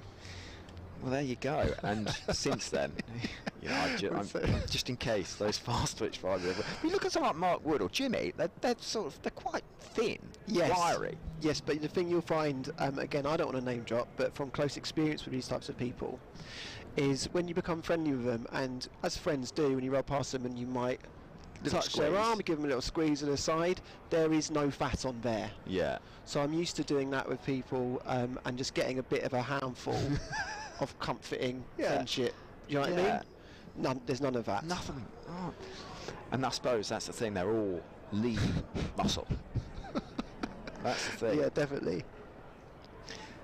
It's a fitness test that is, I don't think, being adopted at the elite level yet. What, just a handful shot? That's nicely played. It's a delivery that was there to be placed down towards that vacant fine leg, but Barker does well to put it there and move his total to double figures. 130 for 6. We were mentioning earlier actually his record against Surrey. Averages with the bat 37.4. With the ball 23.6. Oh, you were with Keith. There you go. There's proof in numbers. Did you? I'm sure you did talk about this with Will, but did you talk about the variation in the Surrey attack? We didn't actually. I've been very impressed with that.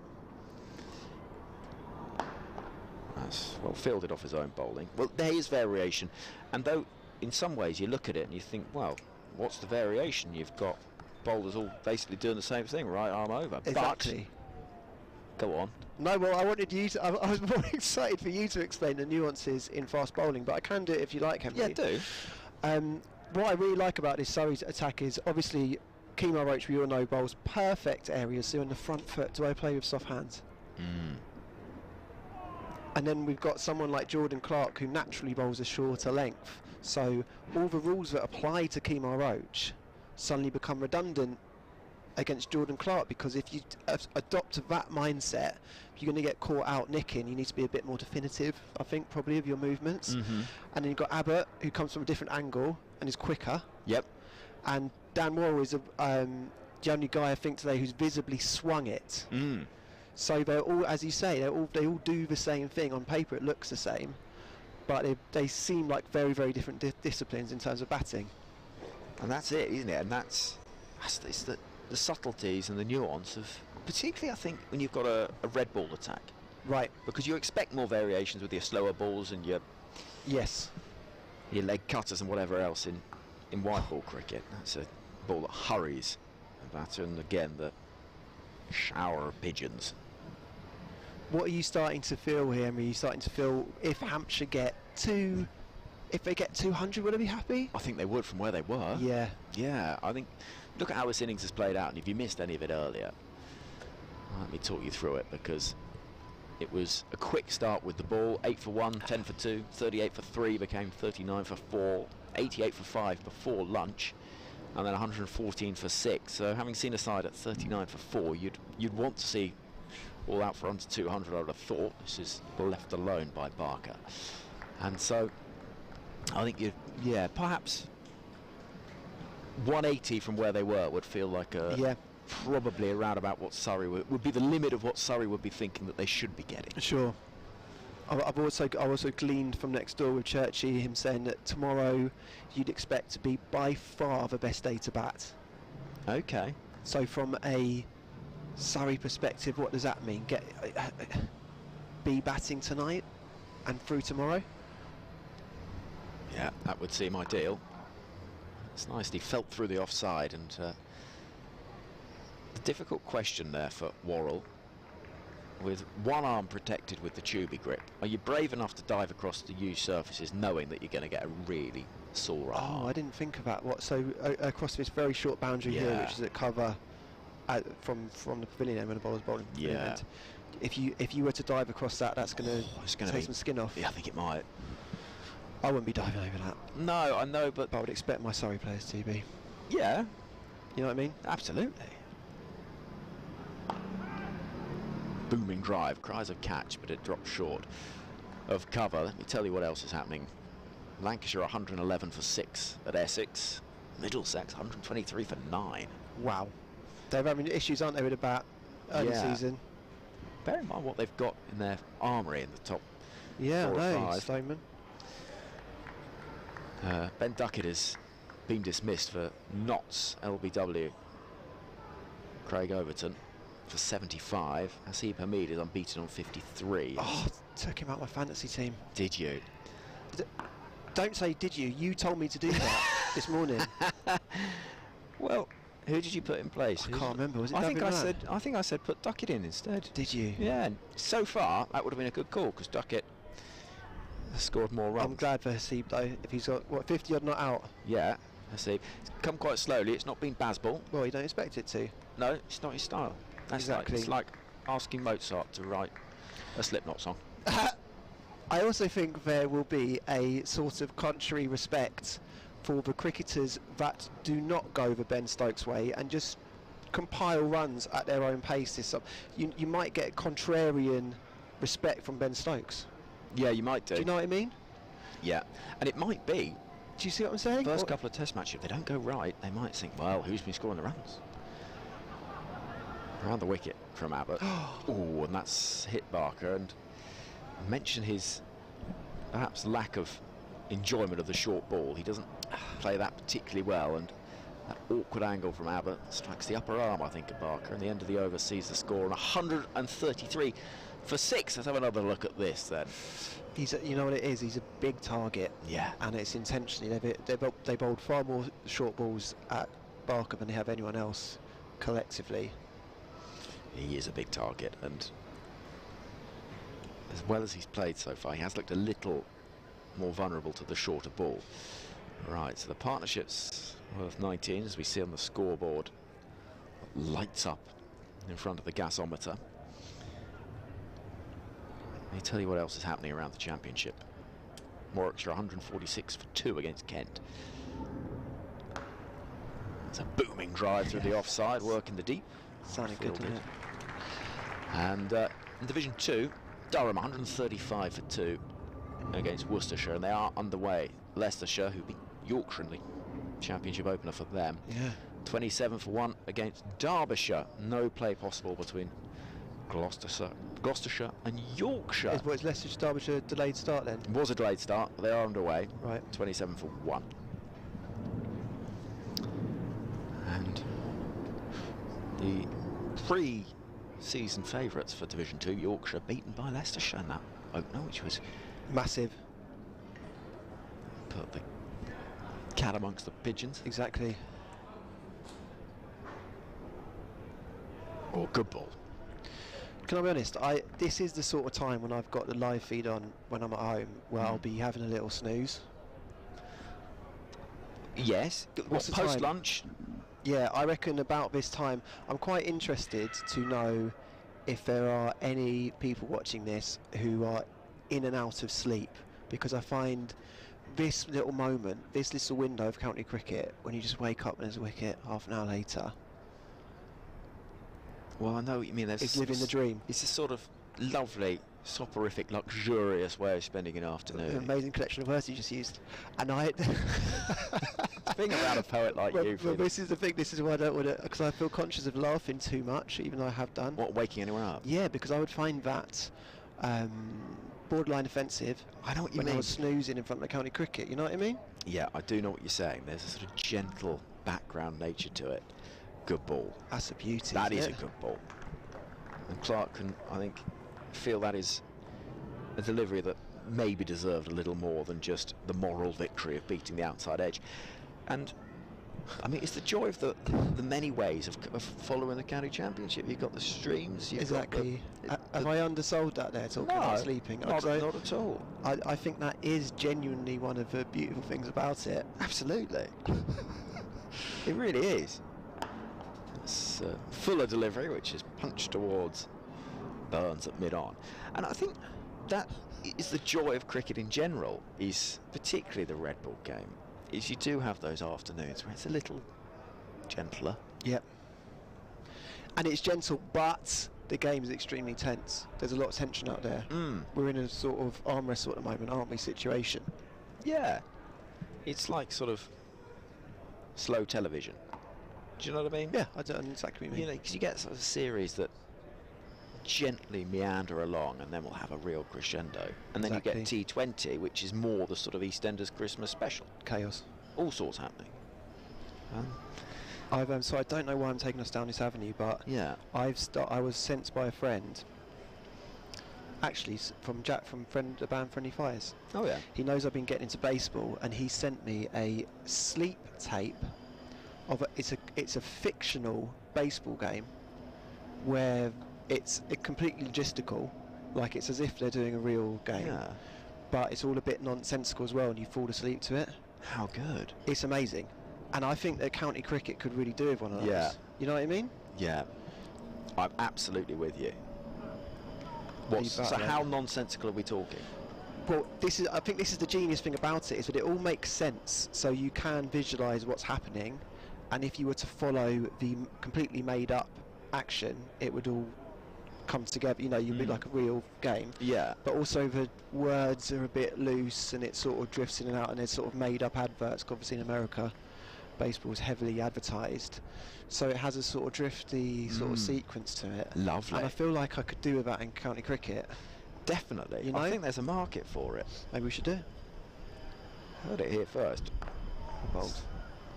Abbott is feeling like he's not far away from his second wicket. He's absolutely on the money. Hunting. He is. He is. Yas made a very good point, saying that he reminds him action-wise of Pat Cummins. Yeah. And there's definitely something in the follow-through after the load where he faces the batter and sees where the ball's gone, but he does look a spit of the Australian captain. There's a sort of maybe it's both grew up around the same sort of time, Sydney cricketers. Oh, is that right? Yeah, they will know each other very well, won't they? Oh, cries a catch, but it flashes away down towards deep third, and will yield a single. You're right, there is that sort of front-on look up at the batter. Did you notice it at that time? Yeah, I did, and you're absolutely right. Because Jimmy talks about that sometimes, is that his head will, after he delivers, there's a second where you don't see the ball, and you almost just out of an instinctive response lift your head back up, almost out of fear, protection type thing. But a lot of bowlers lose sight of it, when technically you wouldn't try and teach that, obviously. No.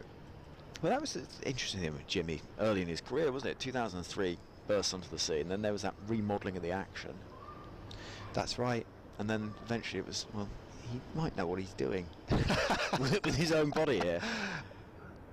Oh, another that is beauty. Good. It made me think of Devon Malcolm then when he said remodelling the action. Famously, he had his action remodelled disastrously, didn't he? Yeah, it's happened to a lot of players over the years. And I remember in the women's game, the Australian bowler Holly Furling burst onto the scene, most exceptional action, and took a load of wicket and then remodelled it, barely played again. Right. And also, I like having character, full sort of deliveries. Of course, yeah. You like to be able to sort of tell who it is, almost just purely by how they approach with no other knowledge. You can sort of almost see an outline and know exactly who it was. Yep.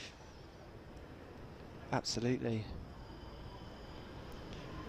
It's the joy of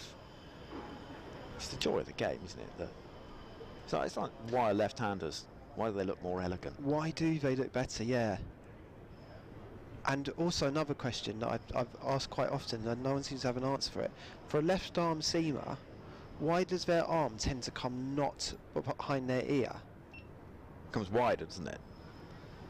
So not as a general rule, but left-arm quick bowlers, their arm seems to more often than right arm come at a 90-degree angle. If you think of Mitchell Johnson, Mitchell Stark. Exactly, it's an image of them, isn't it? Yeah. Did Wasim? It's that sort of, I suppose, because... Is it because of the angle you're creating? Possibly, and possibly because you're predominantly bowling at right-handers typically, so... Oh, so you're trying to get the angle You're trying to get it across. to come swinging in, perhaps, if you're going to go... Yeah, you're right. It's true. That is a really good point. I've never thought about that. You sometimes see those things like when people get a compilation of Ian Bell cover drives and then put it in reverse as if he's a left-hander. Oh. It's an unusual shot. Oh, really do they reverse it, and for some reason it looks better left-handed? Yeah, it looks much more elegant. It's weird. But you, as a left-handed guitarist... Thank you for mentioning it. Yeah, thank you for that looks sort of unusual, doesn't it? Well, yes, that's an interesting thing. The benefit visually of left-handed guitar players is that on stage bands can go like a sort of wing formation. Yeah, nice. So a very aesthetic, sort of vacuous point, but about the Beatles is that Paul's left-handed. Yeah. The guitars went out either side. Yeah, it's a single. Probably they're quick. They're quick enough. That's another left-hander than Paul McCartney, Keith Barker, with one. But yeah, so you have a sort of V. You have wings going outward. Is that why he called them that, McCartney? Great question. Maybe.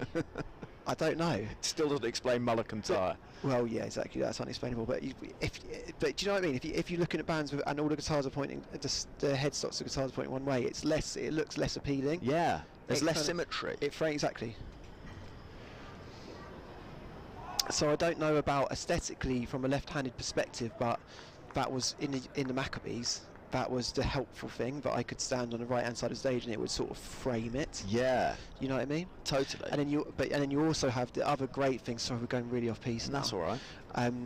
With left-handed guitars, Hendrix famously, and loads of left-handed guitar players, because there's not many left-handed guitars, they restring it upside down, so the guitar is literally upside down. That'll be probably just the one run, and it is. Singles, 3 singles from the over so far, 138 for 6, and it does create a different aesthetic. You didn't think that you'd be discussing the comparisons between Keith Barker and Paul McCartney today. No, I know, but I've given up second guessing where my life's going to take me next. This is a bit like the weird sleep sleep programme that we're going to launch for county cricket fans.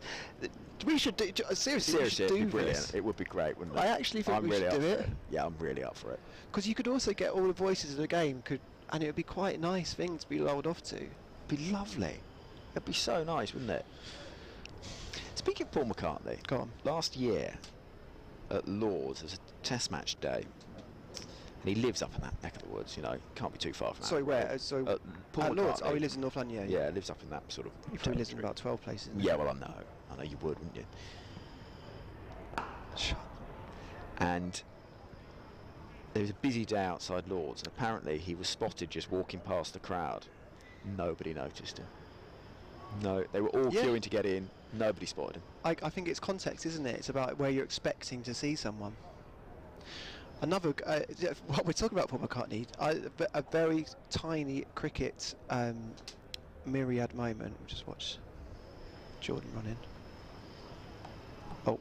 Helped on its way down towards the boundary. Work to do for the field. That's well done, actually, because the ball was awkwardly skewing its way away from the hands of Roach, but he did well.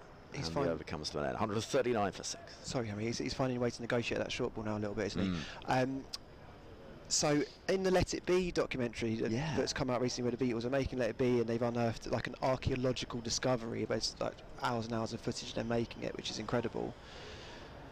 The cricketing Venn diagram moment, when they're on the roof, they're sort of messing around, and John and Paul for a split second start doing imitations of cricket commentary, and Paul McCartney I think mentions Ted Dexter or something. Really? Yeah. And but I haven't heard anyone else mention this. I was just watching it and thought, wow, because I think it would have been a sort of very idiosyncratic English thing to send up, I guess, in a Beatles type way. So they start doing this sort of mock cricket commentary. Actually, that's maybe another good idea for our show. Abbott, continuing. Go on. No, but I mean that's all it is. But I was just thinking then, in our cricket sleep fictional commentary we're going to do, that we just said we're going to do, Paul, we could have a bit of that Beatles chatting. Yeah, it'd be lovely.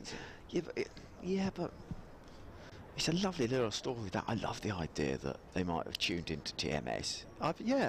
McCartney and Lennon when maybe in the early Hamburg days. There's a photo that exists of John Lennon.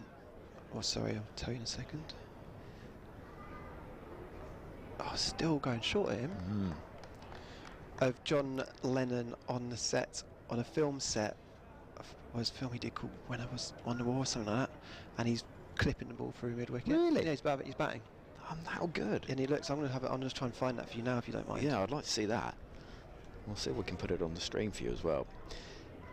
I love that, because you get a few bands that are into their cricket. There's. May have found it. Fantastic. Right, let's have a look at this. Oh, what a nice shot that is. Oh, it's quite... little whip through the leg side. Who does that remind you of? I mean... Yeah, I mean, maybe it's a sort of like 90s Indian cricket, would it be? I don't know who... Whipping the ball. Front of square? Lovely. Yeah. Where you go. I mean, that's a lovely piece of timing. Is that too hard to get on the stream? We'll see if we can... We'll stick on the comcam in a minute. Yeah. We'll put it up in front of you. 3 dots to start the over, midway through the 11th. And Barker. They really fancy going short him, don't they? Yeah. Well, I think he's starting to... I don't know, but I'm thinking he's starting to negotiate that now. Here we go. Let's look. Shots! How good's that? I think footwork is good. Head's in a nice position. And also the blurred bat suggests a real... It's runs. Yeah, that's racing away. Also, hold this up to camera one more time. I love the stumps as well. That's so classic. Oh, that's a good ball. I thought I'd have found the edge, and pitching one up after this barrage of short pitch bowling. That's nicely bowled from Abbott. Let's have another look at that, because it was just that slightly for the length, leaving the left-hander, and no wonder he looks frustrated. Right, here we go. Look at the stumps as well. It's a nice sort of little plank of wood. He's sensational to see. Instruction manual there. That's what we need more cricketers, musician cricketers. If you're watching and you have any more footage or clips of musicians playing cricket, cries of yes from Barker, who might be picking up 4. No, it'll be picked up down close to the boundary at fine leg. Do you know what? I've got a mission for the rest of the day now. Yeah, go on. While the cricket goes on alongside us, let's put a musicians cricket 11 together. Nice. What, as in, not like puns of names, but actual musicians that play cricket. Yeah, and I think now we can safely say John Lennon plays cricket technically, and he looks like number 4. To me, he does, doesn't he? Yeah, a little bit dashing. Right, Lennon is batting 4. Lennon's at 4. Always a keeper is the issue. Yeah, we need a wicket keeper. We need so a keeper. We'll have a think about that. Oh, Eric Clapton arches cricket. Do you know what he does? I think he bats, but because I remember hearing a story that he was going to play in a Bunbury's match a few years ago, and I think he couldn't because he was about to play at the Royal Albert Hall, and the prospect of damaged finger. Yeah, I can imagine. But we might be, because he's known as slow hand, isn't he? Could be a slow left arm spinner. Well, or if anyone knows what Eric does, or if Eric himself is in fact watching, which you can't rule out. Chris Martin likes his cricket. Chris Martin, I know for a fact, is a fast bowler. Is he? Yeah. Tall. Apparently, he seems too nice to be a fast bowler, but well, sometimes they do, though, don't they? Shot. Chris Martin. Well, also like Chris Martin from New Zealand, the world's ultimate tailender. Oh right, okay. So should we have? That means that obviously Chris Martin, famously the cricketer's the worst batter ever lived. Yeah. So should we just say by namesake Chris Martin? Yeah. The Coldplay singer will be as well. I have him batting 11. Yeah. Okay, coming in. So Martin, Coldplay's batting 11, bowling fast. There we go. Do you know what? Barker's really stuck at it here, hasn't he? He's had a bit of an examination, but gutsy player though. So we mentioned that average against Surrey, 37.5 close to. He's got a good record. 140 for 6. We're close to the halfway point in the day. Will be so at the end of this over. They get through the over so quick. I love it. Rattling on through. This is what we wanted to see. Deep in the crease, there's no runs in the offing, and actually the tactic of Rory Burns and Surrey to have somebody at short leg to really get in the mind of Barker with that short pitch bowling has actually been dispensed with Barker managing to negotiate that. 50 balls has been out there now. 140 for 6 is the score. So Chris Martin, I think that's fair, isn't it? So look, I'm just going to get this out of the way. I know who the spinner is. Well, it's you, isn't it? Oh, actually, well, it depends who we're playing. Do we want two spinners? Because I know that Rebecca Lucy Taylor, aka Self-Esteem, yes, bowls leg spin. Does she? Did bowl leg spin. Does she? Because I knew she was a cricket fan. Yeah. And the band dressed up. They played a few nights. I think might have even done 3 Apollos recently. But she did but the band at one stage dressed in whites for some reason. How good? I think she did something at 100. So I'm getting Rebecca Lucy Taylor in there as our frontline spin option. What, about 8, you reckon? I think she bats 8. Feels that way. Okay. Right, let's have another look at John Lennon. Look at this. I mean, it's a lovely shot, isn't it? Look at that. He's wearing his specs. It looks like an awkward surface. To me, that's probably... You're probably going to have a bowl. Yeah, mate, it's ragging on that. if you get Taylor on that, Taylor and White exactly. On that, it's going to be lethal. Wait till we bowl on that. Also the flick of a leg. It's lovely to see, isn't it? Yeah, who? There's a sort of say-wag about it. Say-wag. Isn't there? Sort of through the onside. It's a lovely piece of timing. So there we go. Right, I'm getting out of the way. I'm going to go and do some more research. Yas is going to come and join us and keep you company, Felix. I'm glad that Yas is joining us now because he might just put me back in my box a little bit and we'll talk a little bit more about the game unfolding, which is in a fascinating place actually at the moment. A little bit of an arm wrestle developing.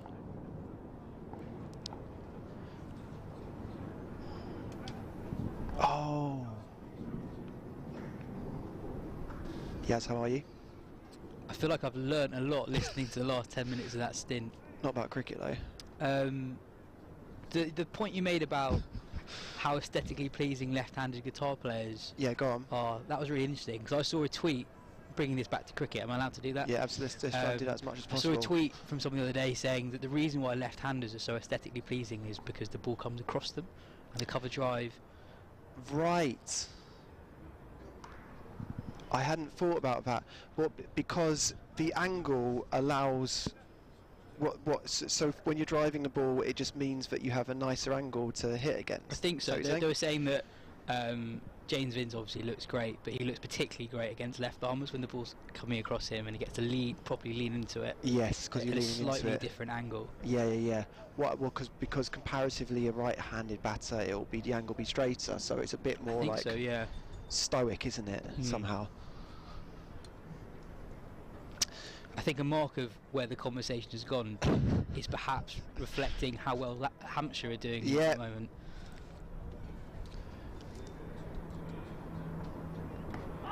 You're right in saying that. In some ways that was disrespectful to just be glossed over the fact that Hampshire have been battling through this period of play pretty artfully, to be honest with you. That there's definitely been a ploy to bowl short at Keith Barker. He survived it. His feet have been planted occasionally and looked like he might nick off, but he's fighting away, isn't he? Yeah, it's been very different to the first session.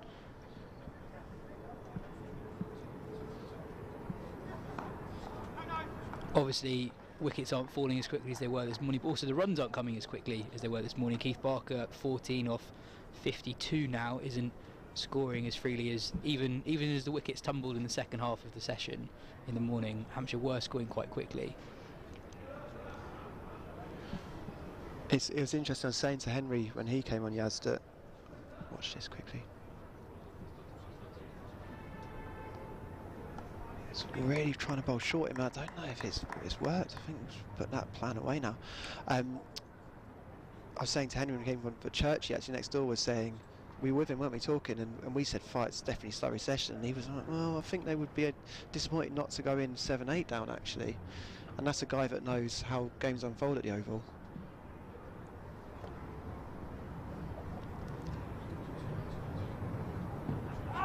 I think ever since the ball has softened, it hasn't done as much. There's not been as much pace. Yeah.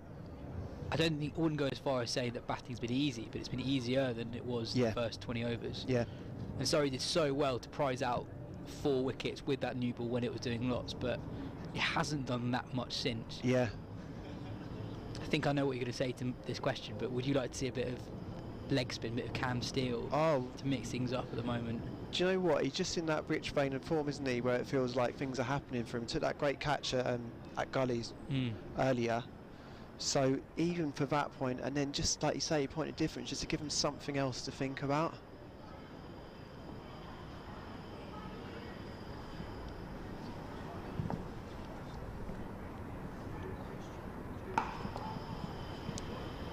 Is that something that's like running across all the county games at the moment, that frontline spinners are maybe not being preferred to spinners that just bat more and, you know, people can do a job?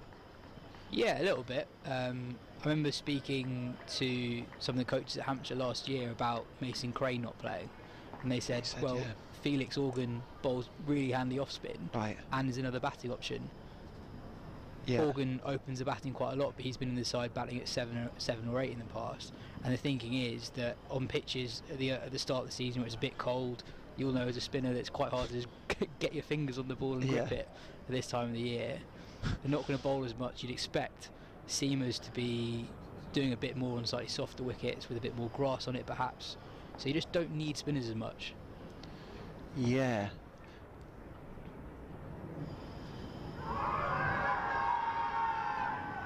Big appeal, and that's turned down. That looked close, didn't it? Got a decent stride in. Live, the only thing I'd say is it missing off stump or slightly over the top. Let's have a look at the replay. Hits him on the back leg, it nips in late. Might hit him outside the line even. Oh no, that's definitely hit him in line. That's another very, very close call. I think Surrey will feel they've had a couple of decisions go against them this innings. We've had 3, haven't we? Yeah.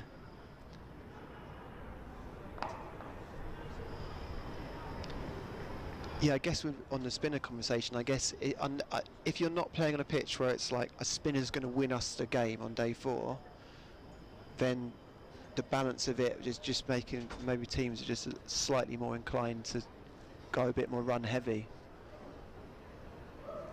It makes sense, right? Cam Steele in the last game, his spin wasn't lent on so much, but if the spinner's not going to do an awful lot, you might as well have a guy who's capable of scoring 140 at 6 or 7. Yeah. We had Will Jackson commentary early this session. That's what he did so well for Surrey last season. I don't think many people thought going into the 2022 summer that Will Jackson was going to be Surrey's leading spinner.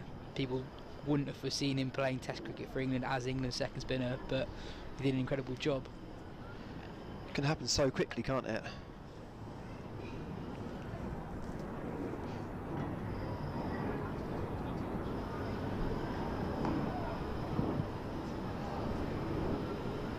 It's another quiet over, but I don't think Hampshire will be complaining about those too much at all, given their start this morning. They move on to 143 for 6 after 50 overs. Barker's edged his way to 15. Brown playing really well on 59. I'm really enjoying this sort of just slight power shift. You sense it's quite a big moment in the game, actually, because if he's to bat on to tee, then you'd imagine Hampshire would have a chance of batting throughout the day. I think the forecast is looking slightly better tomorrow now, and so you'd imagine that day 2 is going to be a pretty good day to bat. Right, yeah.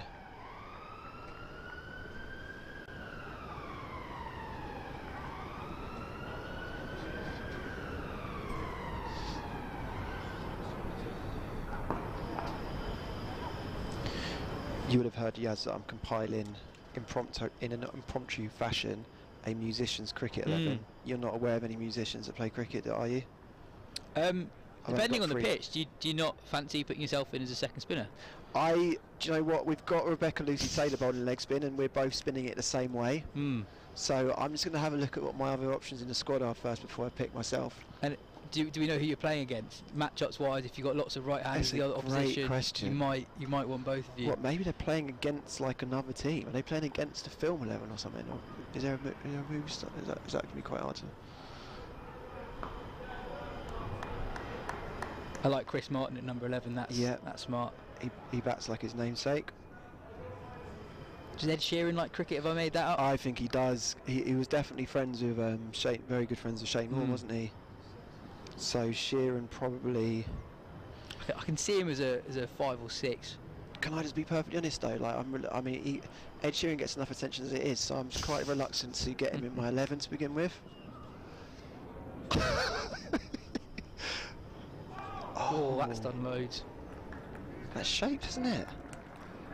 Tom Law's probably bowled the ball of the day earlier on, and he's followed it up here with a pretty similar delivery.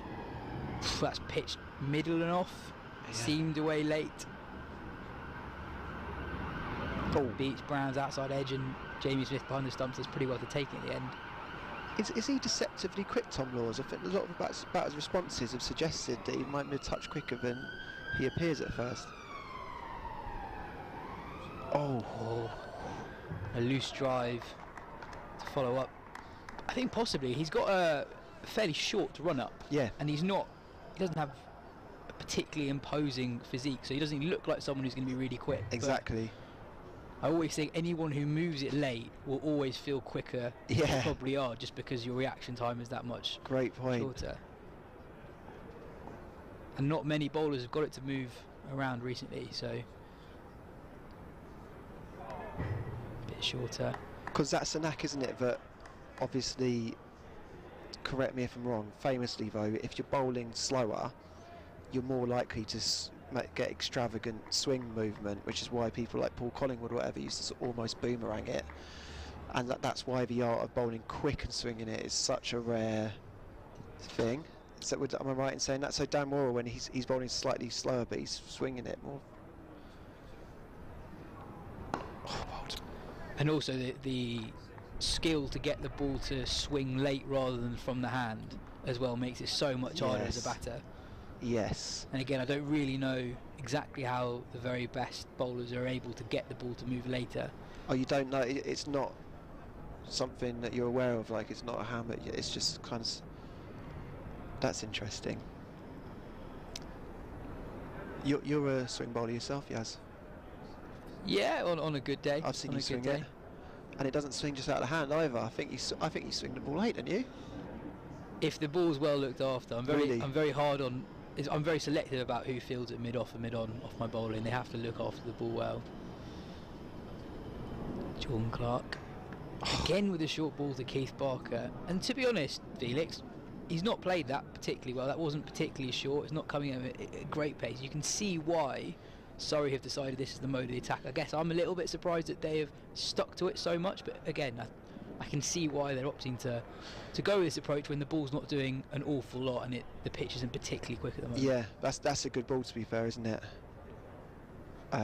It's just surprising to me.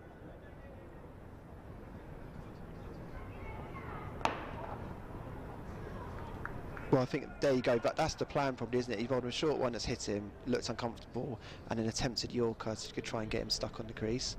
So, but that's what my issue, just from afar looking at it now, would be, is that I couldn't see them telegraphing that, you know.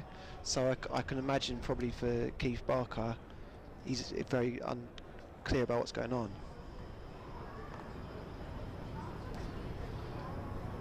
We haven't seen it yet this game because of the match situation. I'd say Hampshire haven't looked to take many risks with the bat because of all the early wickets they lost. But I think when Surrey bat, particularly Pope and Smith, I think when they're batting, particularly from the end we're at right now, facing bowlers running in from the pavilion end, I think they'll look to play aerial into leg side. It's such a short boundary. That short boundary. I know you can occasionally see it on the stream when the camera pans out.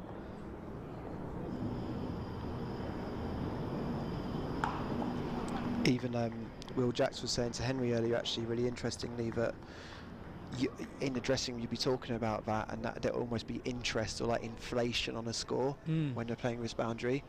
So what would be par, you're probably adding 40-50 onto it.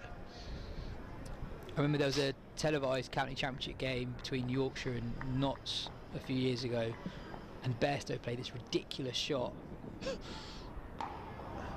Ball was well outside off stump, but he kind of just flicks it with his wrist over the leg side for 6, just because of how short the boundary was. Oh right, yeah. I mean, you have to be supremely talented to do that, don't you? Did you see the shot that Dan Lawrence played over extra cover? I think I've seen a side-on clip of it in the first round of games off Toby Rowan Jones. That genuinely, I think that will be the shot of the season.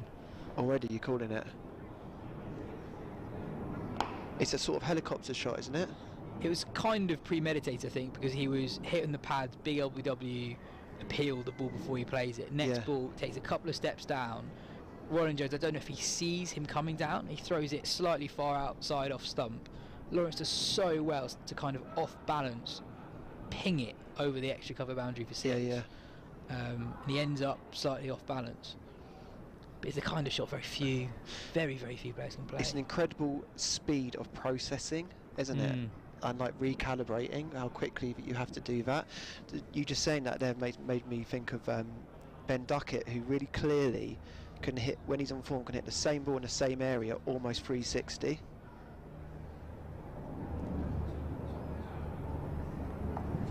Another short ball, Barker flicks it to fine leg.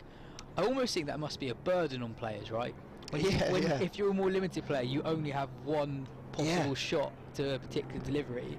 But I think some players, they're almost spoilt for choice, and then it must be quite difficult. Like when you're a player like Ben Duckett or Dan Lawrence, when you can play so many different shots to a single delivery, that almost makes it harder. I can imagine that's true, yeah.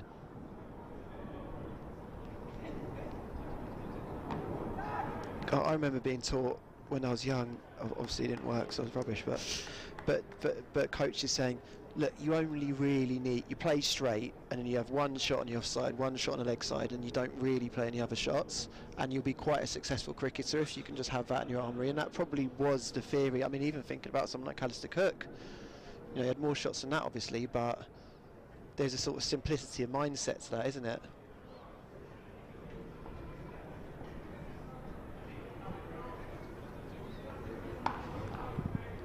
Cut away to the sweep on the offside.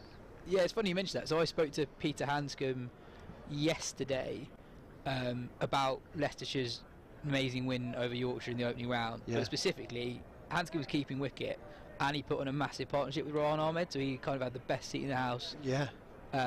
Throughout the whole game to see how Rohan bats and bowls, and he made a point about Rohan. He said Rohan knows exactly how he's going to score his runs, so yeah, he has a lot of shots to his disposal, but Hanscom pinpointed Rohan's ability to be very confident in his own scoring areas. Yeah. And kind of just wait for the ball to come into those in his areas, arc. yeah. Well, that's a sign of maturity for someone who's played hardly any cricket. He said he was very, very confident. Yeah. Well, I guess you got to be. He went for 22 in his first over in that game.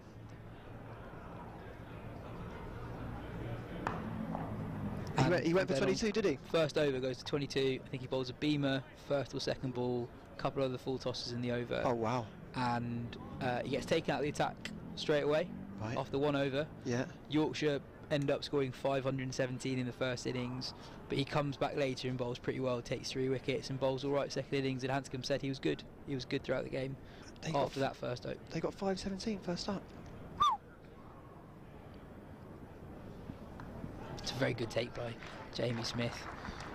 I'm becoming emotionally invested now in this Keith Barker knock. I think he's just been barraged so much, but I feel like almost like a plot in a film. I'm on side with him now. Well, there've been a few balls where he hasn't played the short ball convincingly. Yeah. But equally, he's not exactly giving Surrey a lot of chances. No. Right? There haven't been many balls where it's fallen just short of a fielder. If anything, the real opportunities to come when the ball's really seemed off a good length to him, hasn't it?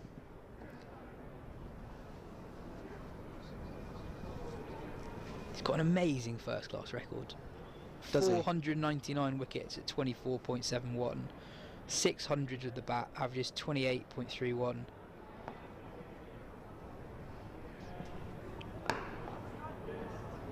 Crisply driven for no run. Stupid question, but has he been involved for England? No, again, what's going on with that? We were talking about Ben Brown earlier having a similarly excellent record but never quite getting England recognition. I think a lot of it comes down to who are the other players in your role who are around your age. Yeah. So Barker's 36, that's not that much older than a Chris Foakes. Yeah. I think Barker came into the professional game slightly later than most. He famously was on the bench for Blackburn in the UEFA Cup or something. What? Yeah. For Blackburn Rovers? For Blackburn Rovers, yeah. He was on the bench for them in a Europa League game, I think, in the late 2000s. What position did he play? I'm not sure. We can look that up.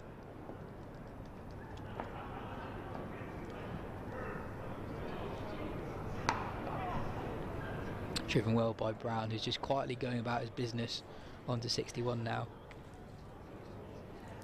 Yeah, he's got 61 off 113. Lovely knock. Yeah, Yas is looking this up now. So he played 1 game for England under-19 football team. Played 12 games on loan at Rochdale in 2007. He was a striker. Right, okay, yeah. So yeah, he came into the professional game slightly later.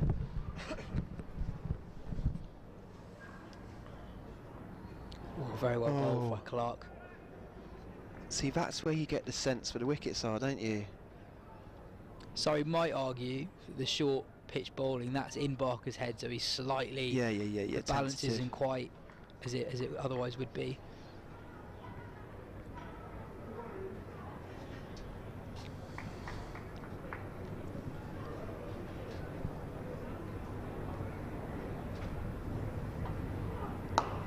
Shot. Well flicked into the leg side. And I guess with Barker, his record is brilliant with the ball, but you'd probably say his bowling's not quite quick enough to see him doing really well at international level. Certainly not far off, and especially he's 36 now. A few years ago he was a bit quicker, and his bowling would have suited international cricket better back then. But yeah. Just trying to think who would that spot have been the real quick go-to guy England would have been, but I sort of suppose Mark Wood and people like that, Plunkett, all those kinds of bowlers. It's hard to get in front of them. It's another quiet over without a boundary. Hampshire just ticked slowly and slowly closer to 200. The 150 is up. Polite applause goes around the Kia Oval. Yeah, so what are the scores around the ground? Have you got access to them? Quite interested to know what's going on. So Durham 194 for 3 at home to Worcester. Runs for Alex Lees again. He scored 70. David Benningham is 53 not out.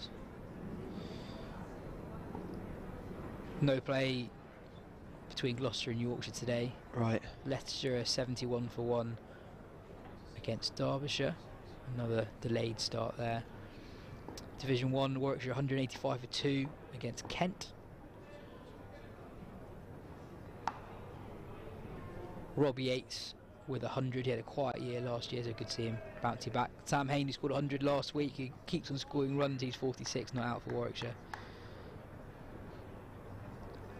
Not 171 for 3. He'll just lost a couple of quick wickets. Hasib Hamid out for 65. Ben Duckett scored, I think, 80 odd earlier on. Blanks 168 for 7 against Essex. Decent comeback for them. Jeremy Porter in the wickets.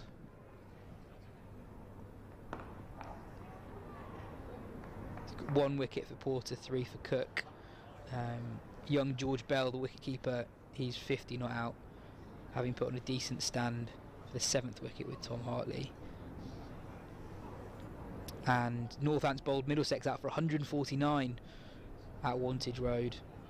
Northants are 10 for 1 in reply. Ethan Bamber with the early wicket of Vasconcelos. Oh, in other news, thank you to Matt T, the Surrey stalwart, of course, who's got in touch saying, bit old school, but Frank Parr was a first-class wicketkeeper and played jazz trombone. I'll be looking that up, Matt. Thank you very much. I'm not going to put him in my team just yet, Matt, because I'm just going to sort of validify that. Look off comms.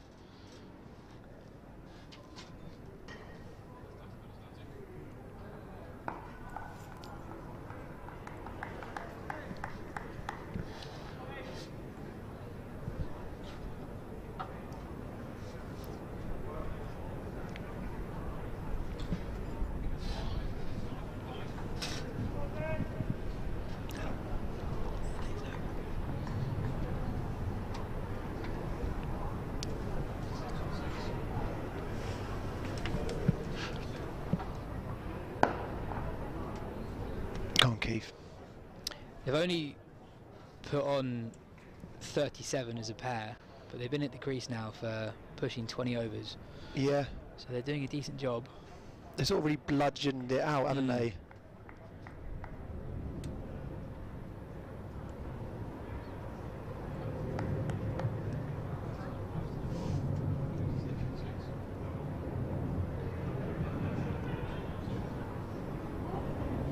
Short ball, Barker comfortably ducks underneath it, and another over passes without a boundary and without a real chance either for Surrey. 151 for 6.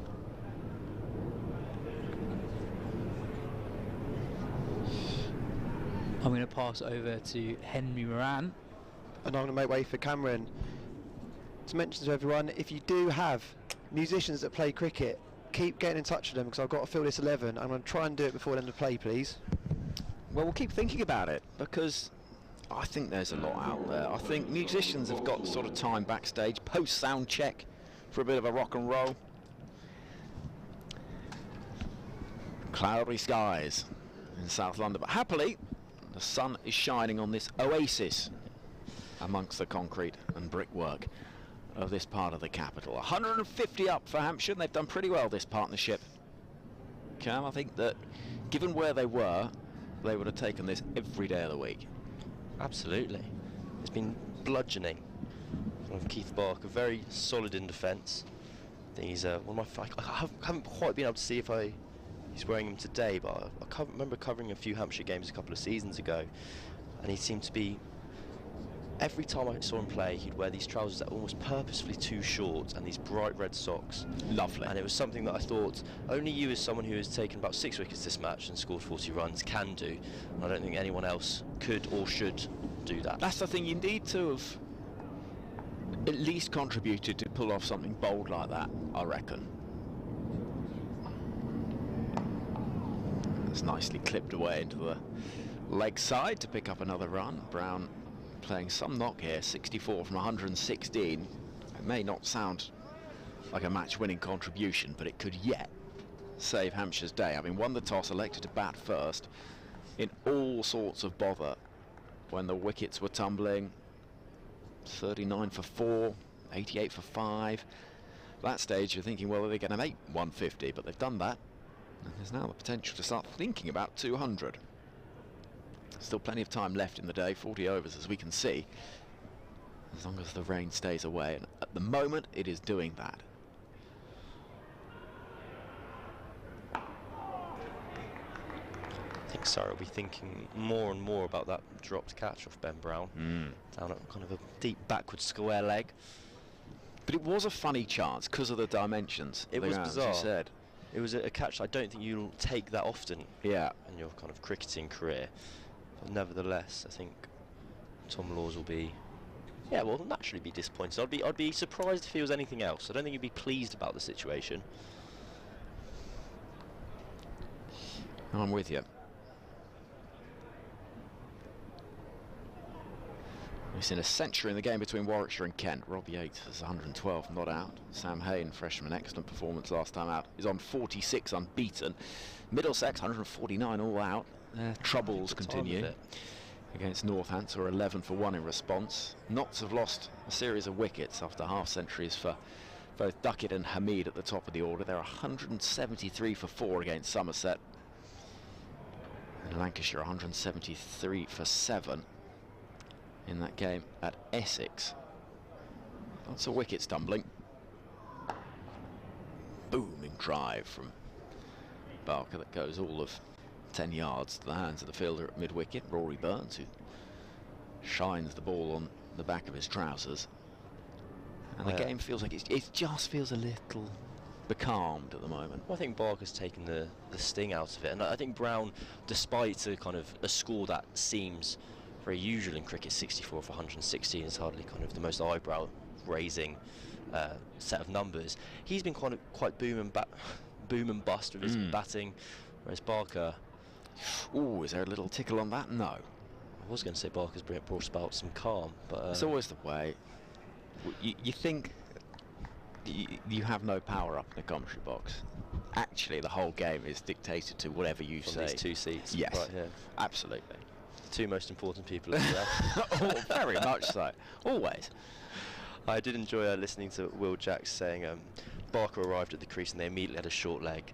And he went, we've just bumped him for years. Yeah, I know. And you think, what a horrible thing to spend your summers doing, just being bumped by people. I know.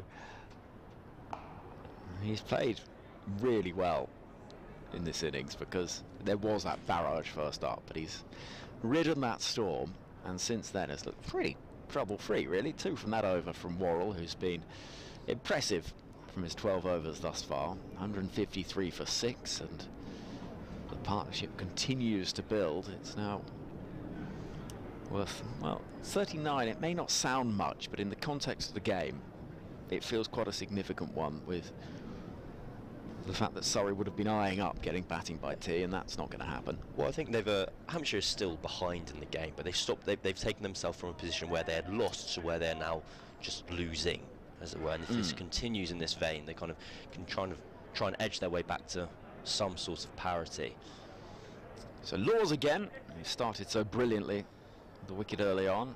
He's bowling to Barker, who will get a single towards the fielder at backward point. It was only just a single. Only just. A very leisurely taken run to kind of the right of backward point, and it was a kind of not half-hearted but an off-balance throw at the stumps, and it did seem to take everyone a bit by surprise when the ball narrowly missed, and everyone kind of just caught up with the fact that Ben Brown wasn't quite comfortable making his ground there. But I think Ben Brown, every time he has taken a strike, has hammered a bail-in to mark his guard today. And why not? It's working for him. It is working for him. Number 10's back. That's a flair player. It is. Has to. He's very much just sort of sitting behind the strikers, pulling the strings. I was trying to work out Felix's instruction about musical cricketers. Yeah, and sadly he's ruled out it just being puns. That is a shame. Which is a real I don't know shame. if I'd have had any of those, to be honest. Yeah, well, there'll be a few that I'm sure we could get behind. Oh, that one keeps low.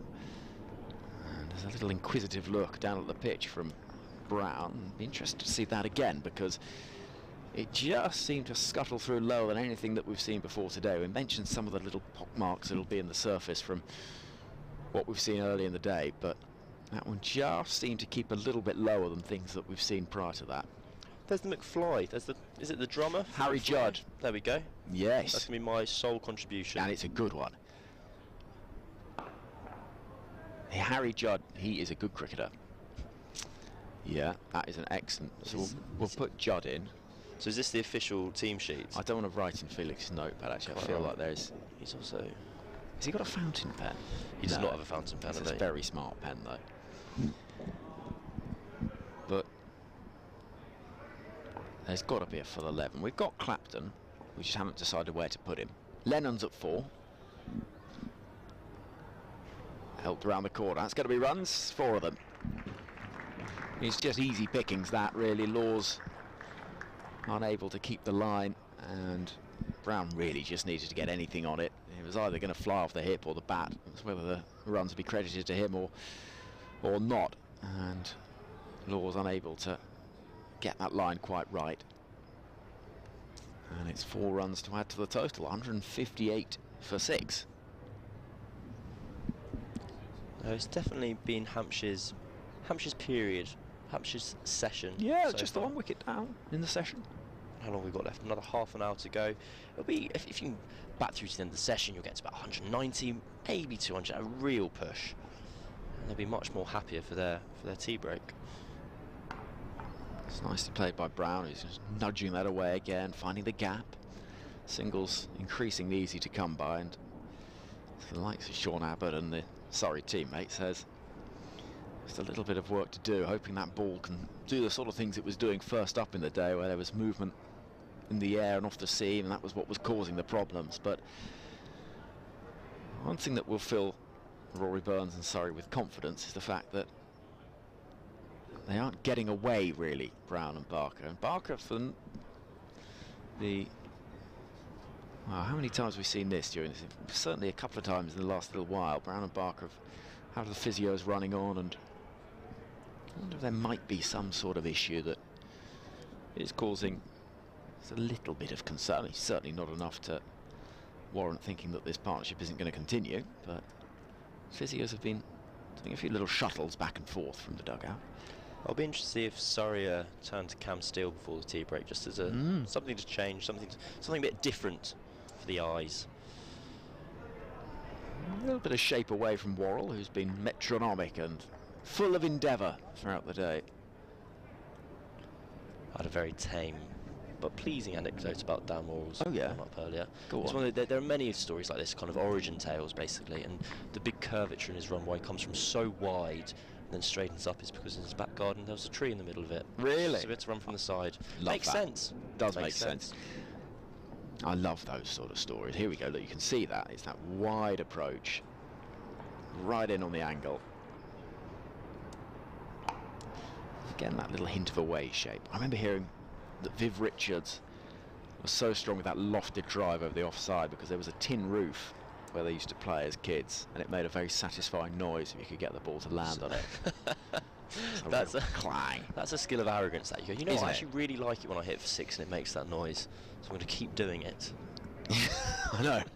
There are certain people that can do that. I think probably Viv is quite a small part of quite a small club, really. It's a good-looking shot, but it goes straight to the hands of the fielder. It does remind me of an old friend. I still play with him, actually.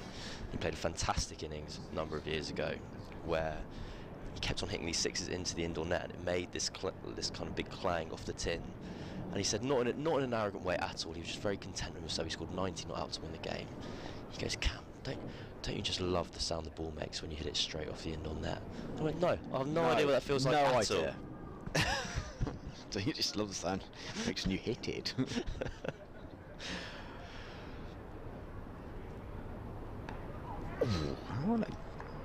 Ball that seemed to startle Brown a bit, and maybe just a little bit of variable bounce that we're seeing. It has crept in. I kind of didn't want to leap on that too early in terms of just maybe it's a couple of kind of anomalous deliveries, but we've had one shoot low this over, and that one maybe is a kind of a reaction to the fact that one had kept low. That just shot up and just took the kind of the top, not quite the shoulder of the bat, but very high up Brown's bat, and he looked uncomfortable with it. It took him by surprise. But I'd be very surprised if there was to be kind of masses of variable bounce halfway through day one.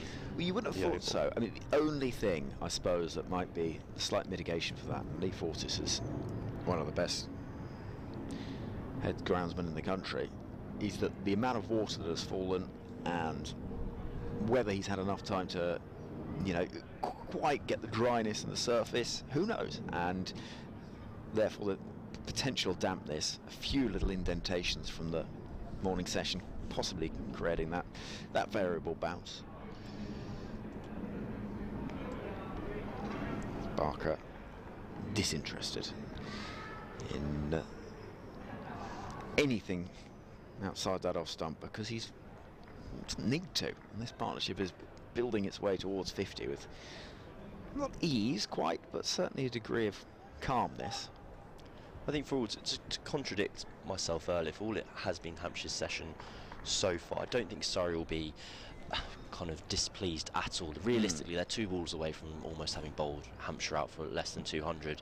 They haven't got away from themselves. Hampshire's best period in the match has been this, and they're trundling along at kind of 2 and over. To see what the actual run rate of this partnership is. It is, they scored 46 runs off 22 overs. So it is almost exactly 2 and over. So I think Surrey will not be too disheartened. There's a rather happy little fella hoping to find some grass seed. Why is it that there's pigeons at the Oval and not other grounds? That's the sort of stats we need more of. Here comes Laws. Do you know what I mean? Henry, there are lots of questions in the world I can't answer, and that is, I think that's one of them. But I want to help. I don't want to. It's the first rule of kind of improv comedy, isn't it? You can never say no. Yes. You've got to keep saying yes. So, for me, that is surely at the front of the queue of things you need to know. Okay. Well, I think I've got an hour and a half in between my second and third stint. Because you don't see him at Lords. I think it must be something about the length of the square, maybe. That's a great shout. Is it a shapes thing, or are pigeons attracted to very lengthy rectangles? Is it a seed thing? Is it the type of thing in South East London? Maybe. Or maybe they just love a bit of champo cricket, and they know that they want to see the champions play. Everyone goes, Keith Barker? No, that's Ben Brown again. Sorry, I thought I saw 2 batters hammering the ball into the ground. He's done it twice in this over, once on strike and once at the non-strikers end. There's Brown. Well played by Barker, the short ball. I imagine he's useful putting a bit of IKEA furniture together. Very skilled operator. Yeah, Brown, I imagine. You know, he's good with a hammer. He seems to know what he's doing. He uses his bat, that's what's He weird. does, yeah. When he's putting up a malm, he's absolutely lethal with that bat handle. 161 for 6. Barker's got 21 from 82, so a strike rate of 25. It's not exactly taking the game away, but it's doing a very useful job. And he takes a little step away. He doesn't look comfortable to me. For some reason, he doesn't look comfortable. I'd agree with that. I think he both looks uncomfortable, but he also makes the game look very simple. There's a kind of not much movement. He kind of just bats as if why wouldn't you just be able to block every ball? How would I get out? Yeah. Why would I make a mistake? I can just stand here and play the sport. Obviously, he does make the bat look very small next to him. Yeah, he's an imposing figure. Ducking out of the way, and I think he's played this really cleverly actually, because the temptation, we discussed it with Will Jacks earlier on is when this partnership came together, 6 down with what, barely 100 on the board. Do you try and push the game forward? But what they've done is they've backed their defence, and they've known the ball's getting a bit older, bowlers are well into their spells. Actually, you can take a bit of the sting out of the game and just take your time, and they've done that really well. So 2 slips waiting now. A little bit of interest from Ollie Pope. We thought there might be a tickle on that, but there isn't. And the end of an over that concedes just the 1 run. 161 for 6 is the score, and Barker, he seems to be hobbling just a little bit to me. I do wonder, and perhaps this is reading too much into an event that hasn't necessarily happened, but I feel like Surrey's game plan was incredibly simple for the entirety of the day until Barker arrived. And as Barker arrived, they went to short ball stuff, basically. And just whether that change in lines and lengths has then seen, when they try and bowl conventionally to Brown, maybe kind of a losing of that line and length as well. So maybe it's just got a bit faster and looser from Surrey, and they're just not quite nailing those areas they were before as a kind of byproduct of having switched the plan for Barker, and whether then we might see a return to kind of more conventional tactics. This time cut from Brown, who has looked like he's playing a different game for the majority of this innings. Yes, he offered that chance early on, but otherwise it's been pretty faultless. Ben Brown, who has done the rounds. He's only 35 this year. He's an experienced player, heading towards 175 first-class matches, so he's seen situations like this on many occasions, and is very content just to ride the storm that has been wrought by this Surrey bowling attack. And early on we saw so many threats, edge beaten on so many occasions. We wondered how many wickets would fall and how quickly they'd fall. But since that 6th wicket's fall, it's not really looked too dramatic and too troubled, I have to say. And the former Sussex man is leading the way for the Hampshire side, fighting back in this fixture. Brown topped the kind of Hampshire averages last year. He's kind of setting about doing the same again today. I think last year was his first season at Hampshire from Sussex, if I'm not mistaken. And he's kind of, well, he hasn't led from the front, he's led from number 6. Kind of saved the day, and now hopefully with the Hampshire hat on, guiding his team to a score of some respectability. And Worrell, who's had a lot of work to do into his 14th over, charges in once more. He runs there down towards fine leg, just a single. Roach picks up. You can see, so top right of our picture, you can see the indentations from the run-up from Worrell, and a little bit of what we spoke about and the amount of rain that's fallen. You can see that quite pronounced marks where the bowlers run in. He said it was a very distinctive feature of Wellington, actually, as a cricket ground, that because there's that kind of moisture in the air, the wicket is often green and soft on the first day, and it leaves these kind of pearls of kind of these indentations, scallops I think they called them.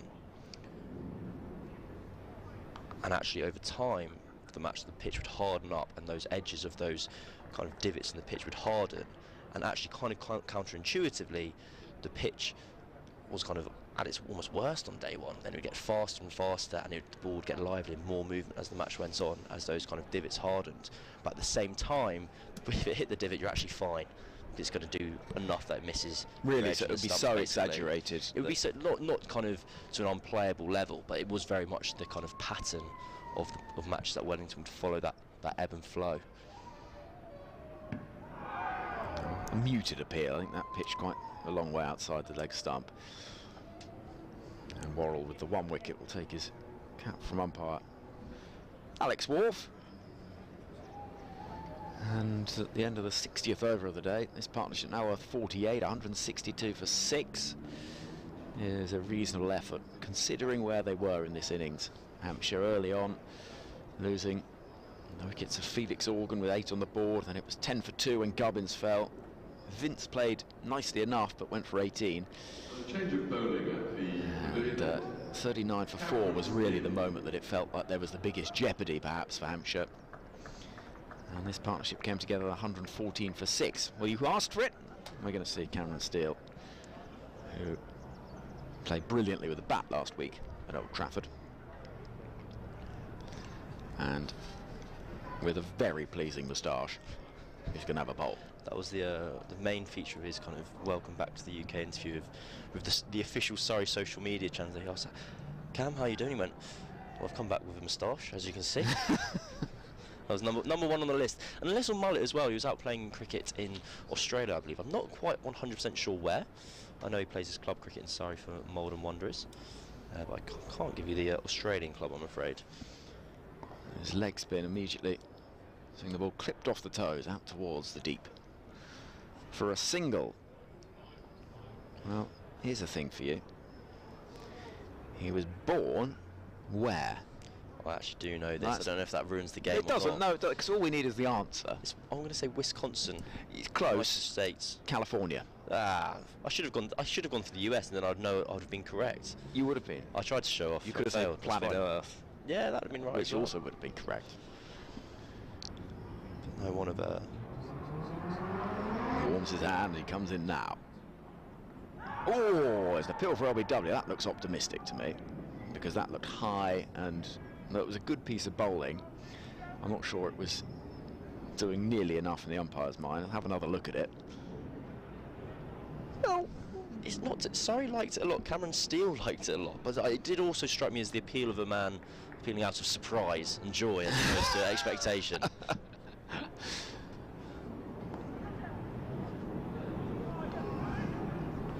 I think I was in the back of the box here when Felix discovered that Keith Barker had a previous life as a footballer.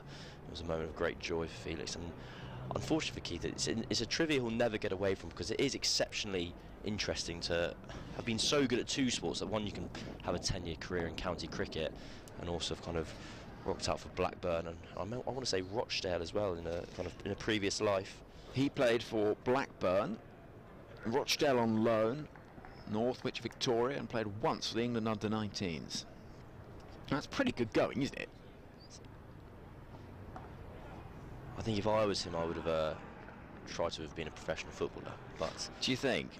I think you've got as much as I love cricket, I don't think there can be few better feelings in the world than kind of scoring a winner in front of 40, 50, 60,000 people. Yeah, I absolutely agree, but he was at Northwich, Victoria by then. And I don't know what their crowds are these days, but I'm pretty certain not that many. Well, we've just Brown and Barker have brought up the 50 partnership. I believe it was of 161 deliveries. It's been an excellent combination for the visiting side, who were at risk of kind of falling to a second heavy defeat in a row. Yeah. Last year, I think they lost by an innings, and that's whatever it was, 40 for 4 this morning. It looked like the match might be heading in the same direction. It did a bit, didn't it? You can see the wind buffeting the jersey of Cameron Steele. He sounds like he might be a sort of superhero name, isn't it? Man of. Yeah. 164 for 6 then. Morrell's going to continue. From the Vauxhall end. And Barker, having faced nearly 100 deliveries now, has not looked like he's in a hurry in any way. He's very happy just by playing the ball as he sees it, or swinging and missing. That's another reason why I think his kind of match-up against Cameron Steele could be quite interesting. Kind of a leg spinner bowling into the left-hander. There will be, it's a cold day. I can't imagine Cameron Steele's hands are very warm. I think it's very likely he might be spraying a delivery or two and just kind of induce something out of Barker. You're kind of paying for and hopefully getting the wicket at the other end of it, as opposed to kind of dismissing someone through kind of guile, just bloody mindedness. Well, amazing how often you see, particularly with leg spinners, because there is that slightly erratic nature in terms of length, where you might have one full toss followed by a half tracker followed by a length delivery. You do sometimes see a batter get overexcited and swing wildly at one, then the eyes light up and you can get a wicket. if you've got a part-time leg spinner, it can be quite a useful thing just for breaking a partnership. Ooh, I think that has come off the helmet of Keith Barker, and that is the signal that is being made by Alex Wharf, I think, and that will almost certainly see the physios coming onto the field as concussion checks and everything else become increasingly important part of the game, and quite right too. And we will have a little bit of a pause as I see a doctor heading down the steps at the far end of the ground. Really scooted off. I'm not 100% sure if it took his grill. We'll find out here from the replay. I think it was a sort of really sped off the body. I think it was actually flicked off his back. Was it his back rather than the head? I think it might be his back. It almost came off one of those catch-it ramps. It's flying miles. It was always sort of near post flick at the corner, wasn't it? You can see hands plunged deep in pockets. There was, if we're doing musical cricketers in terms of footballing cricketers, there's a play. It wasn't a professional, but I remember I did an article a couple of years ago for the Cricketer on, there was this age group at Lancashire, and it had Sakib Mahmood, the two Parkinsons, Josh Bohannon, and Harry Dearden, I want to say. So basically there were five professional cricketers all out of one age group. How many of them? Two of them are internationals. Josh Bohannon's been in the England Lions. It's kind of, the idea is it's the kind of best age group team of all time. The class of '92 equivalent. Exactly.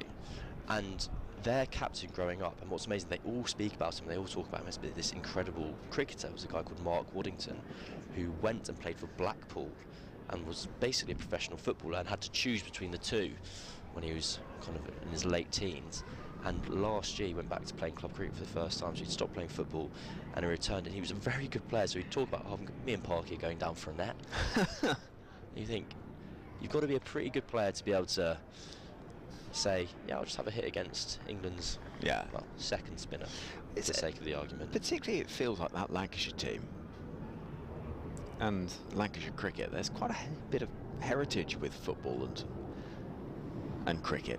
Because Phil Neville was known as, speak to Charlie Dagnall, and he says that of that time, Phil Neville in the country was the batter that people were talking about as England's, as a teenager, as England's great hope as a cricketer. Shot. That's a good-looking shot. I'll only bring the one because Jordan Clark moves across, but I travelled a lot less far than I thought it had. As it came off the bats, we were in for kind of a very aggressive boundary from Barker, but alas. But you're right, sorry, I'd forgotten as well from that age group, there's also Haseeb Hameed, so there's 6, and so there's 3 internationals out of that group. And I actually only found out about this because a friend of mine is that age group and lived in kind of Manchester, basically. We talk about playing them, you say, well, you just lose every week. Yeah. Which you would. Because they're so good. Yeah, of course you would. Down the leg side, try to follow it down that way and find that boundary towards the pavilion, but unable to do so is Brown. And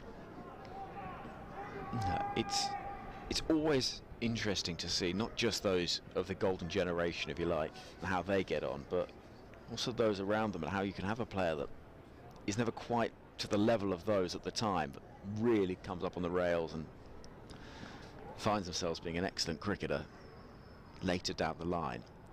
But I mean, that is some team to have had, isn't it? I mean, an age group cricket, blimey. Right then. I think that'll be a frustrating single for Surrey there. They would have liked to have a few at Keith Barker there, kind of build some sort of pressure, kind of to talk in cricketing cliches of building pressure at one end, of not wanting the strike to be rotated. But nevertheless, I think it will hold for that occasion. Well, there's the full toss that we said might come along. It's gone down, rushing towards the far leg boundary. Has it been stopped? No, parried into the ropes. It was a decent attempt in the deep, but ultimately one of those we felt the ball was always likely to win the race one way or the other. And we can expect this. There'll be opportunities for run scoring, but you never know if there'll also be a chance of one being whacked up in the air. So Brown to 77. I think Brown's premeditated that paddle sweep there, because I think if he knew a full toss was coming on, he wouldn't have perhaps got down on one knee and been delicate with it. We're not going to see exaggerated turn off this surface, you wouldn't have thought. think it's a difficult task Cam Still's signed up for at the moment. And he warms that hand. Another enthusiastic appeal that I'm not sure had a huge amount of merit. There's going to be more runs, presumably leg byes. And no, runs are signalled, so it's come off a bit of bat or glove and gone down to the boundary to being brown into the 80s. I think Steele was again enthusiastic by the prospect that it was quite close, but not that close. Jamie Smith was not interested at all. I think he knew he'd taken some glove on its way through.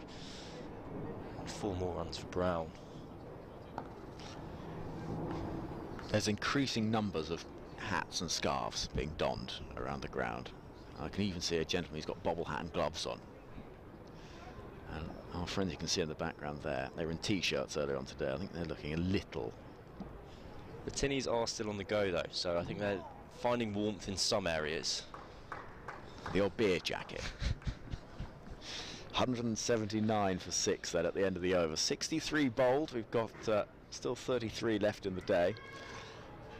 And it's been an entertaining day of cricket. It's ebbed and flowed, and though this has been a slightly quieter phase of play in terms of wickets and runs, it's been no less compelling for that, because it's had to be a really cautious rebuilding job from this Hampshire duo, and the question for Surrey is how do you break the partnership, and mixing things up and trying different options. I wonder if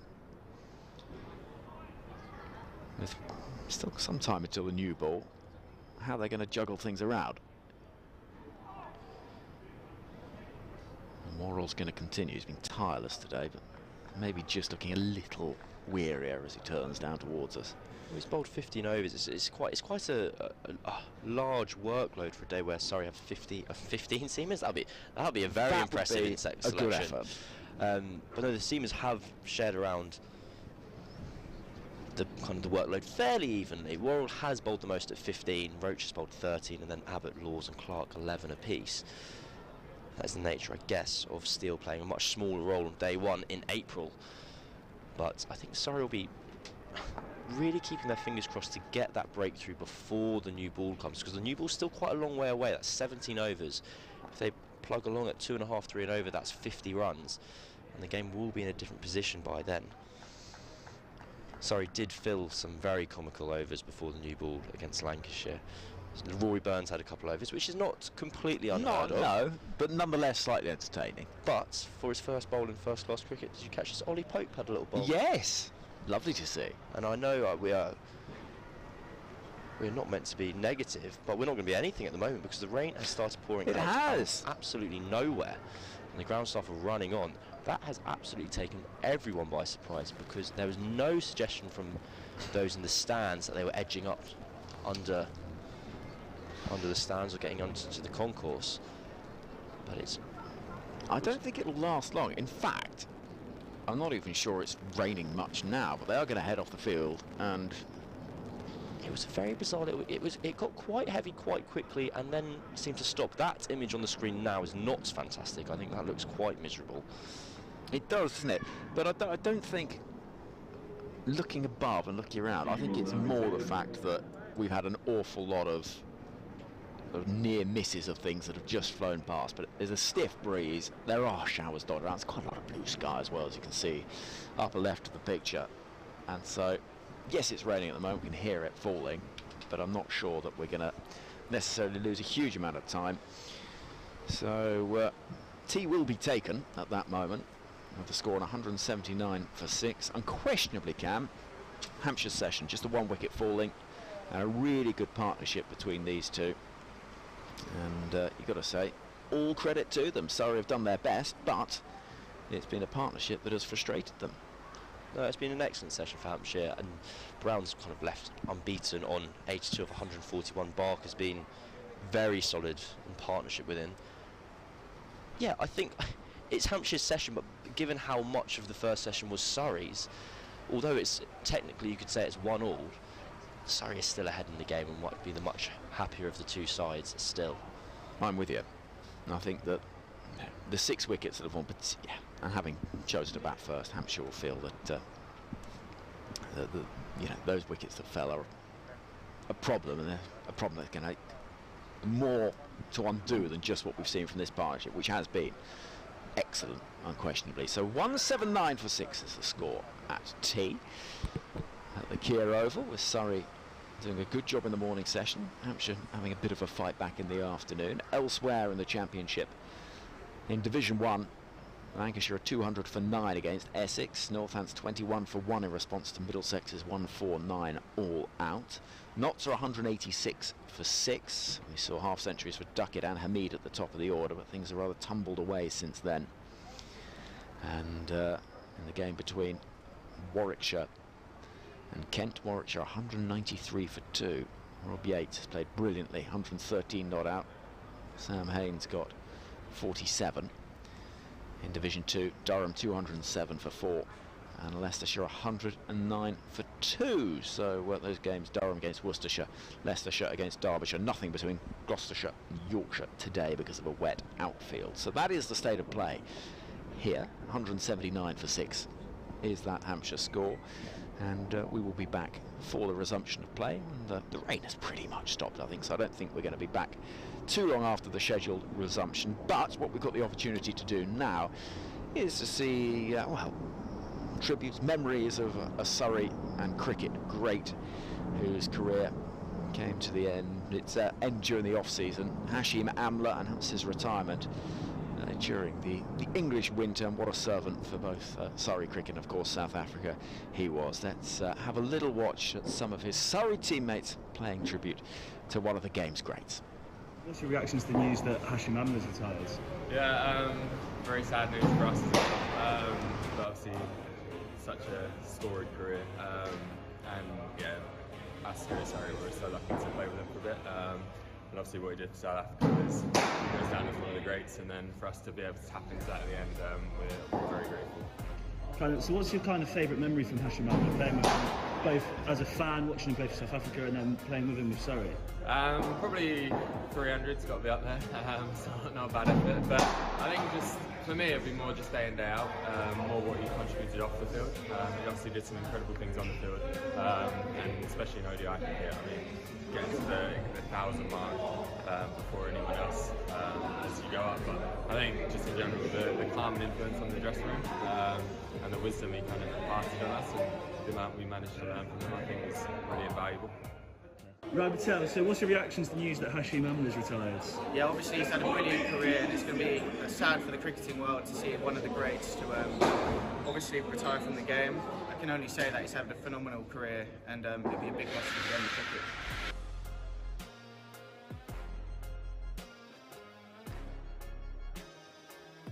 So what's your favourite memories of playing with Hashim Amla?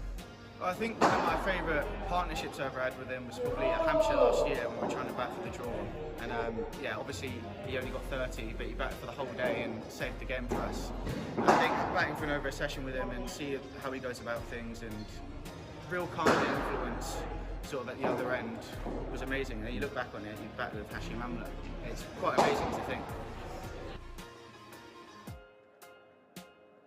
Growing up as a cricket fan, kind of Hashim Amla was at the peak of his powers kind of for South Africa, and then number one. Do you have any memories of watching him play for South Africa? So I think the bigger one, and that everyone's probably going to talk about, is probably the 300 that he scored at the Oval and sort of set up that test match. I think to see that, and when he was world number one as a test batter, the way he went about things was class, to be honest. He's going to go down as one of the greats. For sure. And then finally, kind of what was he like around the dressing room, kind of helping out Rory and as part of the leadership group, but also on the young lads? He spoke so well about Ben Geddes last year with his knock against Kent. Kind of what was he like around the group? Amazing. I couldn't speak highly enough of Hash. He was a real calming influence in the changing room. He wouldn't speak for the sake of it. He wasn't a real loud voice and a lot of stuff, but when he spoke, everyone listened. So I think that was the biggest thing, and the compliment to him is that everyone wanted to get some sort of information out of him. And yeah, it was brilliant. Perfect. Cheers, Pat. What's your reaction to the news that Hashim Amla is retiring from cricket? Obviously quite sad. Going to miss him a lot. He's had a massive impact at Surrey, and phenomenal career, phenomenal player. Learned a lot from him on and off the field, and going to miss him.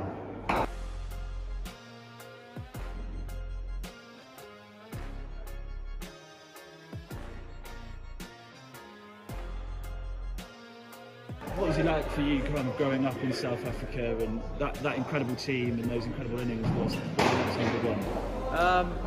Yeah, he was a hero of mine growing up. From when I remember as a kid watching him bat and all he's done for the Pro Teams and stuff. He had an incredible Test career, international career really. And from a hero to teammate, it was quite a shock meeting him for the first time. Felt a bit weird speaking to him and then taking the field with him. It was amazing, yeah. And what was he like to play with? Kind of, obviously he came here in 2013-14 and came back after his Test career finished. What was he like to play with during those? Very calming. He has an abundance of experience, so sharing the field with him is incredible because he's kind of got great ideas and kind of solutions for problems, especially in 4-day cricket. He knows what everyone's trying to do, so he really helped me with my game, especially as a spinner, bowling to him and then having him help me with field settings and stuff. Yeah, very good. Perfect. And kind of what's your favourite memory of Hashim Amla kind of playing Test cricket, ODI cricket and also playing for Surrey? I'd probably say my memory of him playing Test cricket would have to be his triple century here at the Oval. I mean, I remember watching that Test match and he batted amazingly. I think something that stands out was the patience he showed and the discipline he had. He's obviously an incredibly skilled player. Personal kind of memory was I made my T20 debut when Hash was here and he actually gave me a lift to Chelmsford. And we were about an hour and a half late. We hit some really bad traffic and I was really panicked by it and he kind of calmed me down, took the blame, so yeah, thanks Hash. Perfect. Connor, what's your reaction to the news that Hashim Amla is retiring? I feel a sense of pride. I grew up idolising the whole South African team. He was a huge part of that. South African great and a great of the game. So there's no sadness, purely pride and congratulations to him.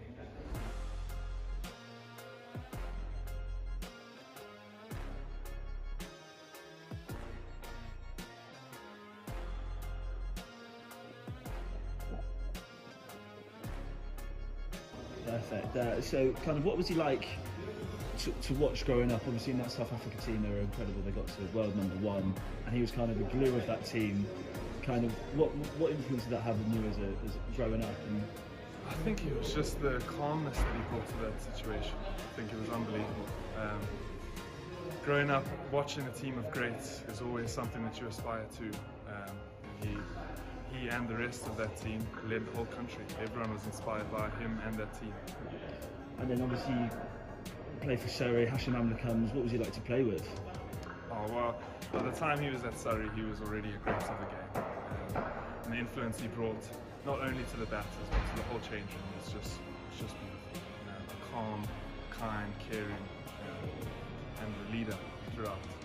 Perfect. And then kind of, what's your favourite memory of Hashim Amla, both South Africa and playing for Surrey?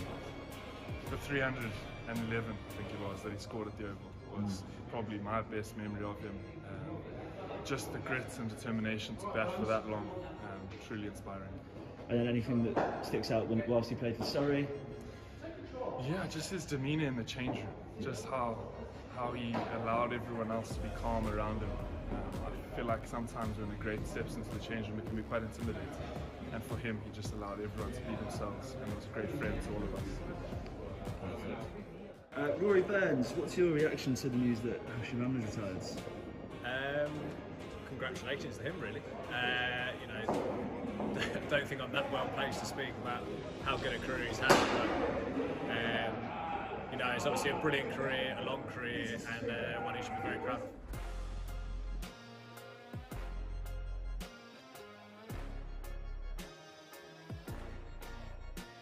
What was he like to play with, work with? Obviously you worked with him as a youngster when he was here in 2013 and 14 and then came back and you were captaining the sides. What was he like? I mean, very consistent in how he approached the game. Very calm, a very calm influence in the dressing room, very calm ways of cricket, a lot of sort of zen and just a brilliant person to have around the group. Constant counsel for me, particularly when he came back the second time as captain, and as a young player trying to learn off him the first time around.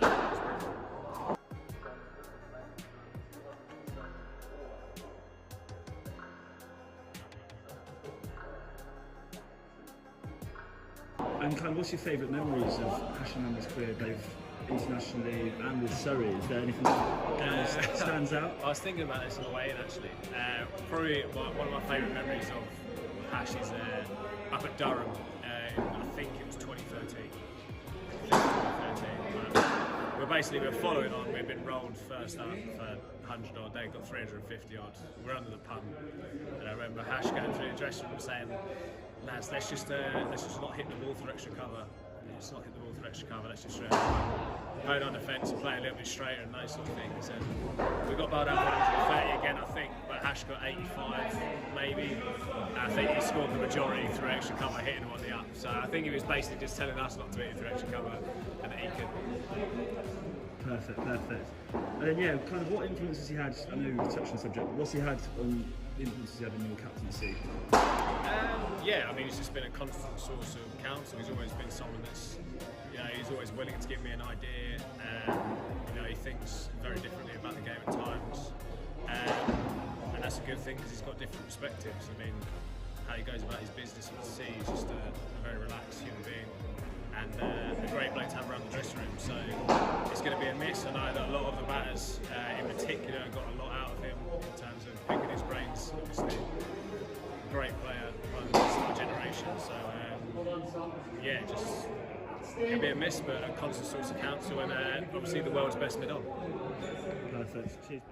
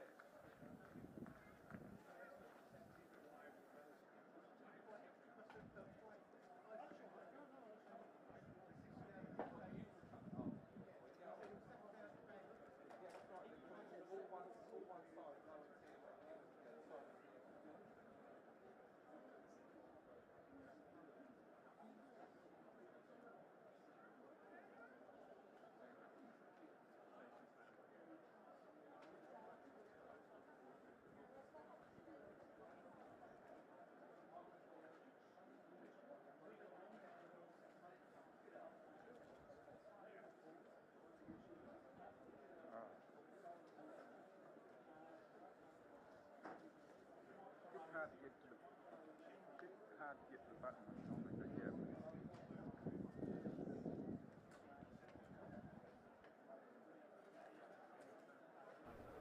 Ball to please use 16th level of the box.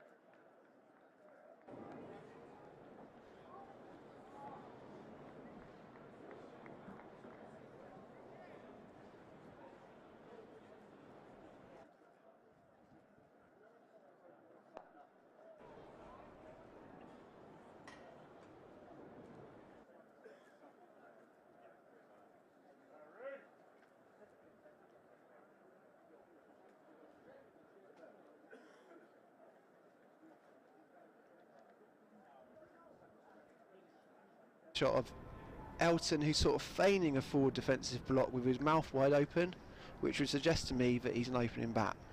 I think so. This is a bottom edge. I mean, I wonder if he's more likely to be a dasher or a block it man. Well, that looks like a blocker, doesn't it? Yeah. Should I put him in at number 2? Yeah. Did you not get the joke? That's all right. Oh, a block it man. Come on, Felix. I nearly swore it. I'm a block it man. Okay, right. You're going to be back 2 then. Yeah. So we've got Elton opening the batting, followed by the dasher Judd and John Lennon.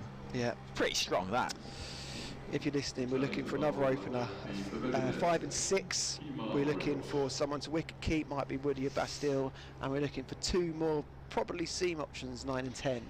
Obviously, if you want someone to get a bit of, bit of grip on the surface, could you get Tina Turner? Yeah. I reckon she'd. Yeah. Right, could see Kemar Roach back into the attack after tea. He took 2 wickets early on in the day. 2 wickets that fell first, and he bowled really nicely.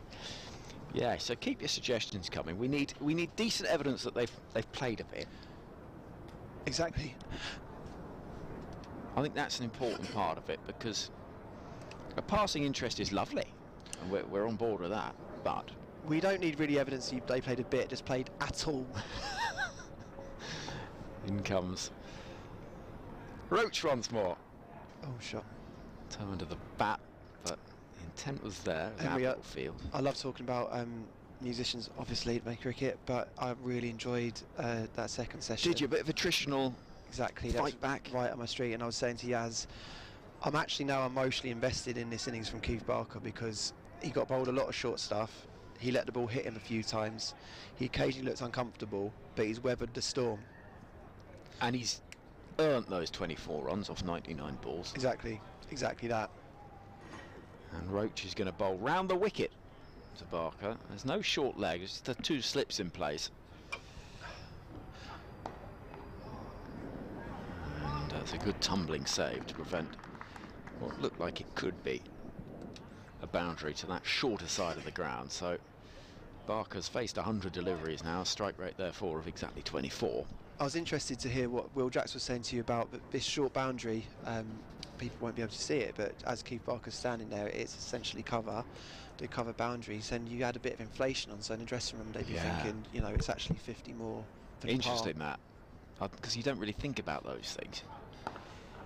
And there is that short boundary targeted, and that will be the 4 runs. Right on cue. There's the inflation. There you go.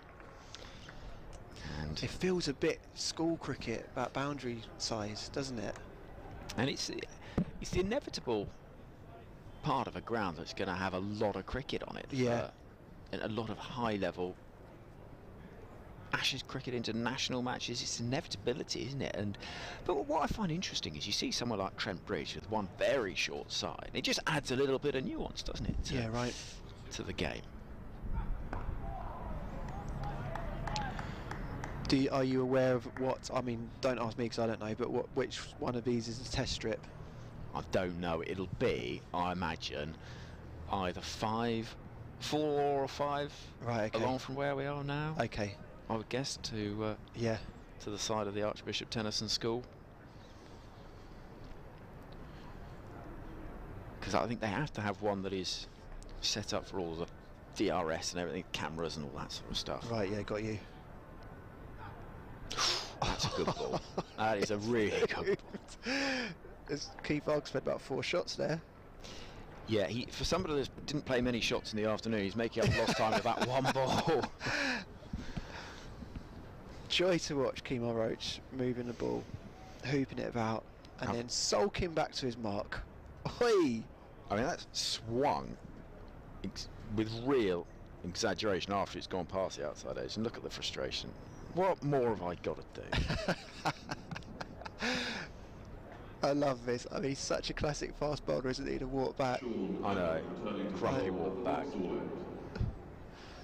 So we're going to see Abbott back into the attack. From the Vauxhall end, the end of the ground where we are, seeing out in front of this marvellous scene in front of us. Have you had any more thoughts about our cricket sleep tape, Henry?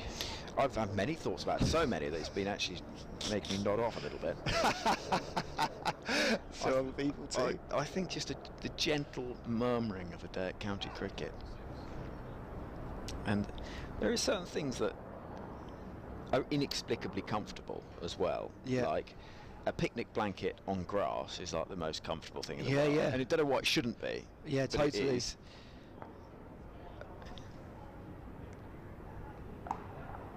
Pulled away with ferocity, but there is protection out there. And people obviously do that at lunch. I was saying that's one of the beautiful things about county cricket over is you get to get on a pitch, which we did. We had sort of half a session, and you said it rained conveniently for the game's sake, so everyone was ushered off. But sometimes you get people that will unfold a blanket and an entire picnic, and they got a river, move it down in 20 minutes. Bang, bang, bang, bang, bang. Sandwiches for us to get out and get off again. Sensational, isn't it? I think it is one of the rare joys of the county game is seeing that. And you know, there have been moments in international cricket they do that too, but typically there's more going on the outfield during an interval. More TV crews, that sort of thing. Barker deep in the creases. Pick up a run to the leg side, and they're continuing where they left off before tea here. 187 for 6. Let me ask you this: they clearly had a plan to keep Barker in the second session. We're going to bowl short of him, and then it's going to be full and catch him stuck in the crease. Haven't seen a short ball bowled at him now. What happens with plan Bs sometimes? Like, do you feel like they go like, we're going to put that ball away? Well, I think what they always say, if you bowl your best ball to get the top order out, revert to that. Yeah. It's good enough for them, it's good enough for those a little lower down. Happens often, doesn't it? There's suddenly a new plan for lower order batters. And you've seen the England Test side have been infuriating for a number of years. Yeah. In changing their approach to tailenders, of just bouncing them and just not getting through. There'll be another run there for Brown, who's not a million miles away now. Oh, don't say it. Don't say that, Henry. He's in my fantasy team, so... Is he? Yeah. Oh, well, it'd be his 24th first-class 100. Would it? Yeah. That's why I picked him. Yeah, it's pretty good going, that, isn't it? He's already reached his 49th first-class 50. That's a good career, isn't it? Yeah.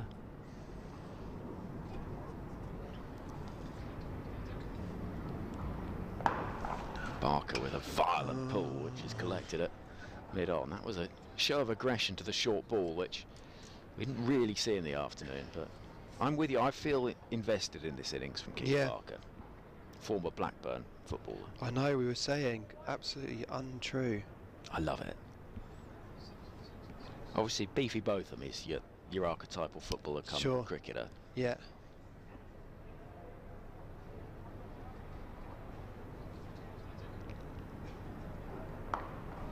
Again, just a little jab down into the ground, and frustration for Abbott, who has bowled with real endeavour today and struck with his first ball. Strangely enough, it will be, having won the toss, it's weird to be saying this, but it'll be a moral victory of sorts if Hampshire aren't bowled out bin today, won't it? Yeah, absolutely, given where they were. Yeah. It really, if there is a bit of rain around tomorrow, and that's what we're thinking, then it might be that the game runs on the first day can have real significance. Henry, what's happening in Lancashire, Essex? Well, we've seen Lancashire 207 all out. Yeah. Response, Essex let me just wait and see in just a moment for you, Felix. I'll see if I can find out for you. This is driven into the offside. Nice looking shot. There's a real chase on in the deep. Sliding save is a good one as well, because that ball was threatening to whistle away to the ropes. It's prevented on its course towards that backward point boundary, and 2 runs are taken. 190 for 6. Well, Lancashire have given the ball to, let me have a look, Jimmy Anderson. Yeah, I know him. And so first couple of balls, couple of dots. Yeah. Third ball, a wicket. Yes. Nick Brown gone without scoring. Wicket maiden first up for Jimmy Anderson. I expect nothing else. It isn't the wicket of Alistair Cook, is it? No, it's not. No. Nick Brown. So Cook's at the other end. Yeah, he's been watching on from the other end. And so... Look, you can get live streams of all the games and obviously come back to us, but I'll forgive you in 2 minutes if people want to flick over, watch Jimmy bowl as to Cook and come back to us. Well, there's so many ways of following it, because you've got live streams. BBC Local Radio do every ball of every game as well. So when you're out and about, the old BBC Sounds app, there's so many ways of doing it. That's a very full delivery, which is put away. And it wasn't a great ball, that. And Roach has been exceptional today, but he'll be frustrated, knows that by his very high standards, that wasn't quite on the mark, and Brown was not going to miss out the opportunity to move into the 90s, and he will feel the weight of expectation from your fantasy team. You will know. Yeah, I'm keeping stum, man. I don't want to jinx it. I was just thinking to myself, I don't know if I've ever seen Kemar Roach bowl a full toss before. I know. Have you? Can you recollect that? No.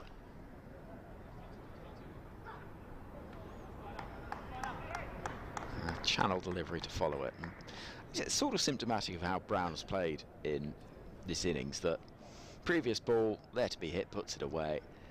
The one that follows, it was borderline wide enough to have a little bit of a thrash at, decides against it, and shows real control.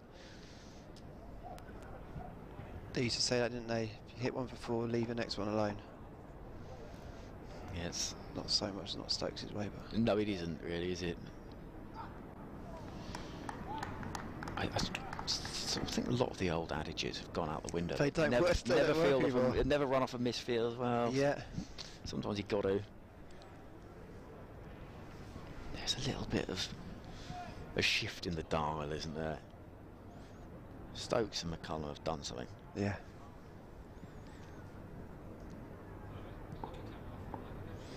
The 2 slips, warming their hands, hoping for an opportunity. Won't be one there. It's driven out towards the deep. Nicely played. Around to keep the keep the strike with a single. And Roach's 15th over comes to an end. 2 for 59. His figures. And after 67 overs, given the fact, and we keep mentioning it, that Hampshire, winning the toss, batting first, did find themselves at 39 for 4, 88 for 5. 116 for 4, so this partnership worth 81 now. Yeah. It's been impressive. Can I just say, if you're in South London, why are you come not down? Why are you not here? Yeah. Abbott bustling in. I used to, so for the last couple of Maccabees records, the band I was in, we had a studio only 10 minutes away at Elephant and Castle, and the last record was a particularly difficult record to make. It took us years, and we went slightly crazy at various points. But I used to, when it was getting difficult, without telling anyone, I'd walk down the road, watch half an hour county cricket, and then walk back, and no one, they'd come back and they'd still be arguing. But you'd been to your happy I'd be cleansed. place. Yeah. I thought it was a useful tool. So if you're going through your own version of that situation at the moment, or you just need to get away for an hour, come to the Oval. Honestly, it's good for you. So when a band is struggling to, what is the problem in that situation? That's a really good question. I wish I had a good answer for that. It's very intangible creativity, because you don't know when to stop. Yeah.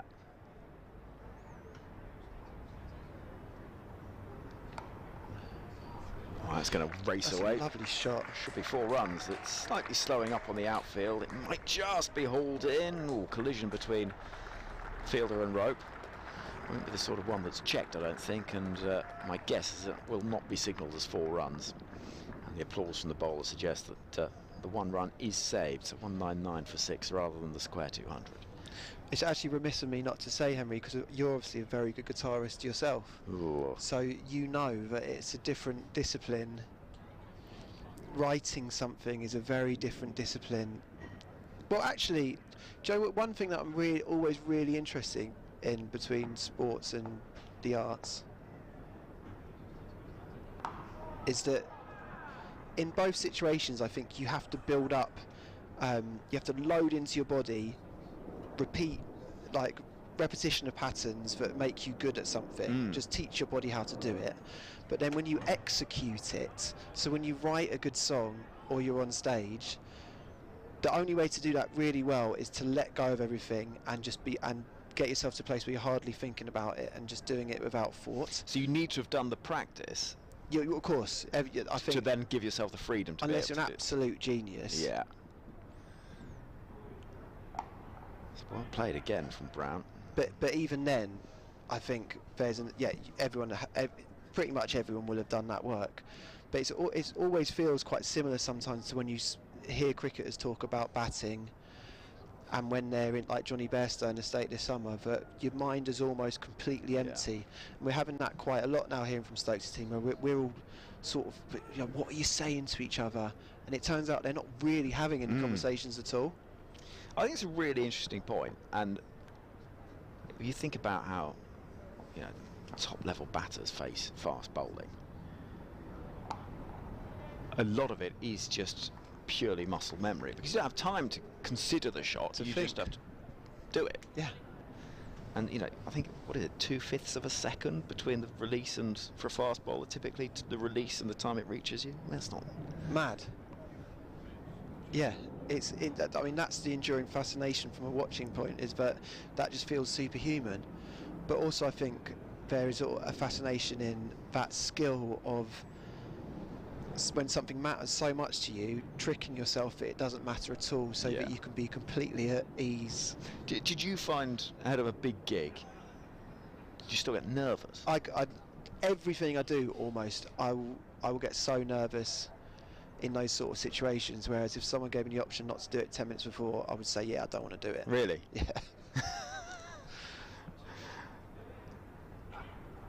Ooh, it's pitched up, tempting Barker, and Roach again will feel that he couldn't have done an awful lot more to induce that edge. He doesn't do it though.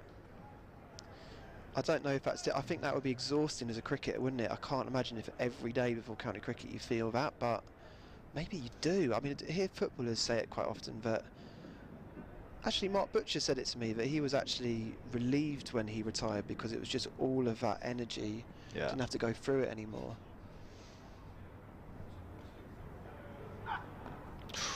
And I think that particularly with red ball cricketers, because T20 in franchise cricket, you tend to, losing a wicket isn't necessarily quite as problematic, because you could be, trying to get a fast start, Yeah, you yeah. can get out. That happens.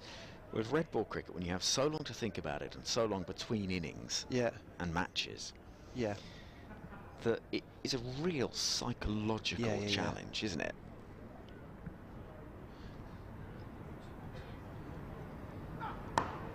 There's a bit of a way shape again. Sorry to talk over you. That was the other really interesting thing, is that it's a lot of waiting around and then being called to action very quickly.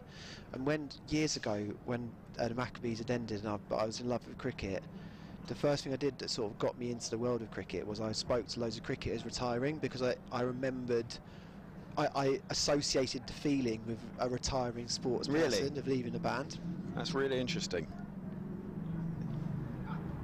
Oh, well played. Shots. It's a good shot from Barker, and Roach hasn't done much wrong this over. It was perhaps a little bit wide, but Barker so deep in the crease, just able to angle that off the face of the bat, down through that gully region to pick up 4 more runs, and the 200 is up for Hampshire. As we have another look at this, it's clever batting. That's in that Joe Root scoring arc, that. Yeah, isn't it? It's exactly the shot. And so almost the equivalent of chasing, not chasing that high, but chasing that tension. Yes. Ooh, chipped aerially just for a moment, but Burns can't get there. So I spoke to lots of cricketers about it in my own sort of sense of catharsis for All Out Cricket magazine, which became Wisden Cricket magazine. And one of the people I spoke to was Alex Morris. Don't you remember Alex Morris? An all-rounder. I think he played for Hampshire, didn't he, or Yorkshire? Anyway, he became a fireman, and he said it was because there was a lot of waiting around. And he said he missed playing cricket so much that the only thing he could think of that was close to it was being in this group of people waiting around for long periods of time and then getting called to action quickly and having that adrenaline rush to do it, and then back to your community of waiting around. It's funny, that's a really interesting comparison, isn't it? Yeah. So there's so many things in life which I think are associable into cricket. Yorkshire and Hampshire, very good. There we go. Someone made a really interesting point not long ago, which is, if you look at, say, somebody who is Keith Barker, averaging around about 30 in his career, really good cricketer, brilliant pro, and there'll be many people that are just purely batters who will average around 30. Ooh, cries a catch, is that a wicket? Well, Abbott was interested. That's it. We'll have another look at this, because Brown on 94 was keen to chase that down the leg side. And we'll see that again, because I don't think that was far away for an opportunity. Yeah. Dropping just short. But the point was that if you average 30 as a batter, which is respectable. Yep.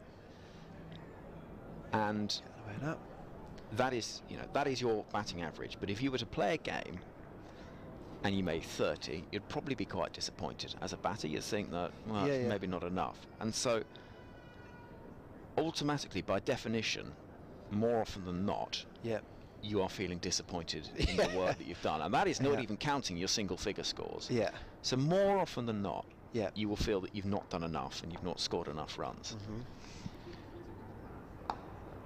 And so from a psychological point of view, it's a real sort of scrambling of the mind for a batter particularly, because you are only rarely doing what you would deem a good job. Yeah. And that's a really strange position to be. Yeah. Again, I think that's why psychologically it endures as a spectacle, because I think you sense that.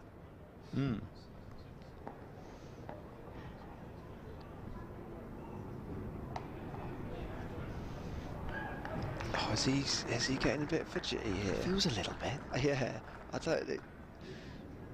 Abbott's bowled a couple of balls there that just sat up for him, and he's sort of almost been stuck in two minds there, it feels like.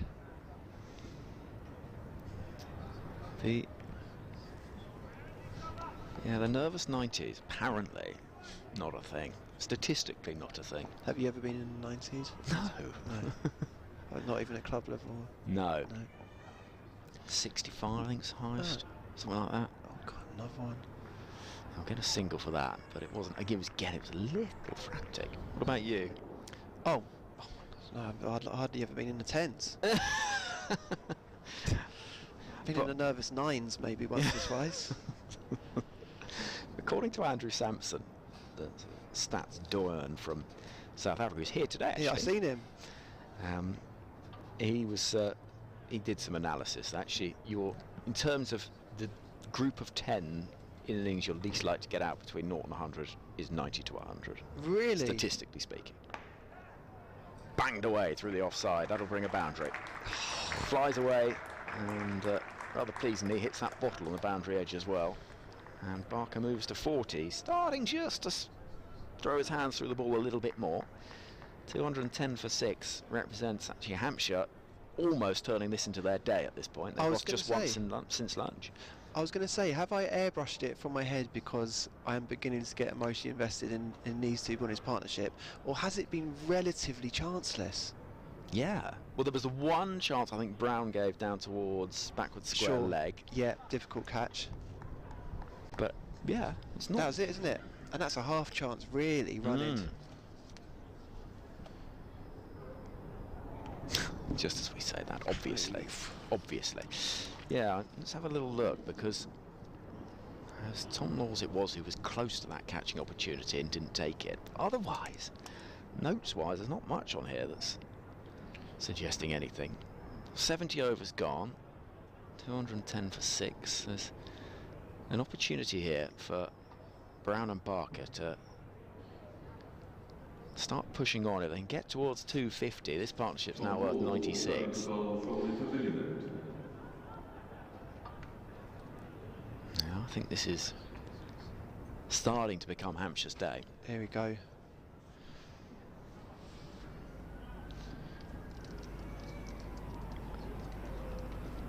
So Laws back into the attack.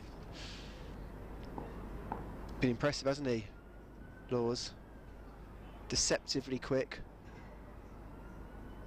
Went to him early. Might be a bit of a moment here.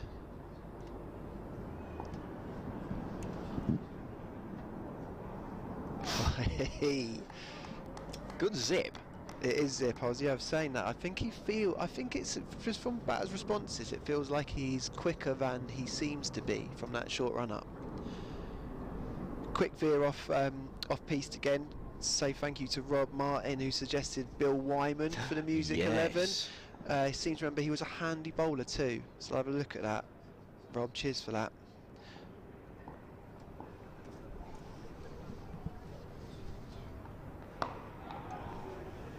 I don't know if we can have Jagger and Bill Wyman in the same team. That'd be a bit Rolling Stones heavy. Do you think it would be? We've got a Beatle. We do have a Beatle. We've got John Lennon batting 4. Very strong through mid-wicket. That's a sentence you weren't expecting to say. Sorry, I don't know why we could have gone there.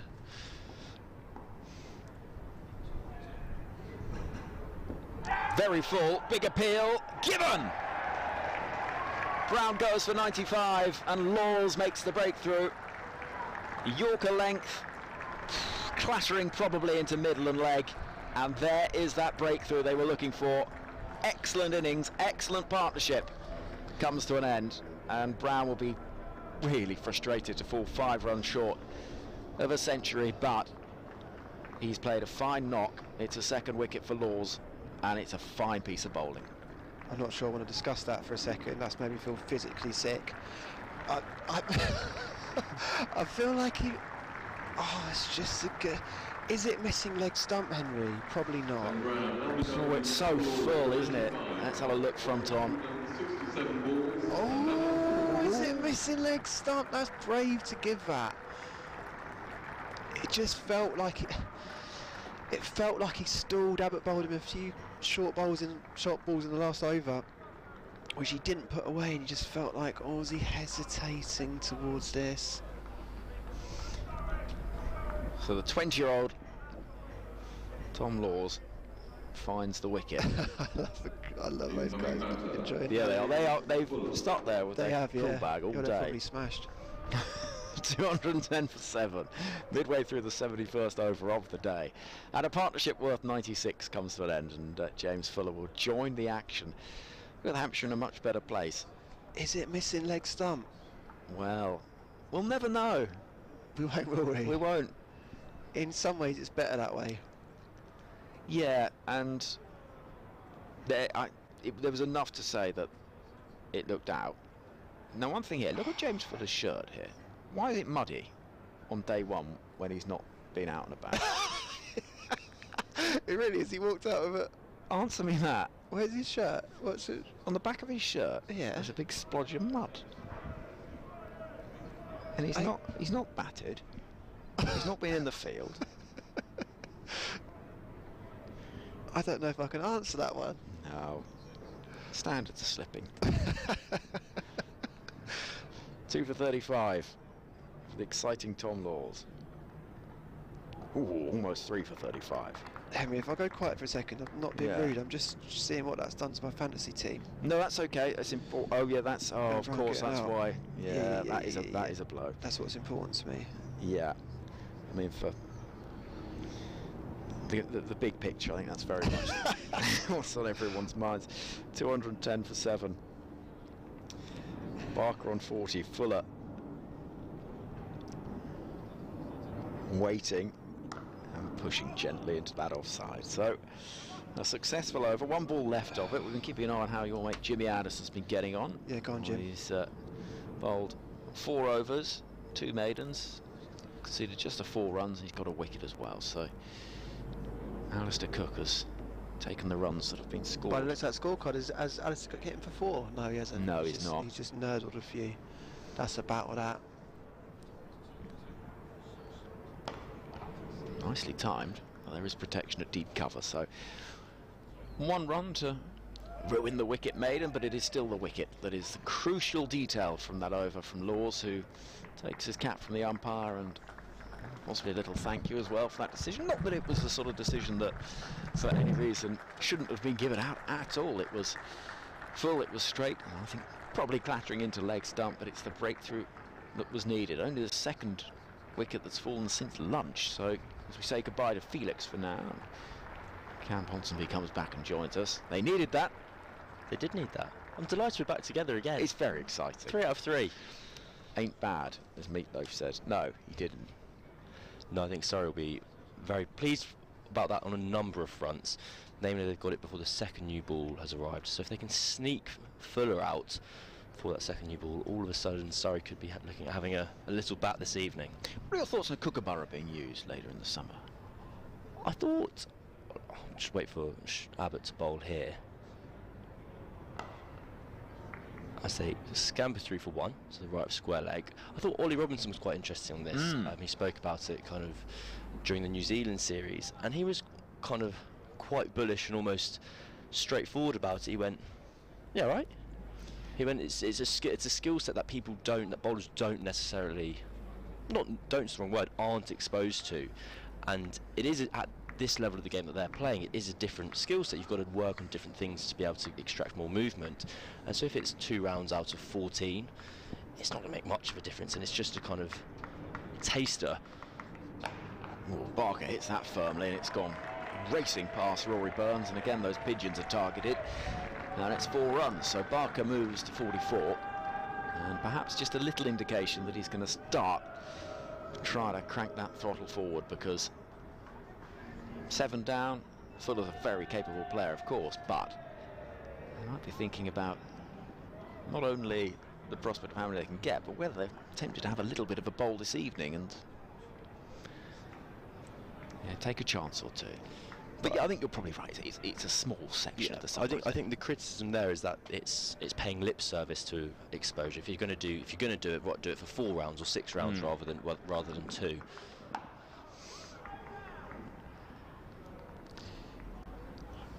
I know what you're saying.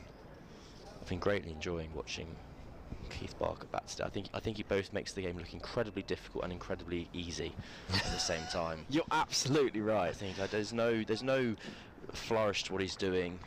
It looks like the type of technique you'd see kind of down your local nets, but at the same time, he's on 45. Yeah. He's batting very, very well, and he's made a career out of it.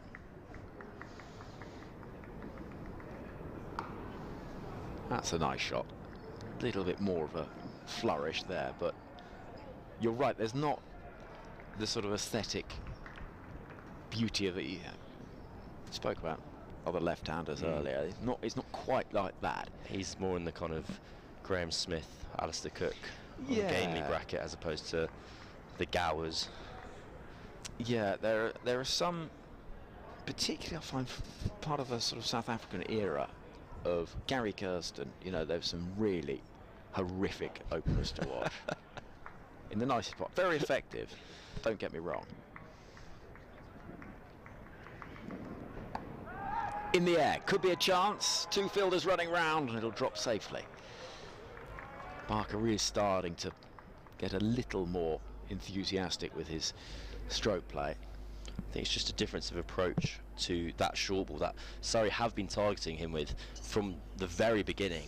I think before he was looking to duck and weave and not be tempted into anything rash, whereas now I think he's very happy to try and take on that short boundary. And he's done well to hit it so uncleanly there, because it's not a big boundary out to that side today, and it's fallen short of the two men on the boundary's edge.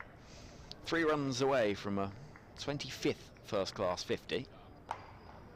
Fuller is happy to pick up the opportunity presented by Abbott, who was expensive in that over. And that's a really good way to conclude it. An over that sees 12 runs from it, and the score's a 2-2-3 for 7. That feels to me, Cam, that they've made a bit of a decision to start pushing things forward a touch. I think they kind of have to at this moment in the game.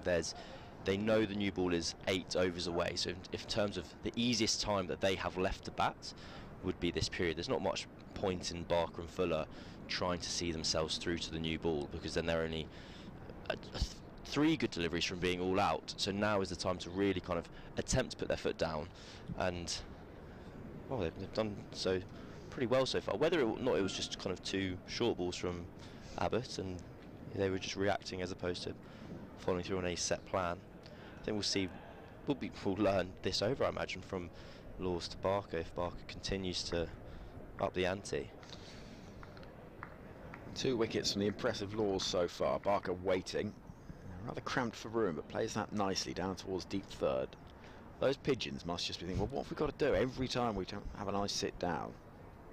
Keith whacking the ball towards us. 2-2-4 for 7. They just changed their fields to Barker there. They opted to go for a bit more of a straighter field. I think they're 5-4. They've got two men out on both sides of the boundary, square of the wicket on each side, and that third man and fine legs, which suggests they're going to be bowling very straight. A bit fuller, perhaps, too fuller. Oh, edge and away.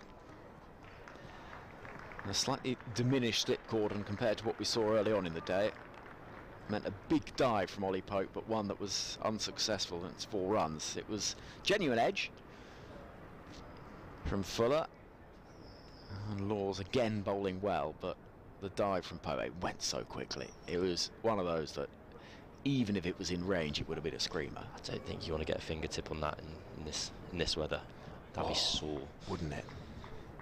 Second only to football on the inside of the thigh on a cold, wet day. Oh, don't. Appeal for LBW, they like it? No. Fuller seemed pretty confident as they were appealing there. I think that all the body actions there were suggesting the ball was heading down the leg side. That's where Fuller was trying to help it on its way to. I don't think Surrey don't look too bemused that their appeals were rejected. I'll see a replay of that. It'd be interesting to get a little bit of a sense, but I'm with you. I mean, it wasn't one of those where they were convinced, not like the Ben Brown dismissal. It's a hostile ball from Laws to follow it up. I found it interesting what Will Jacks was saying earlier about Laws. Was that bowler that was faster than he appeared on the speed gun, because everything about him is kind of very aesthetically conventional. He's got a very nice bowling action, the idea of where that extra pace comes from, why he's able to extract more out of the surface than other bowlers. One of kind of cricket's biomechanical mysteries. There's half a appeal from the bowler, who thinks that might have gone on the full to Pope, but it didn't. I'm interested to see where that went, because I have to be honest, my eyes slightly lost it. I think the ball just cut him in half a bit. It came off one of his thighs to Pope, but it went through on the full. And now I thought it went straight through to him on the full, but now I'm doubting myself. Don't do that. Never. Not on account of me. Whatever you do. Fuller on 10. It's nicely timed. Racing away through mid-wicket. It'll be 4. He has hit that, timed that even so well. I was at a loss for words. I tried to say 2 words. I got both of them wrong. Don't worry about that. He's very easily done. As long as it doesn't end up as something you shouldn't say, then you're fine. That was close to it. That shot. End of the over, and Fuller has moved quickly to 14 here. That was a really good piece of timing.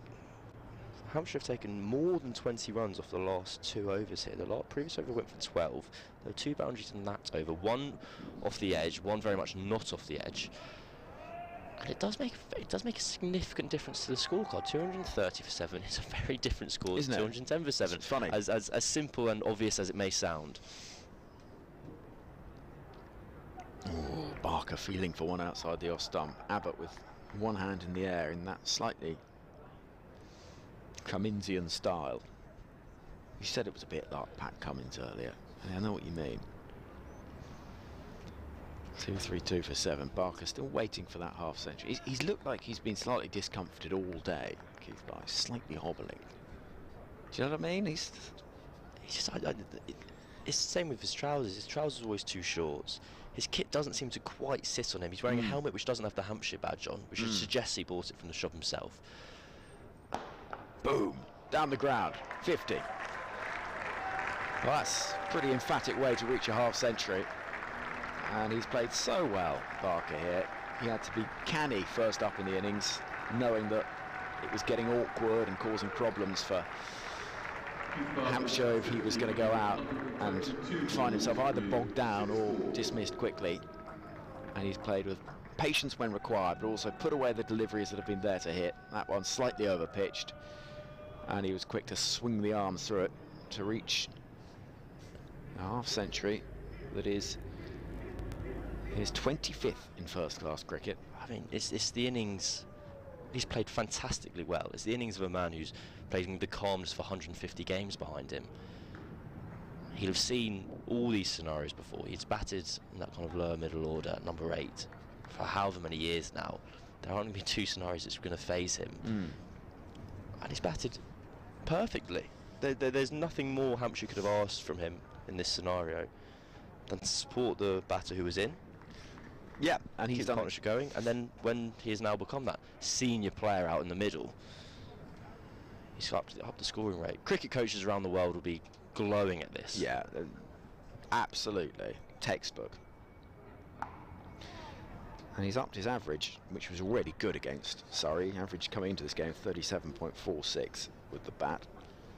He had to show patience at the start, which is something I've had to show in the last hour, which is how long it's been since Surtees went to get me a cup of tea. He said he was getting me and Felix a cup of tea an hour ago. I feel like that's quite a pointed comment, knowing that John is very likely to be listening right now. Well, I hope he is. You made me a tea earlier. Appreciate it greatly. No, you made me one. I did, yeah. John didn't. John actually said he'd make me one 2 hours did ago. Did he? Again, that delicate run down towards the gully, which is brilliantly stopped by Ollie Pope. He's such an athlete. I get the impression Ollie Pope played a lot of kind of diving into the swimming pool on holiday games when he was younger, taking screamers. I sense he might be from the sort of family that might have had a pool at home. I couldn't possibly comment. Yeah, he's got that sort of exuberance. Surtees has just flipped me on the back of the head, but crucially he's not got a cup of tea in his hand. Abbott to conclude his 16th over. And again, it's that Joe Root-esque area, isn't it? Just running the ball down through gully to pick up an easy run. So Barker will keep the strike. 6 overs until that new ball becomes available. It's 2, 3, 7 for 7. It shows how little the ball must be moving. That Keith, I was acting as if we're best mates. I've spent so long with him, watching him. That Barker feels comfortable enough to play that shot, because it was a shot he absolutely wasn't playing for the first 80 deliveries of his innings, and now the ball that is old and it's not going to be moving off the seam or swinging through the air, he's very happy to trust the line of the ball and run it down to third man. He's doing so very competently. He looks pretty relaxed as well, and Surrey decision now just to have the one slip in place. Field is spread. We've got one deep cover point, deep third, fine leg, deep mid-wicket as well, and I feel they're heading out towards a sort of long leg boundary too. It's quite a clear sign that we're not in a phony war up until the new ball, and certainly there's a little bit of a sense of patience required from Surrey, and knowing that that's going to be their big opportunity if they can't burgle a wicket in the next 6 overs. I don't think Barker will be expecting much in his half this over. A little bit fuller than, I agree with you, because almost Except feels for the out on the first leg ball. side. Well, feels out on the leg side felt that way, didn't it? The old bluff. Not a double bluff. Double bluff would have been had they continued to bowl short. Yeah. I can't remember. I feel like there's a commentator who gets very pedantic about this, and that's what it's got in my head. There's one thing that I find that I get pedantic about when people say the phrase ironic cheers. You know, like, oh, a referee's given a decision and the crowd cheer ironic. They're not cheering ironically. There's no irony. It's sarcastically. No, says Barker at the non-striker's end. Probably wisely. Do you know what I mean, though? No, correct, but irony is famously used incorrectly often, all the time. Yeah.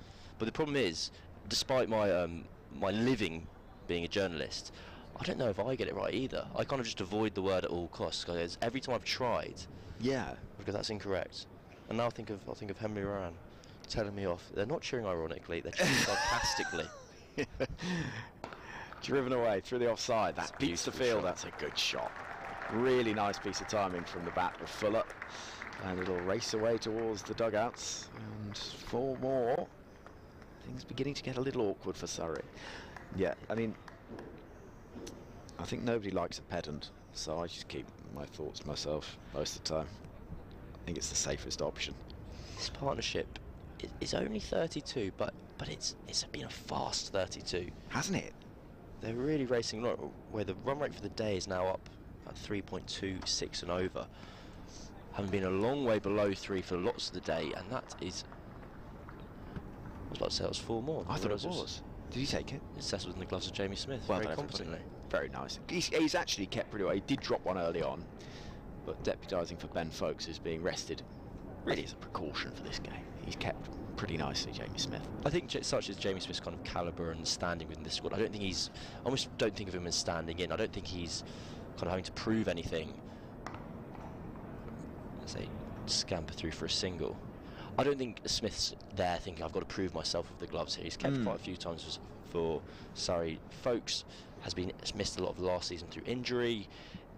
It's not a case of when he put that catch down, I think there could have been the idea that it was kind of the second choice goalkeeper making a mistake to let one in. I don't think that quite fits the bill. I think Smith is already, despite being kind of in his early 20s still, kind of senior figure within the dressing room. Barker on strike, and for the umpteenth time today just jabs the ball back towards the bowler, this time off the pad. And the end of the over. So 5 until the new ball becomes available. Happily blue skies overhead in South London. Still a fresh spring day. I don't think we can in any way say that it is warm, but it is a pretty special scene out there, and this ground that is going to see a lot of cricket in the coming months is looking a picture. As we hear, Jordan Clark's going to come on to bowl.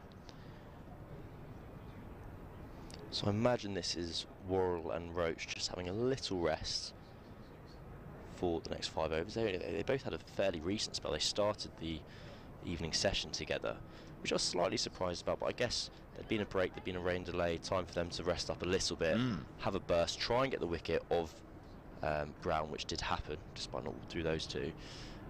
And they'll kind of come again for the final little part of the day where they'll try and wrap up the innings.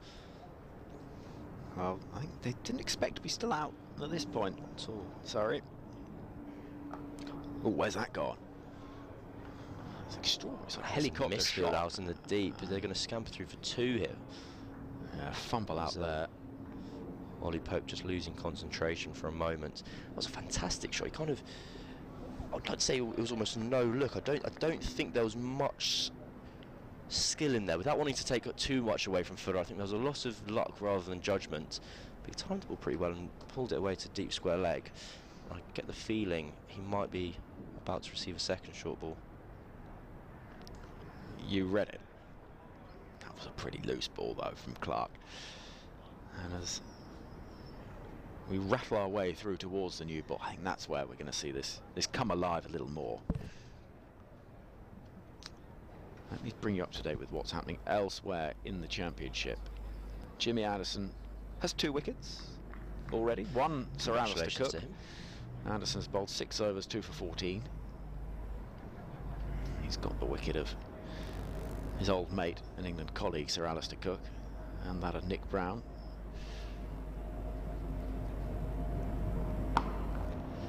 And I'll go through everything that we've got around the championship today, because Lancashire were all out for 207, Essex 21 for 2, both wickets, as I say, to Anderson. Northants 75 for 2, responding to Middlesex's 149 all out. Notts a 238 for 9, which I think they'll be a little disappointed with, actually, given the start that they had. 125 runs put on for the first wicket, so it's not necessarily quite gone their way since then against Somerset. You know what's happening here? A rain delay again between Warwickshire and Kent, with Warwickshire on 266 for 3. This is paddled down into the ground towards backward point, and no run. In Div 2, Durham at 283 for 4, going along very nicely indeed against Worcestershire, with 100 for Beddingham, 70 early on for Leeds, who this time last year was England's opener. And he's been praised a lot by Stokes over the winter in the way he's carried the mantra they're looking to play into the England Lions, and he's been really playing very well for the Lions, scoring at a very positive rate.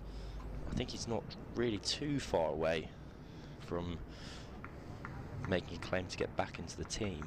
Oh, very full, and skewed away into the offside. Surtees has delivered the tee. What a man. I know. I thought you weren't going to mention it. No, you were going to publicly criticise, not publicly praise. No, Cam, I'm better than that. Is this the man Henry is? No, I was always, credit where it's due.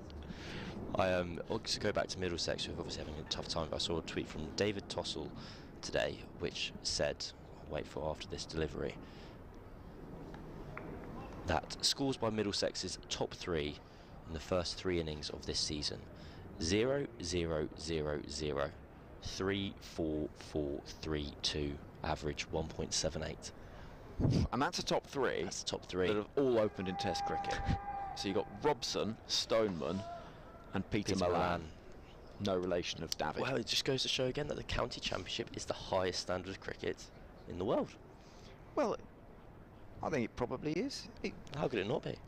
When you look at figures like that. No, they've had a stinking time, haven't they? Well, it's Middlesex's top order. Laws is going to continue then. 4 overs until the new ball. 245 for 7 is the score, as we see Barker on strike on 54. He's pulling hard at that. Where's it gone? Out towards the deep. Those pigeons targeted once more, and it'll be 4. They've moved, and every time they've moved, Keith Barker is on a one-man mission to take out the pigeons.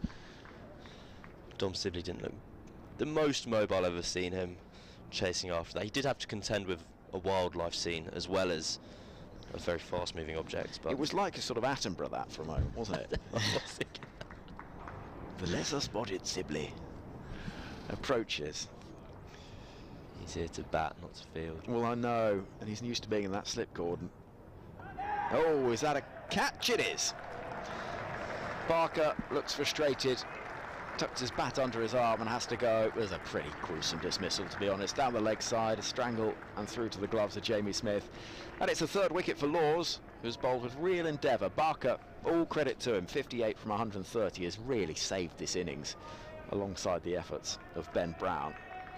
No, he's batted fantastically well. I thought he took his dismissals in the same way he played his innings, with a calmness and an acceptance. He went, yep, I'm out, I've got a glove on that, threw down the leg side. It was a shame. I don't think Surrey could put that down to a plan that's worked there. Although they have been going short at him, they've been bowling a lot straighter, and he's got a bit of glove on the ball that was kind of travelling down, just edging down on that leg stump. So maybe it was a masterstroke after all. 130 deliveries Barker's faced, and hey, his Hampshire team are in a much better position for his innings than they were when he arrived. I mean, if you'd given them this situation, Hampshire, at the point in their innings when they were 39 for 4, 88 for 5, yeah, even 114 for 6 looked like 150 might be a struggle. To be 249 for 8, they would have bitten your hand off for it. Absolutely. It's been a fantastic recovery from the visiting side, and hey, it's not done yet. Kyle Abbott is no slouch with the bat. No, he tends to play in one way only, which I'm all for. Fantastic. I'm very excited. Yeah, we're going to, I think, see a little bit of aggression. I'm really looking forward to seeing how Surrey's top order go against the likes of Abbas and Abbott and Fuller and Barker. It feels like that, in many ways, is where this game's sort of key battle is. The opening bowlers against the top order of Surrey. Well, Hampshire's seam unit is just so exceptional. That trio of Abbott, Barker and Abbas. It's wild from Laws. And against that, what's very feasibly England's top 3 all. I know they haven't played together in that order, but Sibley and Burns definitely opened the batting together for England now, but Ollie Pope has made that number 3 spot his own in the order, so it'll be a high quality contest. Yeah, it will, and bearing in mind this is cricket that is not expensive to get into. It's really top quality sport to watch, and if you've got time after work, you're in the London area, it's worth popping down to, I tell you. 250 up, 250 for 8, with 2 balls left of the 77th over. So Fuller on 21, he's got there quickly as well. And we've probably got another, an hour and a quarter? So I believe Mr. John Surtees told us the close of play was scheduled for 6:17. Yeah, okay. So 50 minutes, 49 minutes to be precise. Can we have a little bit of extra for overs bowled? I think that may be including the extras. Right. But I've been wrong before. Never. I don't believe that for a second. So 250 for 8 is a pretty good place to be. As we see Laws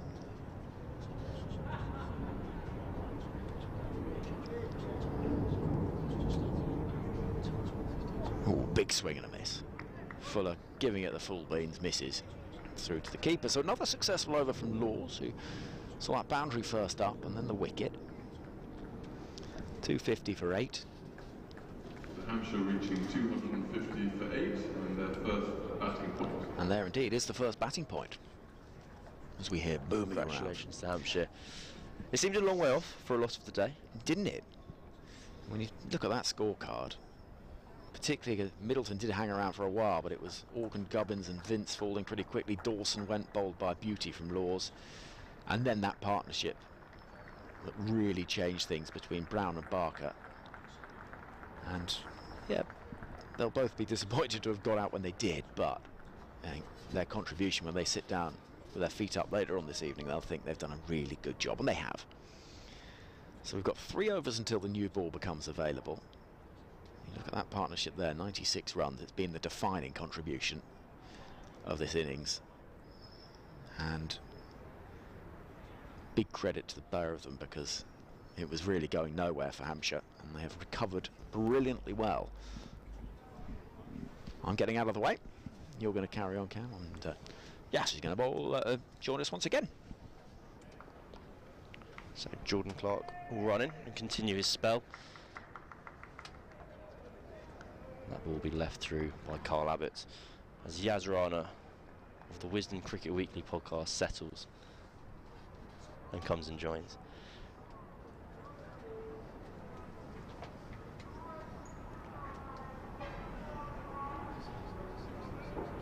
Just under 3 overs until the new ball.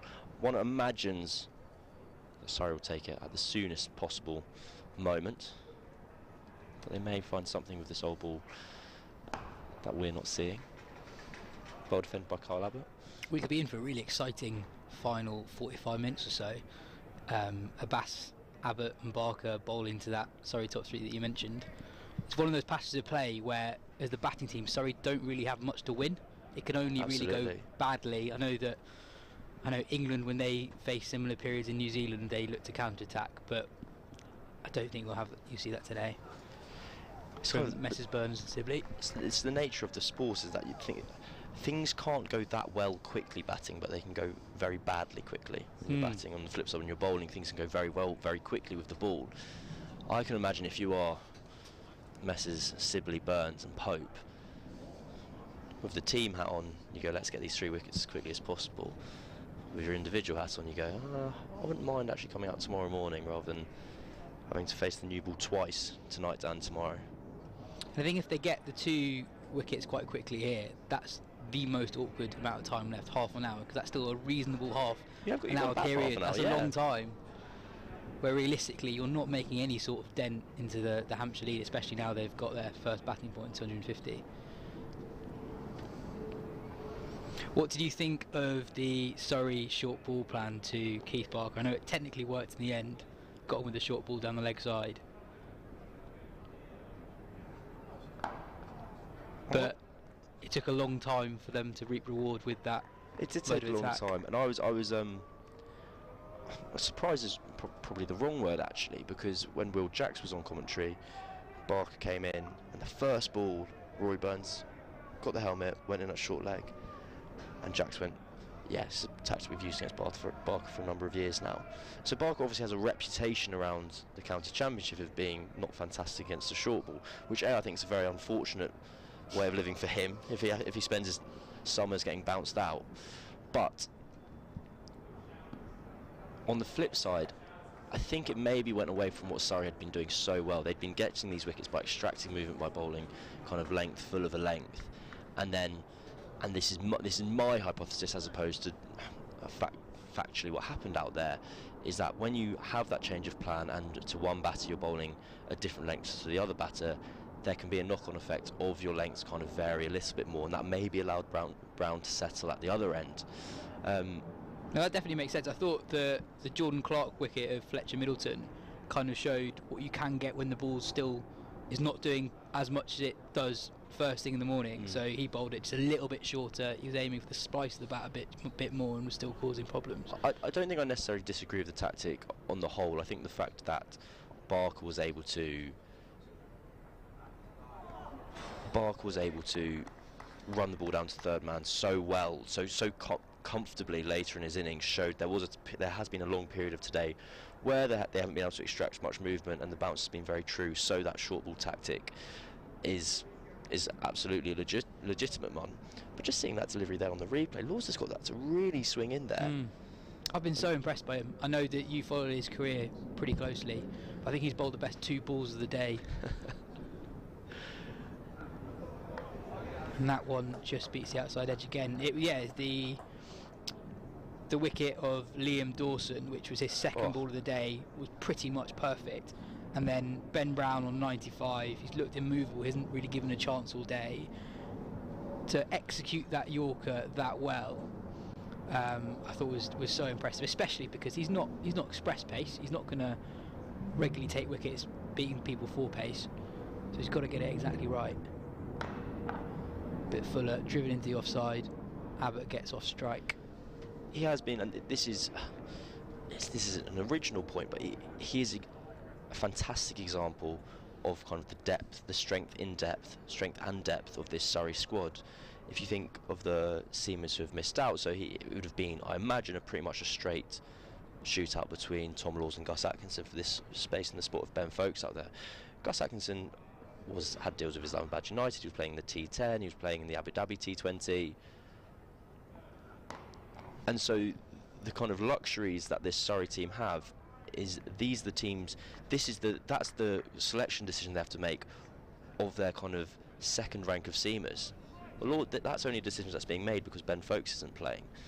So yeah, I think Surrey, I would say Surrey are likely to be the envy of the Championship at the moment. That lots of people are very happy. Funnily enough, people are quite happy to spend their summers and lives living in Vauxhall and playing a bit of professional cricket.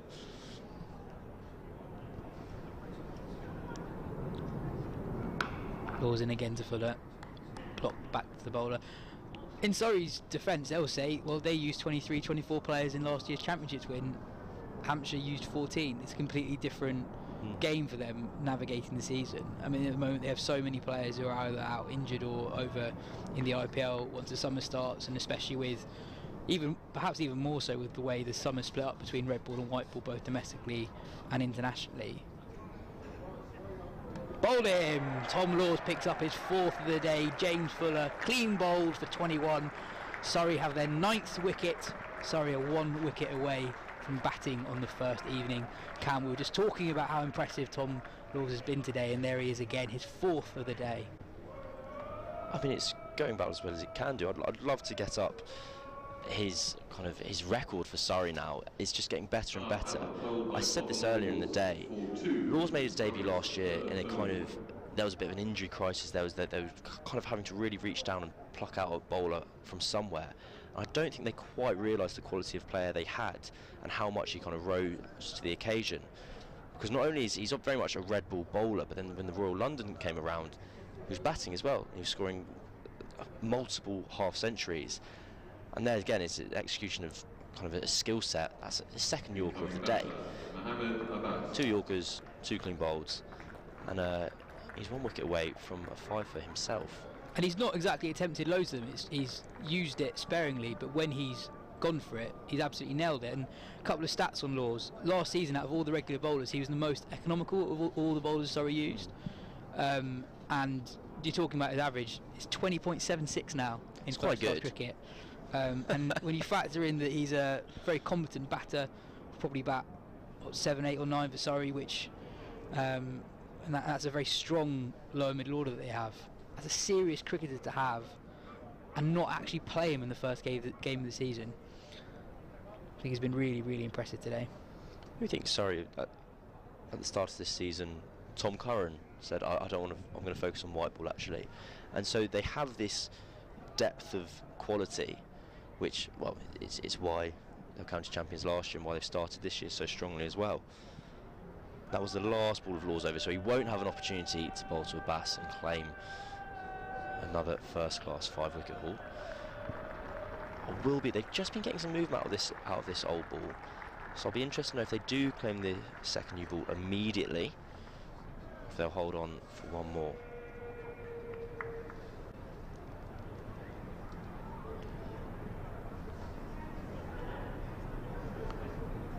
James Fuller getting a lot of respect here. They've gone for the old everyone on the boundary routine to try and get Mohamed Abbas on strike. There is 1 man in the ring. There's backward point as Clark comes in.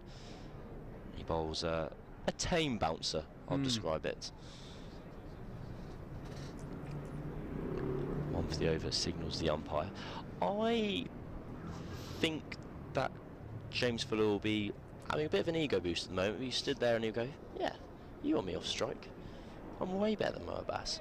I'll be interested to see how he uses the short boundary, because for a man as strong as Fuller, that is not a large boundary on the offside. Nails it to long on, refuses to take the signal. Mohamed Abbas, first class batting average of 6.42, career best of 40 across 152 games. I think he is a throwback number 11. Let the man bat. That's what I say. I think Fuller will be looking to give himself room and hit it through the offside. Jordan Clark himself, the bowler, will be very aware of how short that cover boundary is.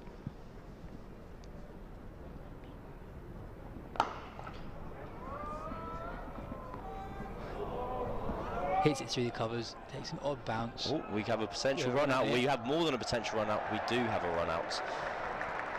The ball got stuck in one of the markings where the marquee was, caused confusion. Abbas called Fuller back to try and complete 2 so he'd get off strike and return Fuller onto strike. Fuller wasn't interested, but Abbas had run halfway down the track and was stranded as a very gentle throw came into Jamie Smith, who had a very simple task of removing the bails, and Abbas didn't get a chance to go on strike. He decided to run himself out instead. So that's the end of the Hampshire innings, bowled out for 253, having decided to bat first. Surrey reduced Hampshire to 39 for 4, with Kemar Roach taking a couple of early wickets. Ben Brown rebuilt superbly for Hampshire, scoring 95 before he was bowled LBW by Tom Laws, who was the pick of the Surrey bowlers, really, finishing 4 for 58. But I thought, to be honest, Cam, they were all really good. Everyone who bowled today for any extended period of time was superb. We just have a look at the run out again. Abbas not particularly pleased with Fuller, and Fuller not particularly pleased with Abbas there. Let's have a look at the replay here. Yeah, there was no real energy from Fuller at any point that they were going for 2, and I understand that the ball did take a weird deviation, but Fuller's body language didn't exactly scream, I'm considering 2. But I think that's also the point, isn't it, that Fuller's body language very much did not scream, I'm considering 2. He had his hand up to say, no, don't do it, and Abbas tried to force the issue and say, no, I can make it back. But him making it back was not the same as Fuller being able to complete the run himself. So that's a bit of a waste for Hampshire there, because they did have a plan there. It followed, as you had said, the idea of opening up and trying to target that short boundary and trying to add a few more boundaries to the total, as we've got the tail of the innings up on the big screen, and it has absolutely been dominated by Ben Brown and Keith Barker. Their partnership really has saved the day for Hampshire and given them a total to bowl at. There's no way that 254 being the first innings total they finished up with would have been the plan when they started today, but given the position they were in, 39 for 4, the way Surrey bowled at the beginning of the day, the movement they're extracting, I think they'll be content with how it's played out. A look at the Surrey bowling figures. 4 bowlers bowling 16 overs, Tom Laws taking 4 wickets, Kemar Roach 2. I think Dan Worrell was very unlucky to just take 1 from his 16 overs. As the economy rate showed, he had great control throughout the day. Sean Abbott picked up a wicket with his first ball of the day, getting rid of James Vince, caught very well in the slip called in by Dom Sibley, and Jordan Clark there also picking up a wicket. Cam Steele's leg spin only got 2 overs. We having a change in the commentary? Not yet. That partnership between Ben Brown and Keith Barker really frustrates. And I think, Cam, it shows what is possible on this pitch when the sun's out, when the ball's not brand new. It's actually going to be a pretty hard wicket for bowlers to make inroads. I think it's to return to a cricketing cliche of just kind of a key session ahead. I do think this little period this evening, if Surrey can come out the other side unscathed, there's an opportunity to really kind of cash in and make the most of what's been quite a fun pitch. It's been pace in the wicket. There has been opportunities to score, especially with that short boundary, but it's a task easier said than done when with Carl Abbott and Mohamed Abbas with the new ball for what do we have? 6:17 is closed, the clock has gone down, so they'll have just over half an hour to bat and see through the day. I think Hampshire will be feeling, in a sense, the idea that they have a real opportunity here to potentially get 1-2 Surrey players out and then have an opportunity to then capitalise on that tomorrow and make their 100 score of 250 a bit more respectable, because it's under par, but I don't think it's a score that rules them out of the game. I think as always, how hard batting will be over the course of the rest of the game will be dependent on the conditions, and we know that the forecast tomorrow isn't great, so it might be quite stop-start. That's potentially not going to be the easiest day for batting. I know traditionally here at the Oval Day 2 is very good for batting, but it might not be tomorrow. And yeah, you're right, a couple of early wickets, and then it's probably not quite Hampshire's day, but probably going to the close thinking it's a fairly even day. And yeah, having lost 4 wickets in the first 13 overs, they've done very, very well to get to 254. The game was borderline lost at the start of the day. There was a chance where you can't win a match in a session, but you can lose it and you can rule yourself out of victory. And it seemed like Hampshire were almost going to be kind of facing that prospect of getting to lunch. They were 4 or 5 down at lunch, and there was also 2 drop catches. Brown was dropped early on, down at kind of a deep backward square leg by Tom Laws. So that actually rules out all his 4 wickets, unfortunately. So Hampshire were in kind of a lot of trouble. I can imagine Surrey, actually, if you're Gareth Batty, there'd been quite a lot of frustration there, because at the time there were so many wickets falling, with so many chances happening, the ball's beating the outside edge. You thought, those catches are okay. If they've gone down, more opportunities will arise.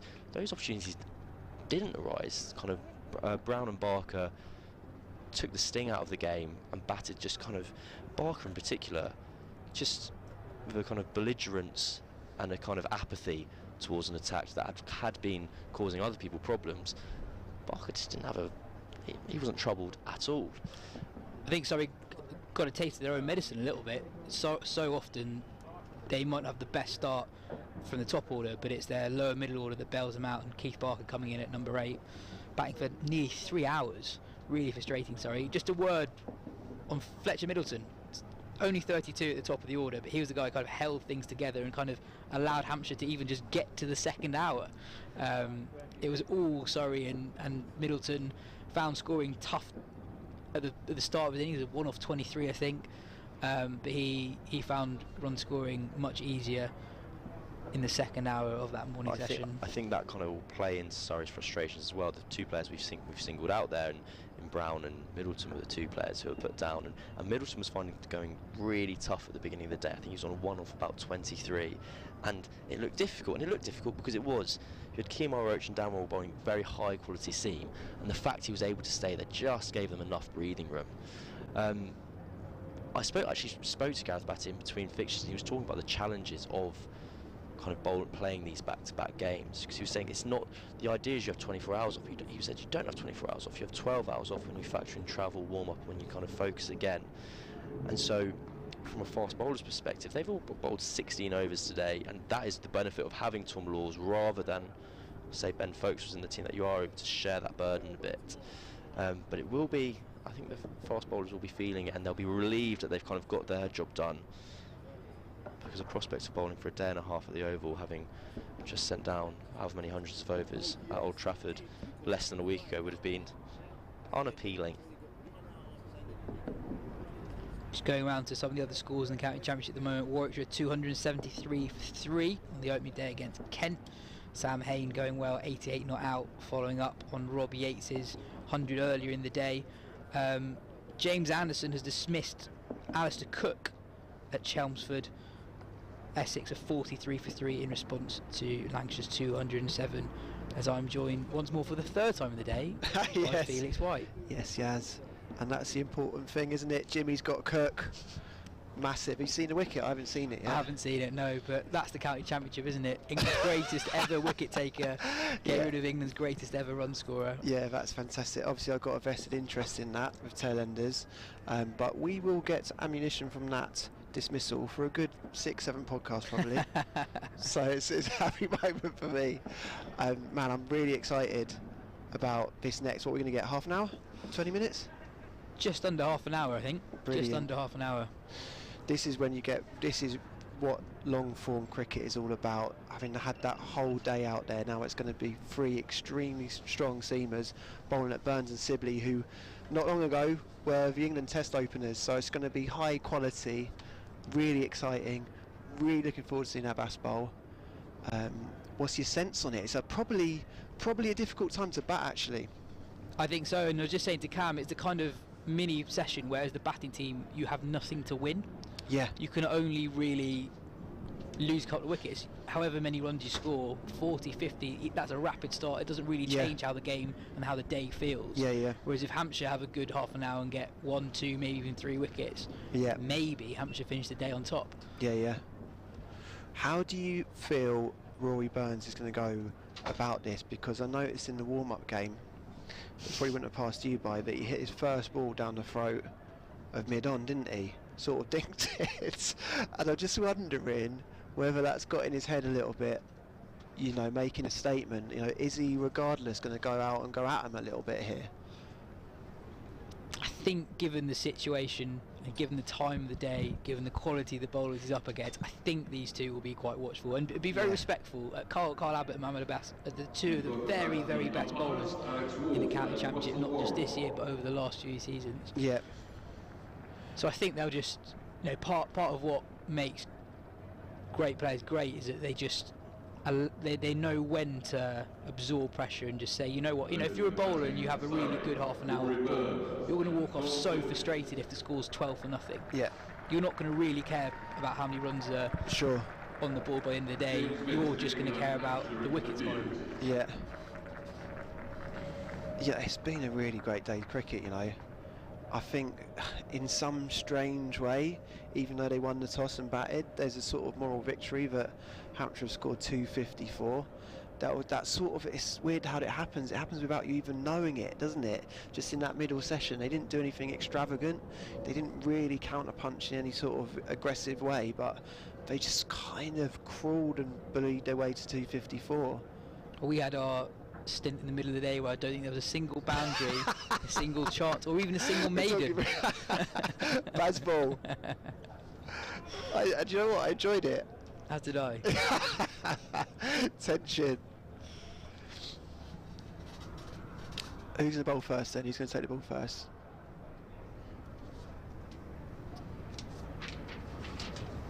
Looks like it's going to be Keith Barker. He must be knackered after that innings. Yeah, we got hit a lot as well, didn't he? Visibly deflated when he got out, and I was kind of heartbroken as well, to be honest with you, because I felt very invested in his innings, having weathered a lot of that storm. Did you feel like that was a win for Surrey's short ball ploy? Because I know they eventually got him out with the short ball, but they had been plugging away for nearly 3 hours. No, I think the exact opposite, personally. I feel like all the steam got let out of it as soon as they went to that ploy, personally. Felt premeditated to the point of not following the instincts of the game. Well, Keith Barker, who frustrated Surrey for so much of the afternoon, will take the new ball from the Mickey Stewart members pavilion end. He'll run in with 3 slips and a gully. Rory Burns will face up. Got 14 overs left of the day. Here comes Keith Barker. Burns on strike. Left alone, bit of movement straight away. Barker will be encouraged by what he's seen straight away. Interesting that the Hampshire slip cordon is a bit deeper though, a kind of deeper angle than Surrey were. So Surrey's 3 slips were much flatter. I wonder what that's about. They observed the spill maybe that happened in the first hour and Jamie Smith dropped it. I'm not sure. Bit of early sight screen issue, I think.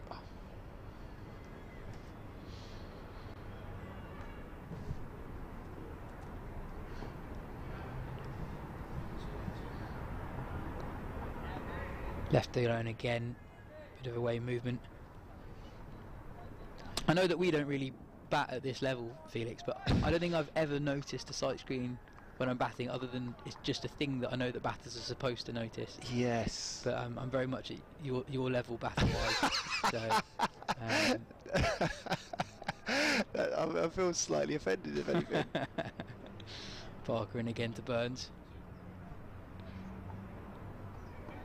3 nearly identical deliveries to start up. Well, we think got the answer to the first question I asked when we walked out. Rory Burns is going to be watchful, isn't he? He's dangling the carrot though. Yeah.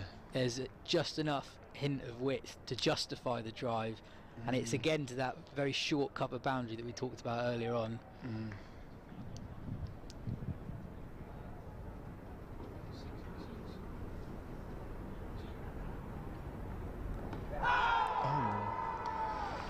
Well bowled by Barker. Burns goes to lead, but there was no away movement that time. It's a brilliant setup by Barker. Very nearly trapping Rory Burns in front for naught. What a start that would have been. Let's have a look at the replay here. Started on a very similar line to the first 3 balls that Burns left alone, but this time the ball, it didn't exactly come in, but it held its line, striking Burns.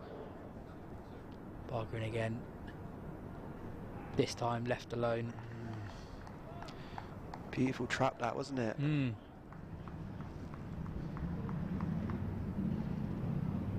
This is great. If you just finished work and you live near the Oval, coming in for a little half an hour period like this. I was saying it an hour ago, if anyone's in South London watching the stream, just you come down, you know. 13.1 overs left in the day, so a bit longer than half an hour.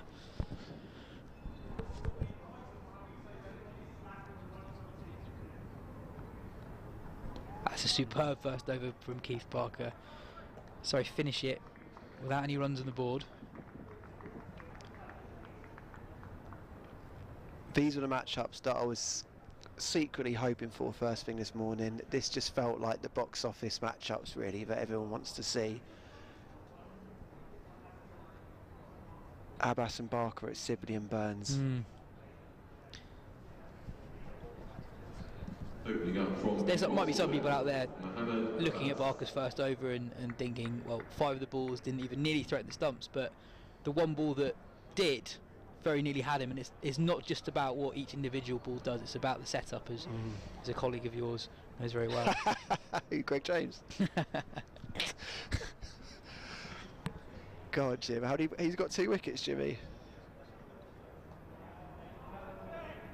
He's got 2, or has he maybe got 3? I think he's got 2.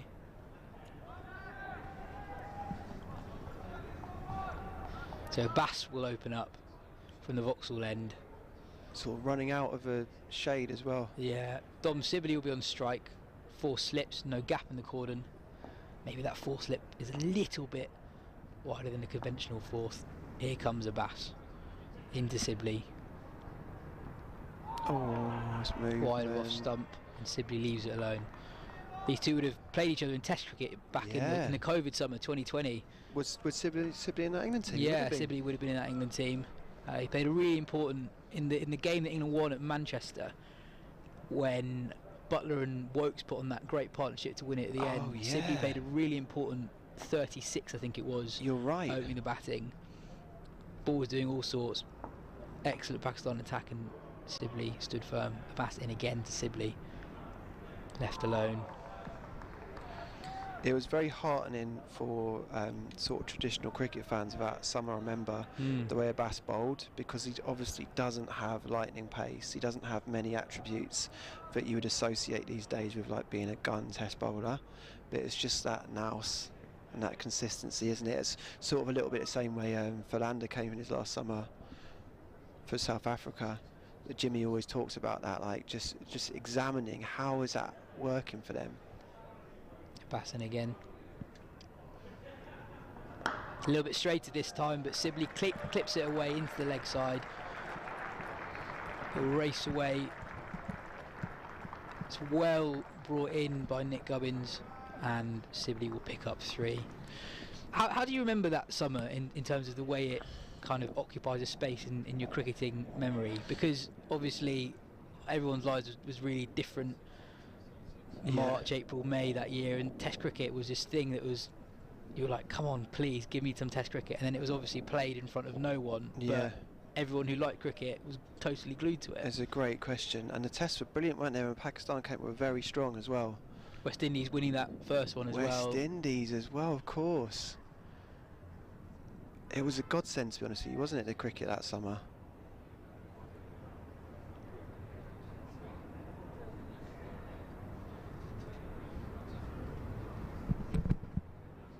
Pass now to Burns.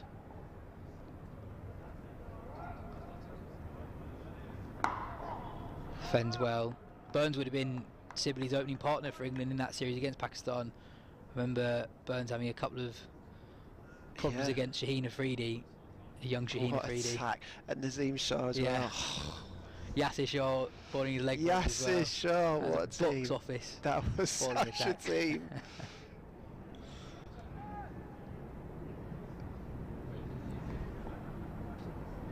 Abbas in again. Left alone. He's got such a smooth run up, Mohammad Abbas. It's really beautiful to watch, isn't it? It's the other thing I was going to say is it's sort of interesting that Burns and Sibley have ended up batting together again from Sibley's move, because they became people used to talk about him in that England Test opener stuff as if they were one cricketer. Burns and Sibley. Yeah. That's Sib and Brun. Vassin again. Oh, it's good. Burns plays inside the line. Ball goes through to Ben Brown behind the stumps. Do you know what I mean though? They were sort of both tarred with the same brush a little bit, and then it's interesting how we think about them now, because sort of not to any of their wrongdoing, you now think of that as the last England team.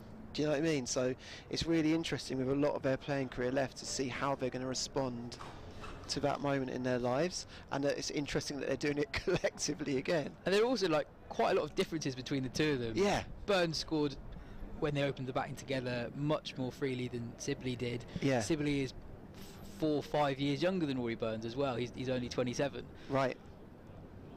Sibley is quite possibly still in the first half of his professional career. Yeah.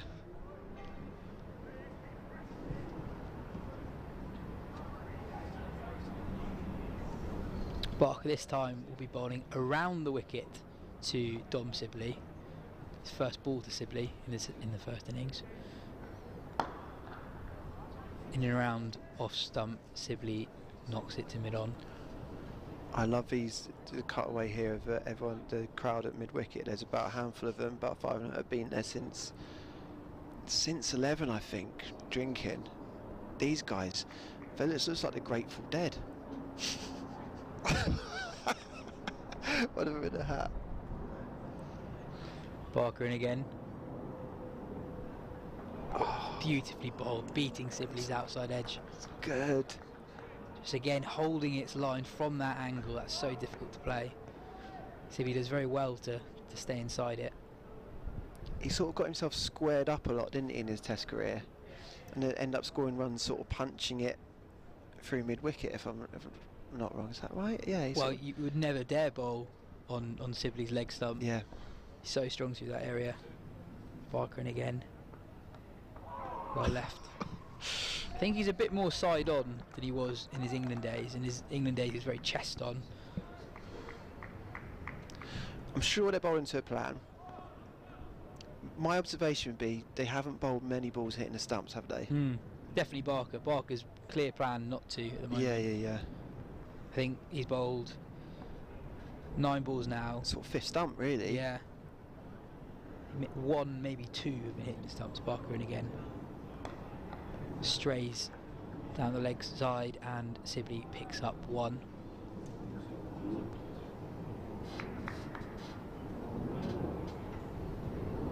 I think Sibley's a very difficult batter to bowl to, just because of he's so good with his judgment outside off stump. Right. Kind of forces a bowler to bowl straighter, but then when it's on middle even, he's so good through the leg side. He's clipping balls that actually aren't even that leg side. Yeah.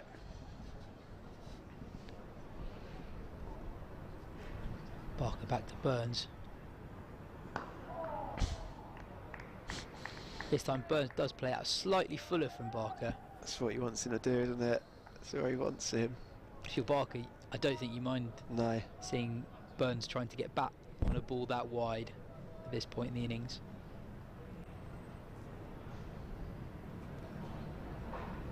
Burns not yet off the mark, but he won't mind that at all.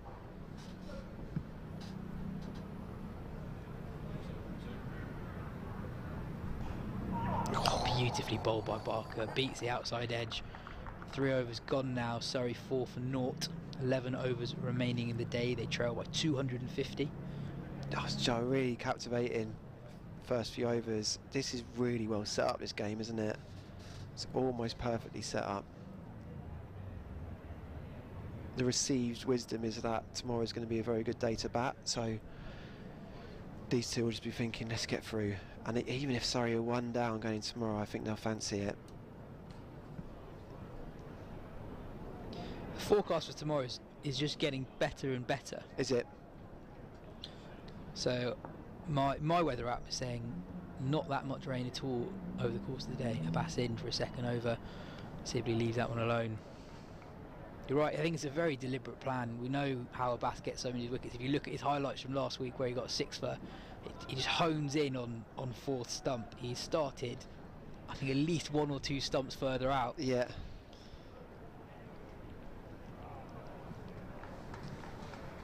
Have you met Abbas? Have you ever interviewed him or spoke to him, Wisden? No, I've never interviewed Abbas. I've interviewed both the 2 Surrey batters in here though. He's quite an elusive figure actually, Abbas, isn't he? We don't know that much about him. He's sort of quite mythical. Have you heard the Pep Guardiola story? Please tell me. So apparently, this is from Cam, he told me this yesterday. Apparently Mohamed Abbas has the kind of premier suite in the hotel that overlooks the Aegeus Bowl. Okay, yeah. And Man City were in town to play Southampton recently, and there was a request that Pep Guardiola was to get that room, and Hampshire said, no, that's Mohamed Abbas' room. And I would say rightly so. Quite right. Yeah. I like the idea of someone saying to Pep, he averages less than 17 in the county championship. Yeah. You know, you talk about. Wait, but sorry. So, what? Pep Guardiola was suggesting, but Mohamed Abbas packs all his stuff out, moves out of the room. I don't think Pep Guardiola was aware that Mohamed Abbas was in the room. Yeah.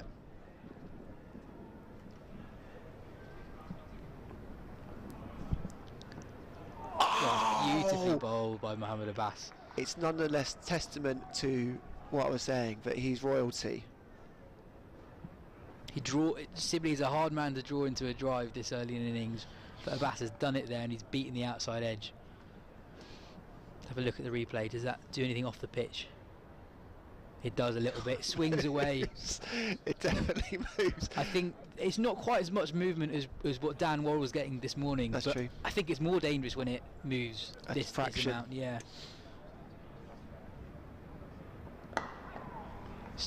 Straight again from Abbas. Sibley looks to nudge it into the leg side, goes straight to the fielder. You're right, because there's still just one correct shot to that, isn't it? And if it just moves a fraction, it's nicking the outside edge. There's not really anything else you can do.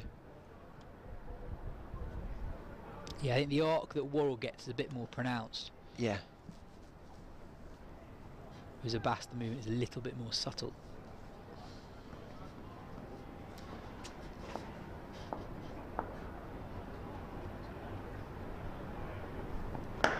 A little bit fuller. Sibley drives it straight to mid-on. Beautiful. What you'd expect. If you're a slip fielder when Abbas is bowling, you must be so ready. Yeah, yeah. I know. Do you think that's a nice feeling or a terrible feeling? I'd like to think that if you were in the cordon, that's a nice feeling. Yeah, yeah, I guess so. Yeah. What are the other options maybe before we close? Do you think Carl Abbott's going to have worth it a couple of overs? Is Liam Dawson even get a bowl? Probably not. I'd imagine one of these two will come off and Abbott bowls. Yeah, you want to give him a go. From one end. Parker in. Byrne plays it down. 10 overs is still a long time. It's a long time to be in this mode as a batter. Yeah. They're also going to get a little stint tomorrow when the ball's still going to be pretty fresh. Well, it's felt, and these 4 overs has felt an age, haven't it?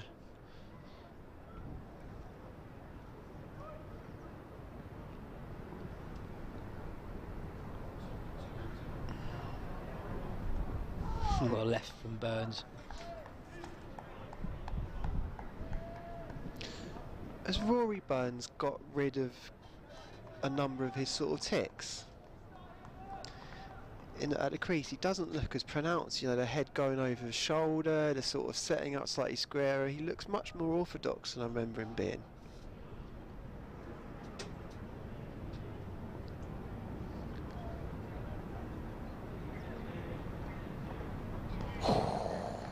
I see what you mean. It's still there, isn't it, that lean over his shoulder, but the movements aren't quite as dramatic as they sometimes have been in the past. There was a time where it was almost cartoonish and sort of really exaggerated.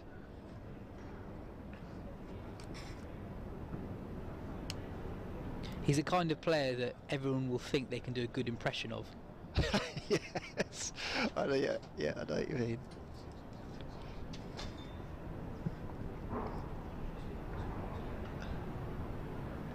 Oh, that's beautiful from Barker.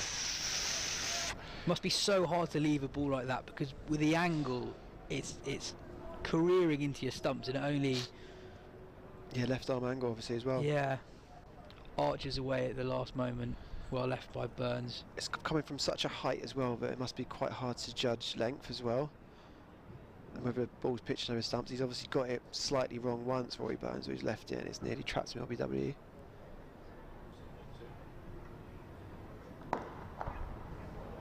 Burns gets off the mark. Slightly straight delivery from Barker, and Burns just clips it into the leg side for 2. Sorry, 6 for 0 in the 5th over. Well, he really had to work hard for those, didn't he, Rory? As I said to Cam, Fletcher Middleton really set the tone for what an opener should be doing on a pitch like this and against attack like this. You really have to battle hard for your first 25, 30 balls, but the run scoring does get easier. Yeah.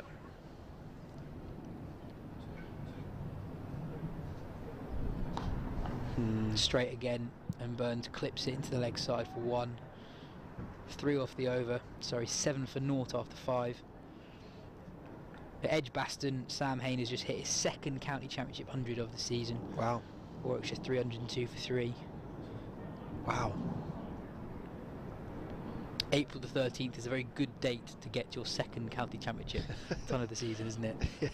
Yeah. Yeah. Undoing the bad luck. I love this time of day at the Oval. Obviously, being the first day of the county champ, we haven't seen this where the shadows all cast themselves across the sun as it's fading.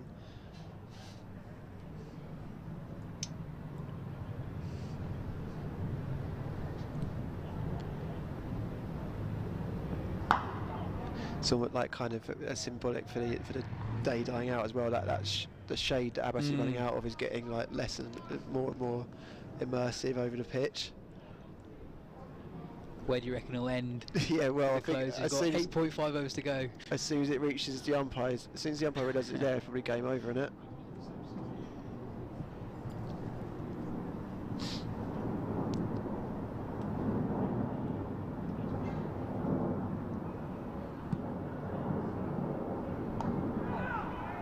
There's actually squares him up a little bit. There's a thing called, I think it's called witching hour or something. No, not witching hour. In baseball, there's a time of day where all hitters hate hitting in daylight, where it's like 4 o'clock or something, where a shade casts across, and then they have to pick the ball out of the pitcher's hand when it moves out of shade into sunlight. Cricket doesn't necessarily have that, does it? But I guess because you would call play.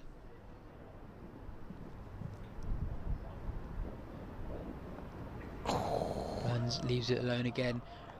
I remember one of the Crickviz guys telling me a year or 2 ago that Rashid Khan has a much better record in night games than day games, because his variations are easy to pick in natural sunlight. Wow, interesting. Oh, you literally can't see the hand position, maybe? Yeah.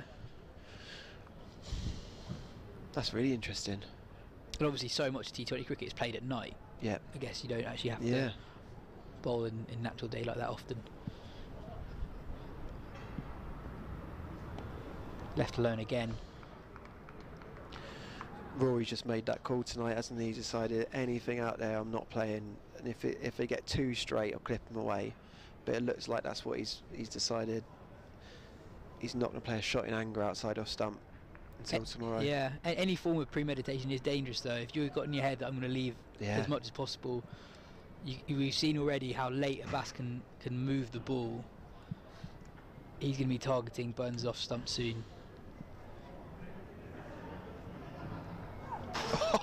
That one just moves away from Burns. That's his control, right? He bowled a very similar ball to Sibley that moved away from the right-hander, as that one moves away from the left-hander. Yeah.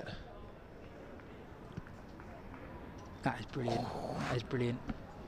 Burns gives a little nod of the head in acknowledgement at how good that ball was.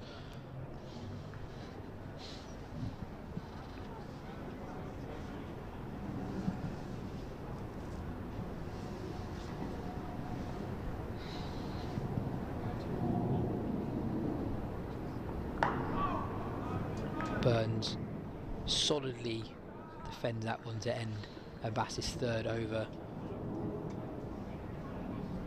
This has been really... I've missed this. It's what county cricket's all about. Sorry, only going at 1 over. We haven't seen a wicket yet, but I think this has potentially been the most absorbing passage of play in the day. I'm mentally a little bit fatigued watching it. It's like quite... Because it's been so deliberate and cautious, hasn't it? They haven't really given him anything. Barker's strayed a couple of times, I think, got slightly too straight to Rory Burns. You almost want to hang one out there. You want to hang a half volley out there to tempt them.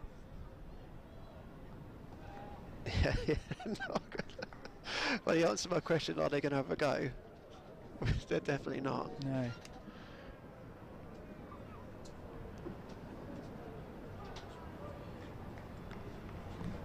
As we said earlier, how many runs Surrey finish the day on doesn't really make a difference. It's going to be somewhere between 15 and 35.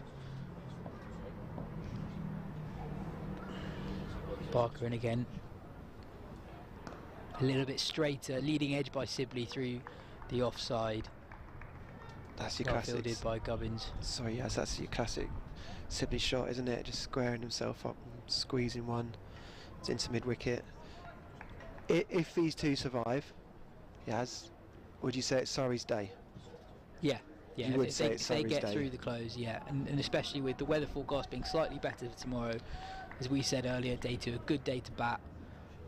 And as we saw earlier in the day, when the ball loses its hardness, it doesn't do an awful lot. The pitch is quite slow, should be quite good for batting. Yeah. Hampshire were never really in a position to really utilise that short boundary as well. Yeah. I think that's something to really look out for in day 2. Pope, if he's in tomorrow, Jamie Smith tomorrow, they'll be targeting that short boundary. Yeah, Cameron still off the back of 100. But still a very long way to go tonight, 7.3 overs to go. Get there, it feels like it's still bright, isn't it? I just wonder about this shade that's cutting across Rory Burns now as he sets up.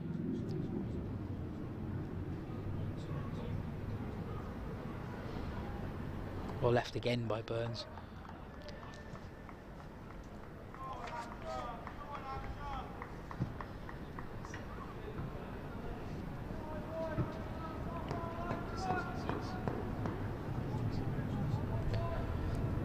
It's been too tense and absorbing to mention my musicians 11, Yas. So for anyone that's been mentioned about that, we're going to get back to that tomorrow.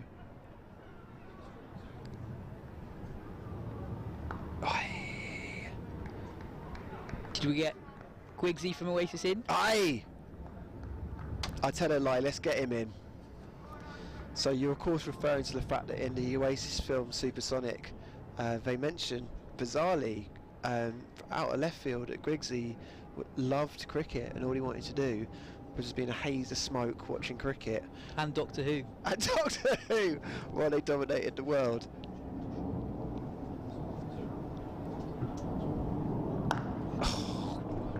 Brilliant shot from Burns. This time Barker slightly over pitches and Burns leans into one, picks up 4. That was a good shot, but more importantly, what do you think Quigsy would do? Would he bat 5 or 6, I think? Or I think he bats 6. I reckon he bats 6 and bowls darts. Yeah. I'm thinking Mark Elam sort of. Yeah? Yeah. Come on then. Quigsy's in at 6. Right, that's me for the day. I'm going to hand over to Cam Ponsonby with 7 overs left on day 1 with Surrey 12 for 0.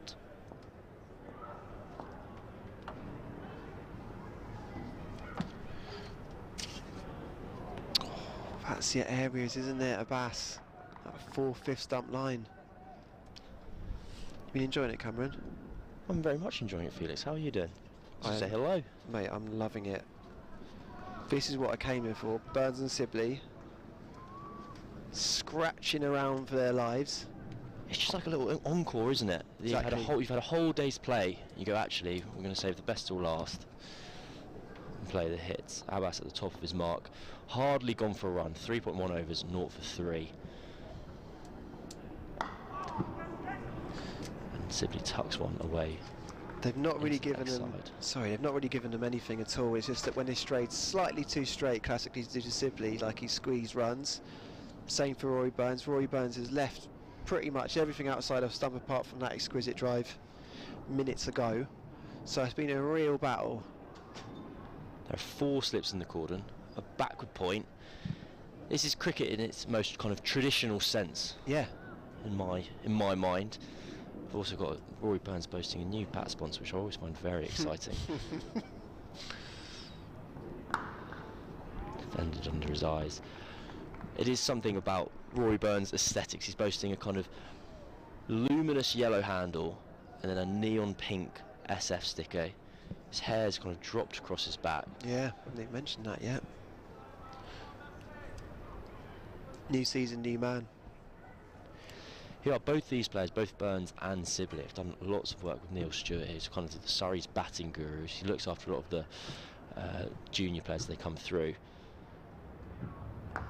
Oh, Rory. He's just nibbling around. There's just that, as you said there, he's been so disciplined at all times. It wasn't quite full enough to drive, enough movement. It takes the inside edge.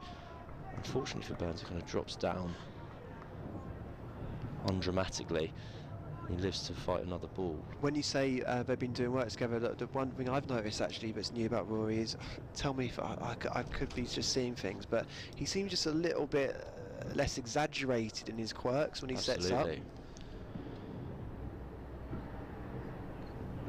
There was again by Abbas. There was definitely a moment where he seemed cartoonish towards the end of that time in the England team, and it just looks. I don't know if I'd even notice it now if I was watching it back for the first time. It's funny you say that. I was just sat down with Taha Hashim, who'll be on commentary on day 3, I believe, and he said that. He said, "Is Burns doing his kind of look to the right anymore?"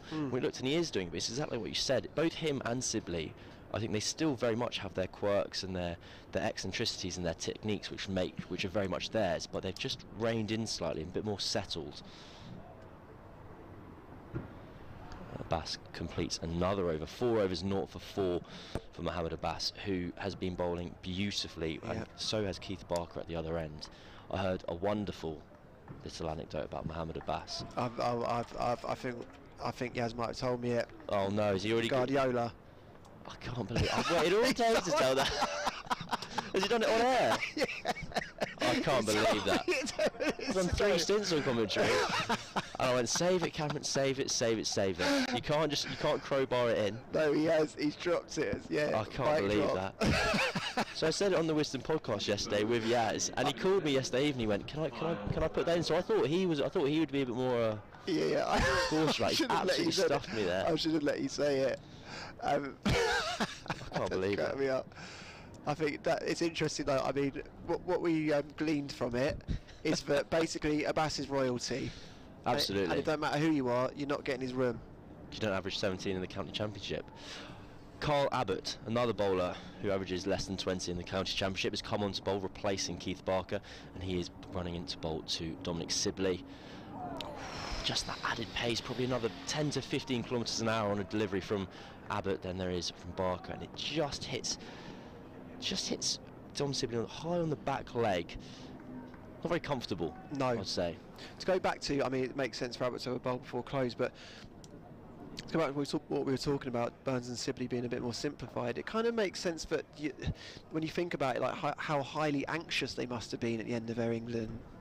Do you know what I mean? When they were playing, and they seem much more calm and measured now. The pressure it's almost ramps up relentlessly.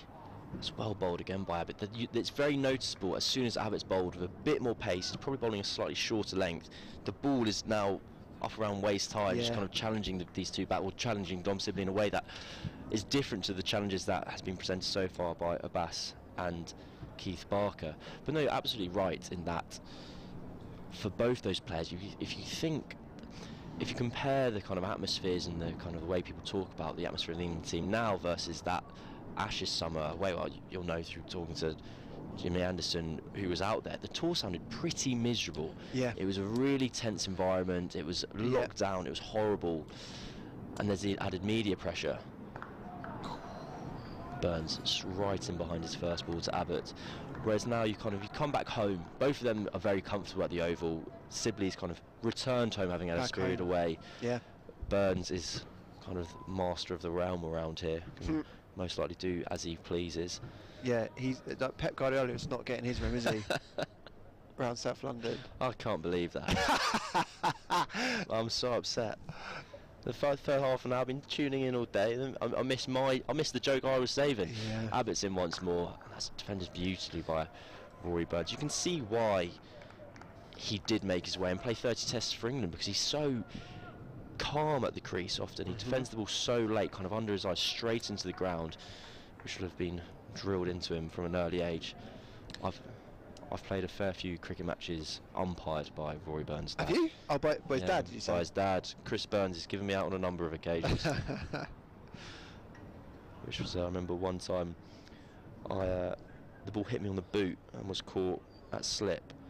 I got given out, and I went, I haven't hit it. He went, LBW. Oh. And I went, nah, I forgot about that. Was it LBW? Yeah. Yeah. Abbott's in once more. Beautifully bowled. Burns just held his shape there. Ball's left him, it's taken his outside edge very undramatically, and they trot through for a single. The score is 15 for none after 8.5 overs. How was the Wisden podcast yesterday, Cameron? Well, there was a particularly entertaining anecdote about Pep Guardiola. Aside from that, everything else was rubbish. I'm going to tune in just to see how you delivered it. Please do. I was actually a bit nervous. I remember saying, I don't know if I should say this, but those are the best stories. But just taking the outside. Hampshire are very much challenging both edges of the bat here. It's been quite a rare occurrence you've seen a Surrey player meet the ball with the full face of the bat, and that's not to their discredit at all. I think it's been a very high quality period of bowling. We have 5 overs scheduled left in the day. The original information was that play was meant to finish 10 minutes ago at 17 minutes past 6. It's now 18:27. We could, 5 more overs? How long does 5 more overs take? 20 minutes? Yeah, I reckon roughly, yeah. Well, stick with us for 20 minutes. It's not going to be anything interesting on TV until then. Do you know what I was... what I found interesting actually is that I think that Hampshire in lots of ways have bowled better than Surrey did earlier on. Okay. Surrey the radar was a little bit scattered. They just bowled a few magic deliveries. Sure. It's felt much more consistent, much more highly contained pressure actually. I think that is potentially speaking true to the nature of the two opening pairs. If you compare Abbas and Barker to Worrell and Roach, as Abbas continues into his 5th over now. Abbas took his 100th Hampshire wicket in his last match, and I had a look at the video they posted on Twitter, and it was like watching a replay 100 times over. It was just bowled, LBW, caught behind, bowled, LBW, caught behind. Now the odd one caught in the ring, it felt like an aberration. It went, no, that's not how you get out to Mohamed Abbas. You nick off, get caught in the slips, and you walk off. It's disrespectful. Yeah, exactly. Get caught in the ring. And here he is in once more. And he's driven away wonderfully by Rory Burns. That will reach the fence. It's just getting there. It teases the field all the way. I think that's Felix Organ, or Nick Gubbins actually, who's forced to chase it all the way and waste some precious energy. Or maybe get a bit warm in the kind of cold lack of evening sun. The shadow of the JM Fin stand. I don't know if it is the JM Fin stand anymore.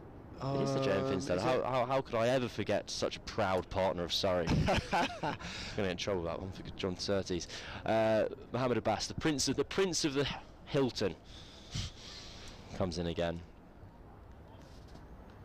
Oh, but I think you're correct in that. Even less so of Kemar Roach, because Kemar Roach is now the kind of wily old fast bowler who kind of relies on skill as opposed to kind of raw pace. Yeah. But he's still, even in his kind of older years. I mean, he's in his mid-30s, not exactly that old.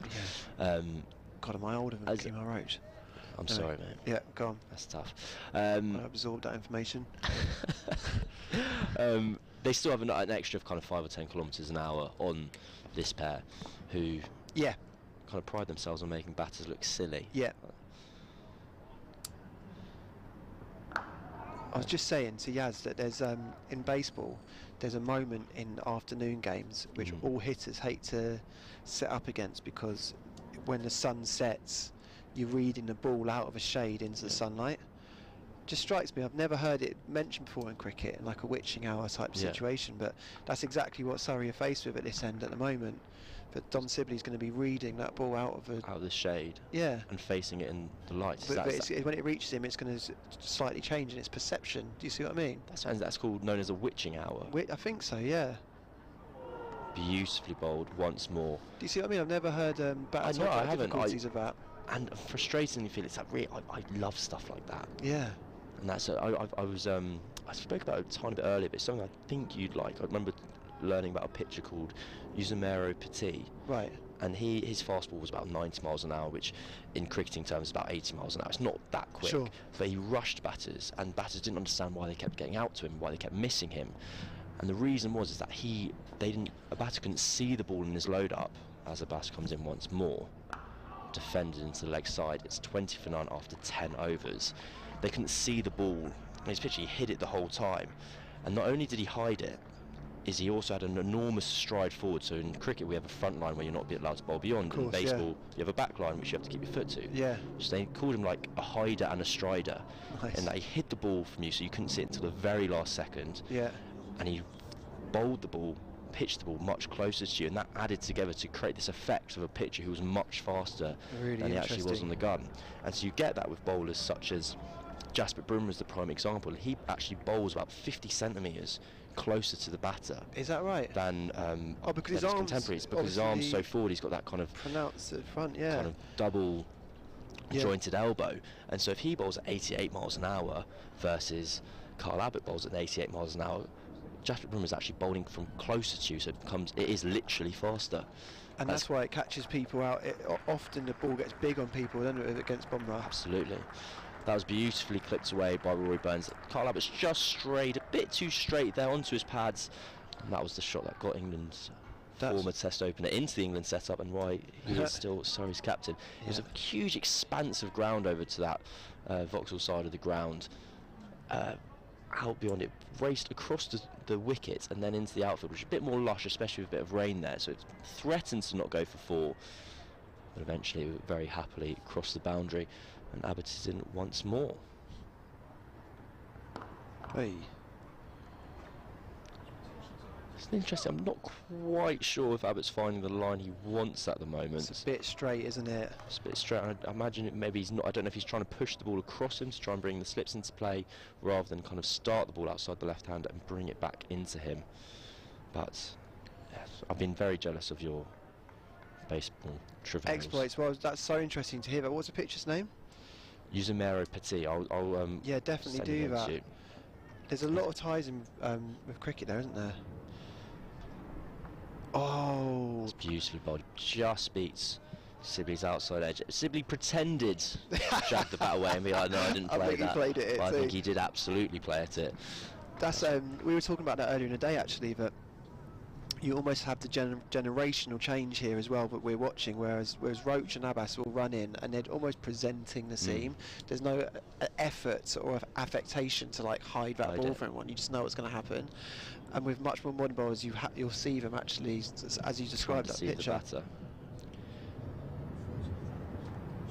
No, I was listening to you and Henry commentating there, and it reminded me of talking to Will Jacks, who was obviously on commentary earlier, when Sunil Narine was here, and they were kind of comparing notes. Jacks as the kind of budding off spinner and Narine as the seasoned professional, and Jacks was asking about it, and he did say that one of the problems was it was almost like Narine was speaking a different language to him, because he was like, you just possess a skill set that is so kind of alien to me and so fantastic and impressive, and I'm trying to perfect my stock ball here. Basically. I'm James Treadwell over here just trying to get it down.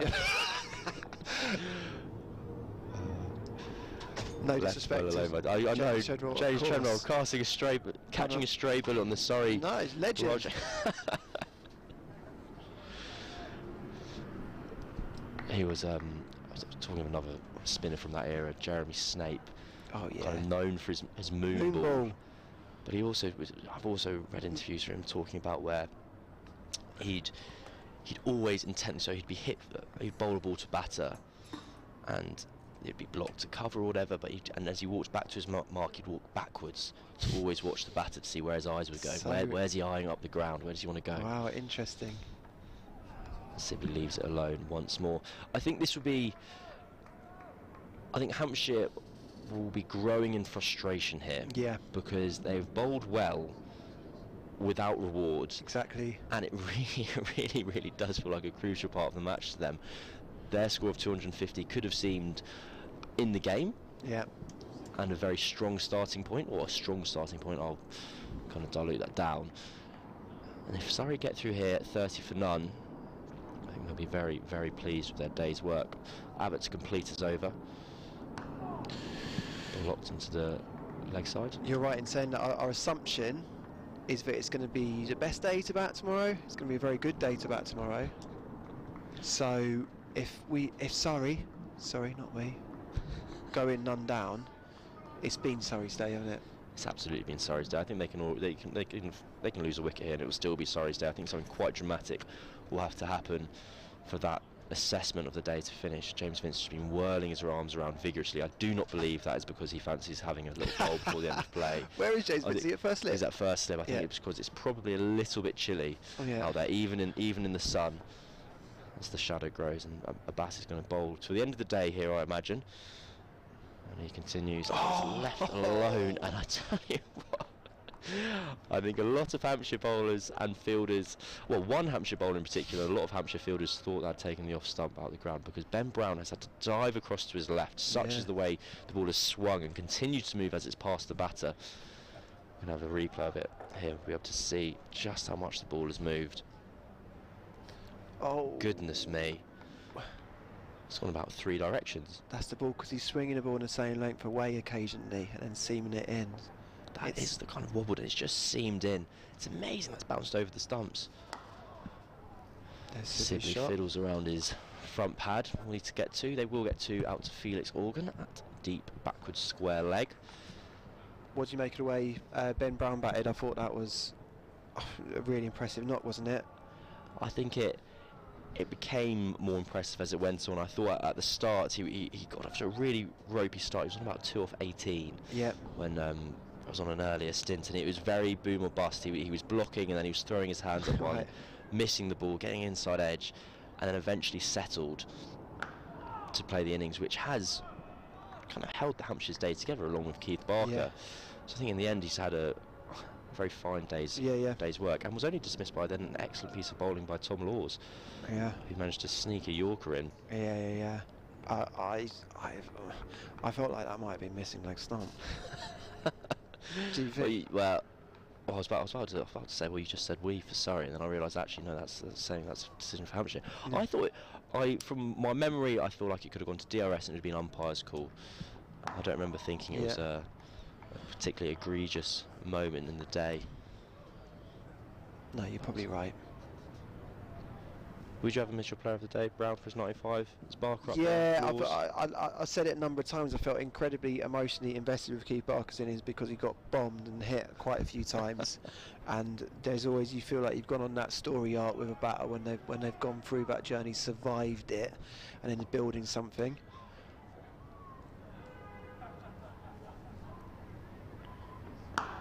It's well defended by Sibley. I completely agree, and I've said this a couple of times today. I've really laughed when Barker started his innings again, to bring him up again. Will Jacks was on commentary.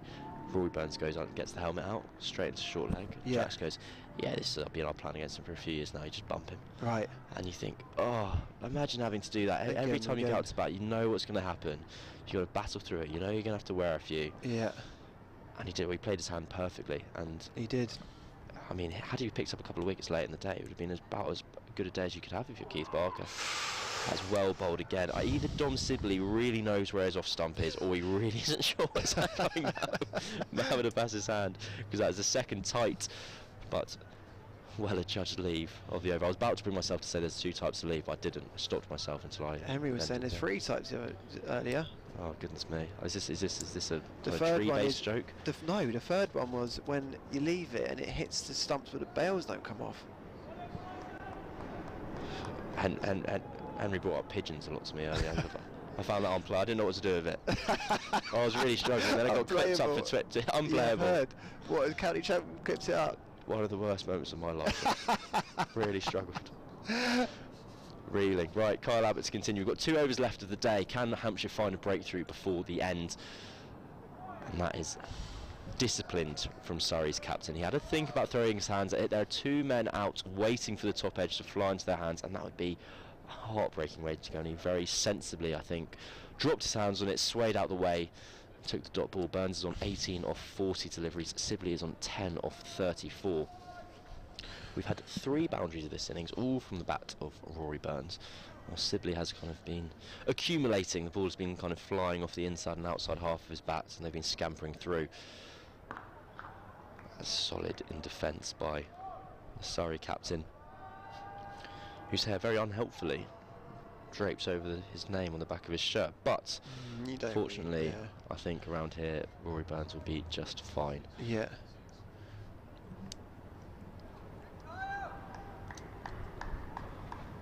Kyle Abbott into his last over of the day. I find it interesting that that's the way Hampshire go about their attack. They have this kind of premier fast bowler, but with that ball as new as it can be, they opt to go over Bass and Barker. 2 bowlers who are slightly slower, just a little bit more probing. They know that even when that ball is a little bit older, or maybe they find that's when Abbott's at his best as well. Yeah. They can then inject some pace into the attack. 9 balls left. Gubbins shines the ball to try and get any movement out of it. That's harsh. That gave the impression that the ball hadn't been moving about.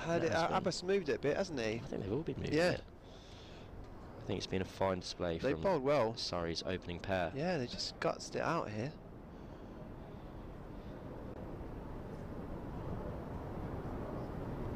Abbott makes us wait, or Burns makes us wait. As they all settle, is there a change of field? That deep square leg has come into the ring. So it's now a deep back square leg and a deep backward point. Everyone else in the ring. 3 slips. Ben Brown applauds his bowler's effort. But this is getting closer and closer to being the nigh on perfect day for Surrey. For a return to the Kia Oval 2023. Yeah. Carry on as they left off. It's a statement, isn't it? Because Hampshire are going to have designs to win it this year. They had such a fantastic victory over Nottinghamshire, and last year they had such a fantastic year as well, bar a couple of defeats, which was one kind of aberration here. Oval, yeah. And that's left well alone.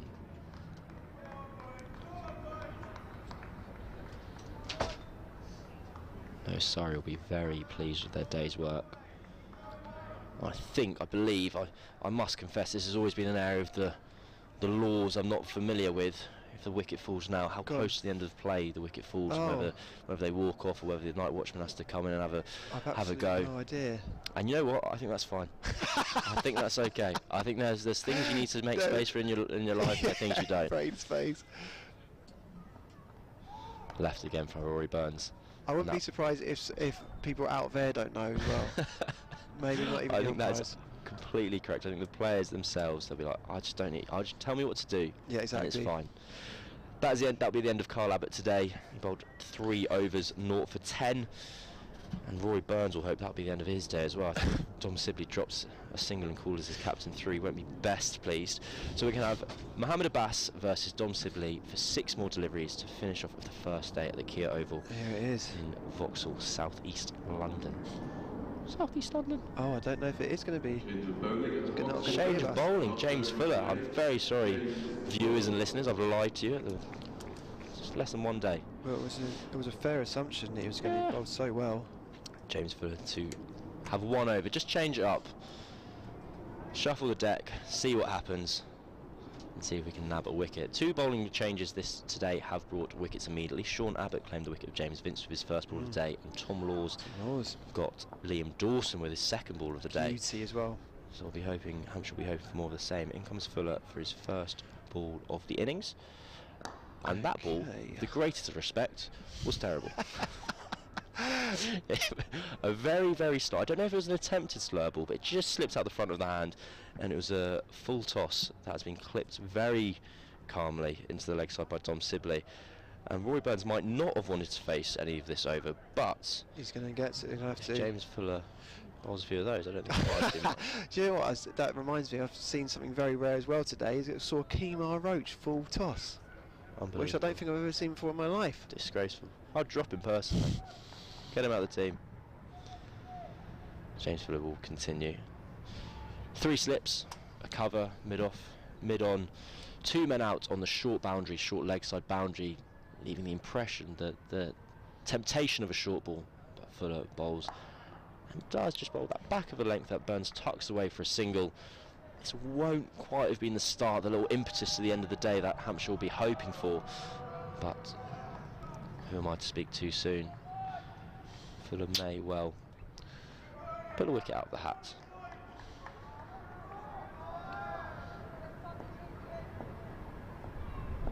That fielder remains out on the offside at the backward point. And again, those 2 fielders are deep in the leg side. 3 slips, all options available to Hampshire in bowling plans. Well bowled, well played.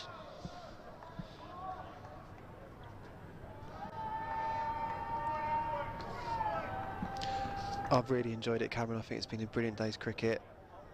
Pretty much at all times, really absorbing in different ways.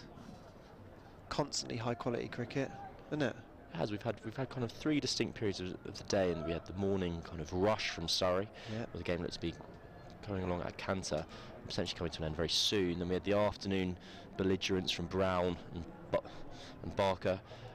And we've just had a little evening show as the high quality trio, and wouldn't be a quado, I don't know what a quartet. Quartet, thank you, musician.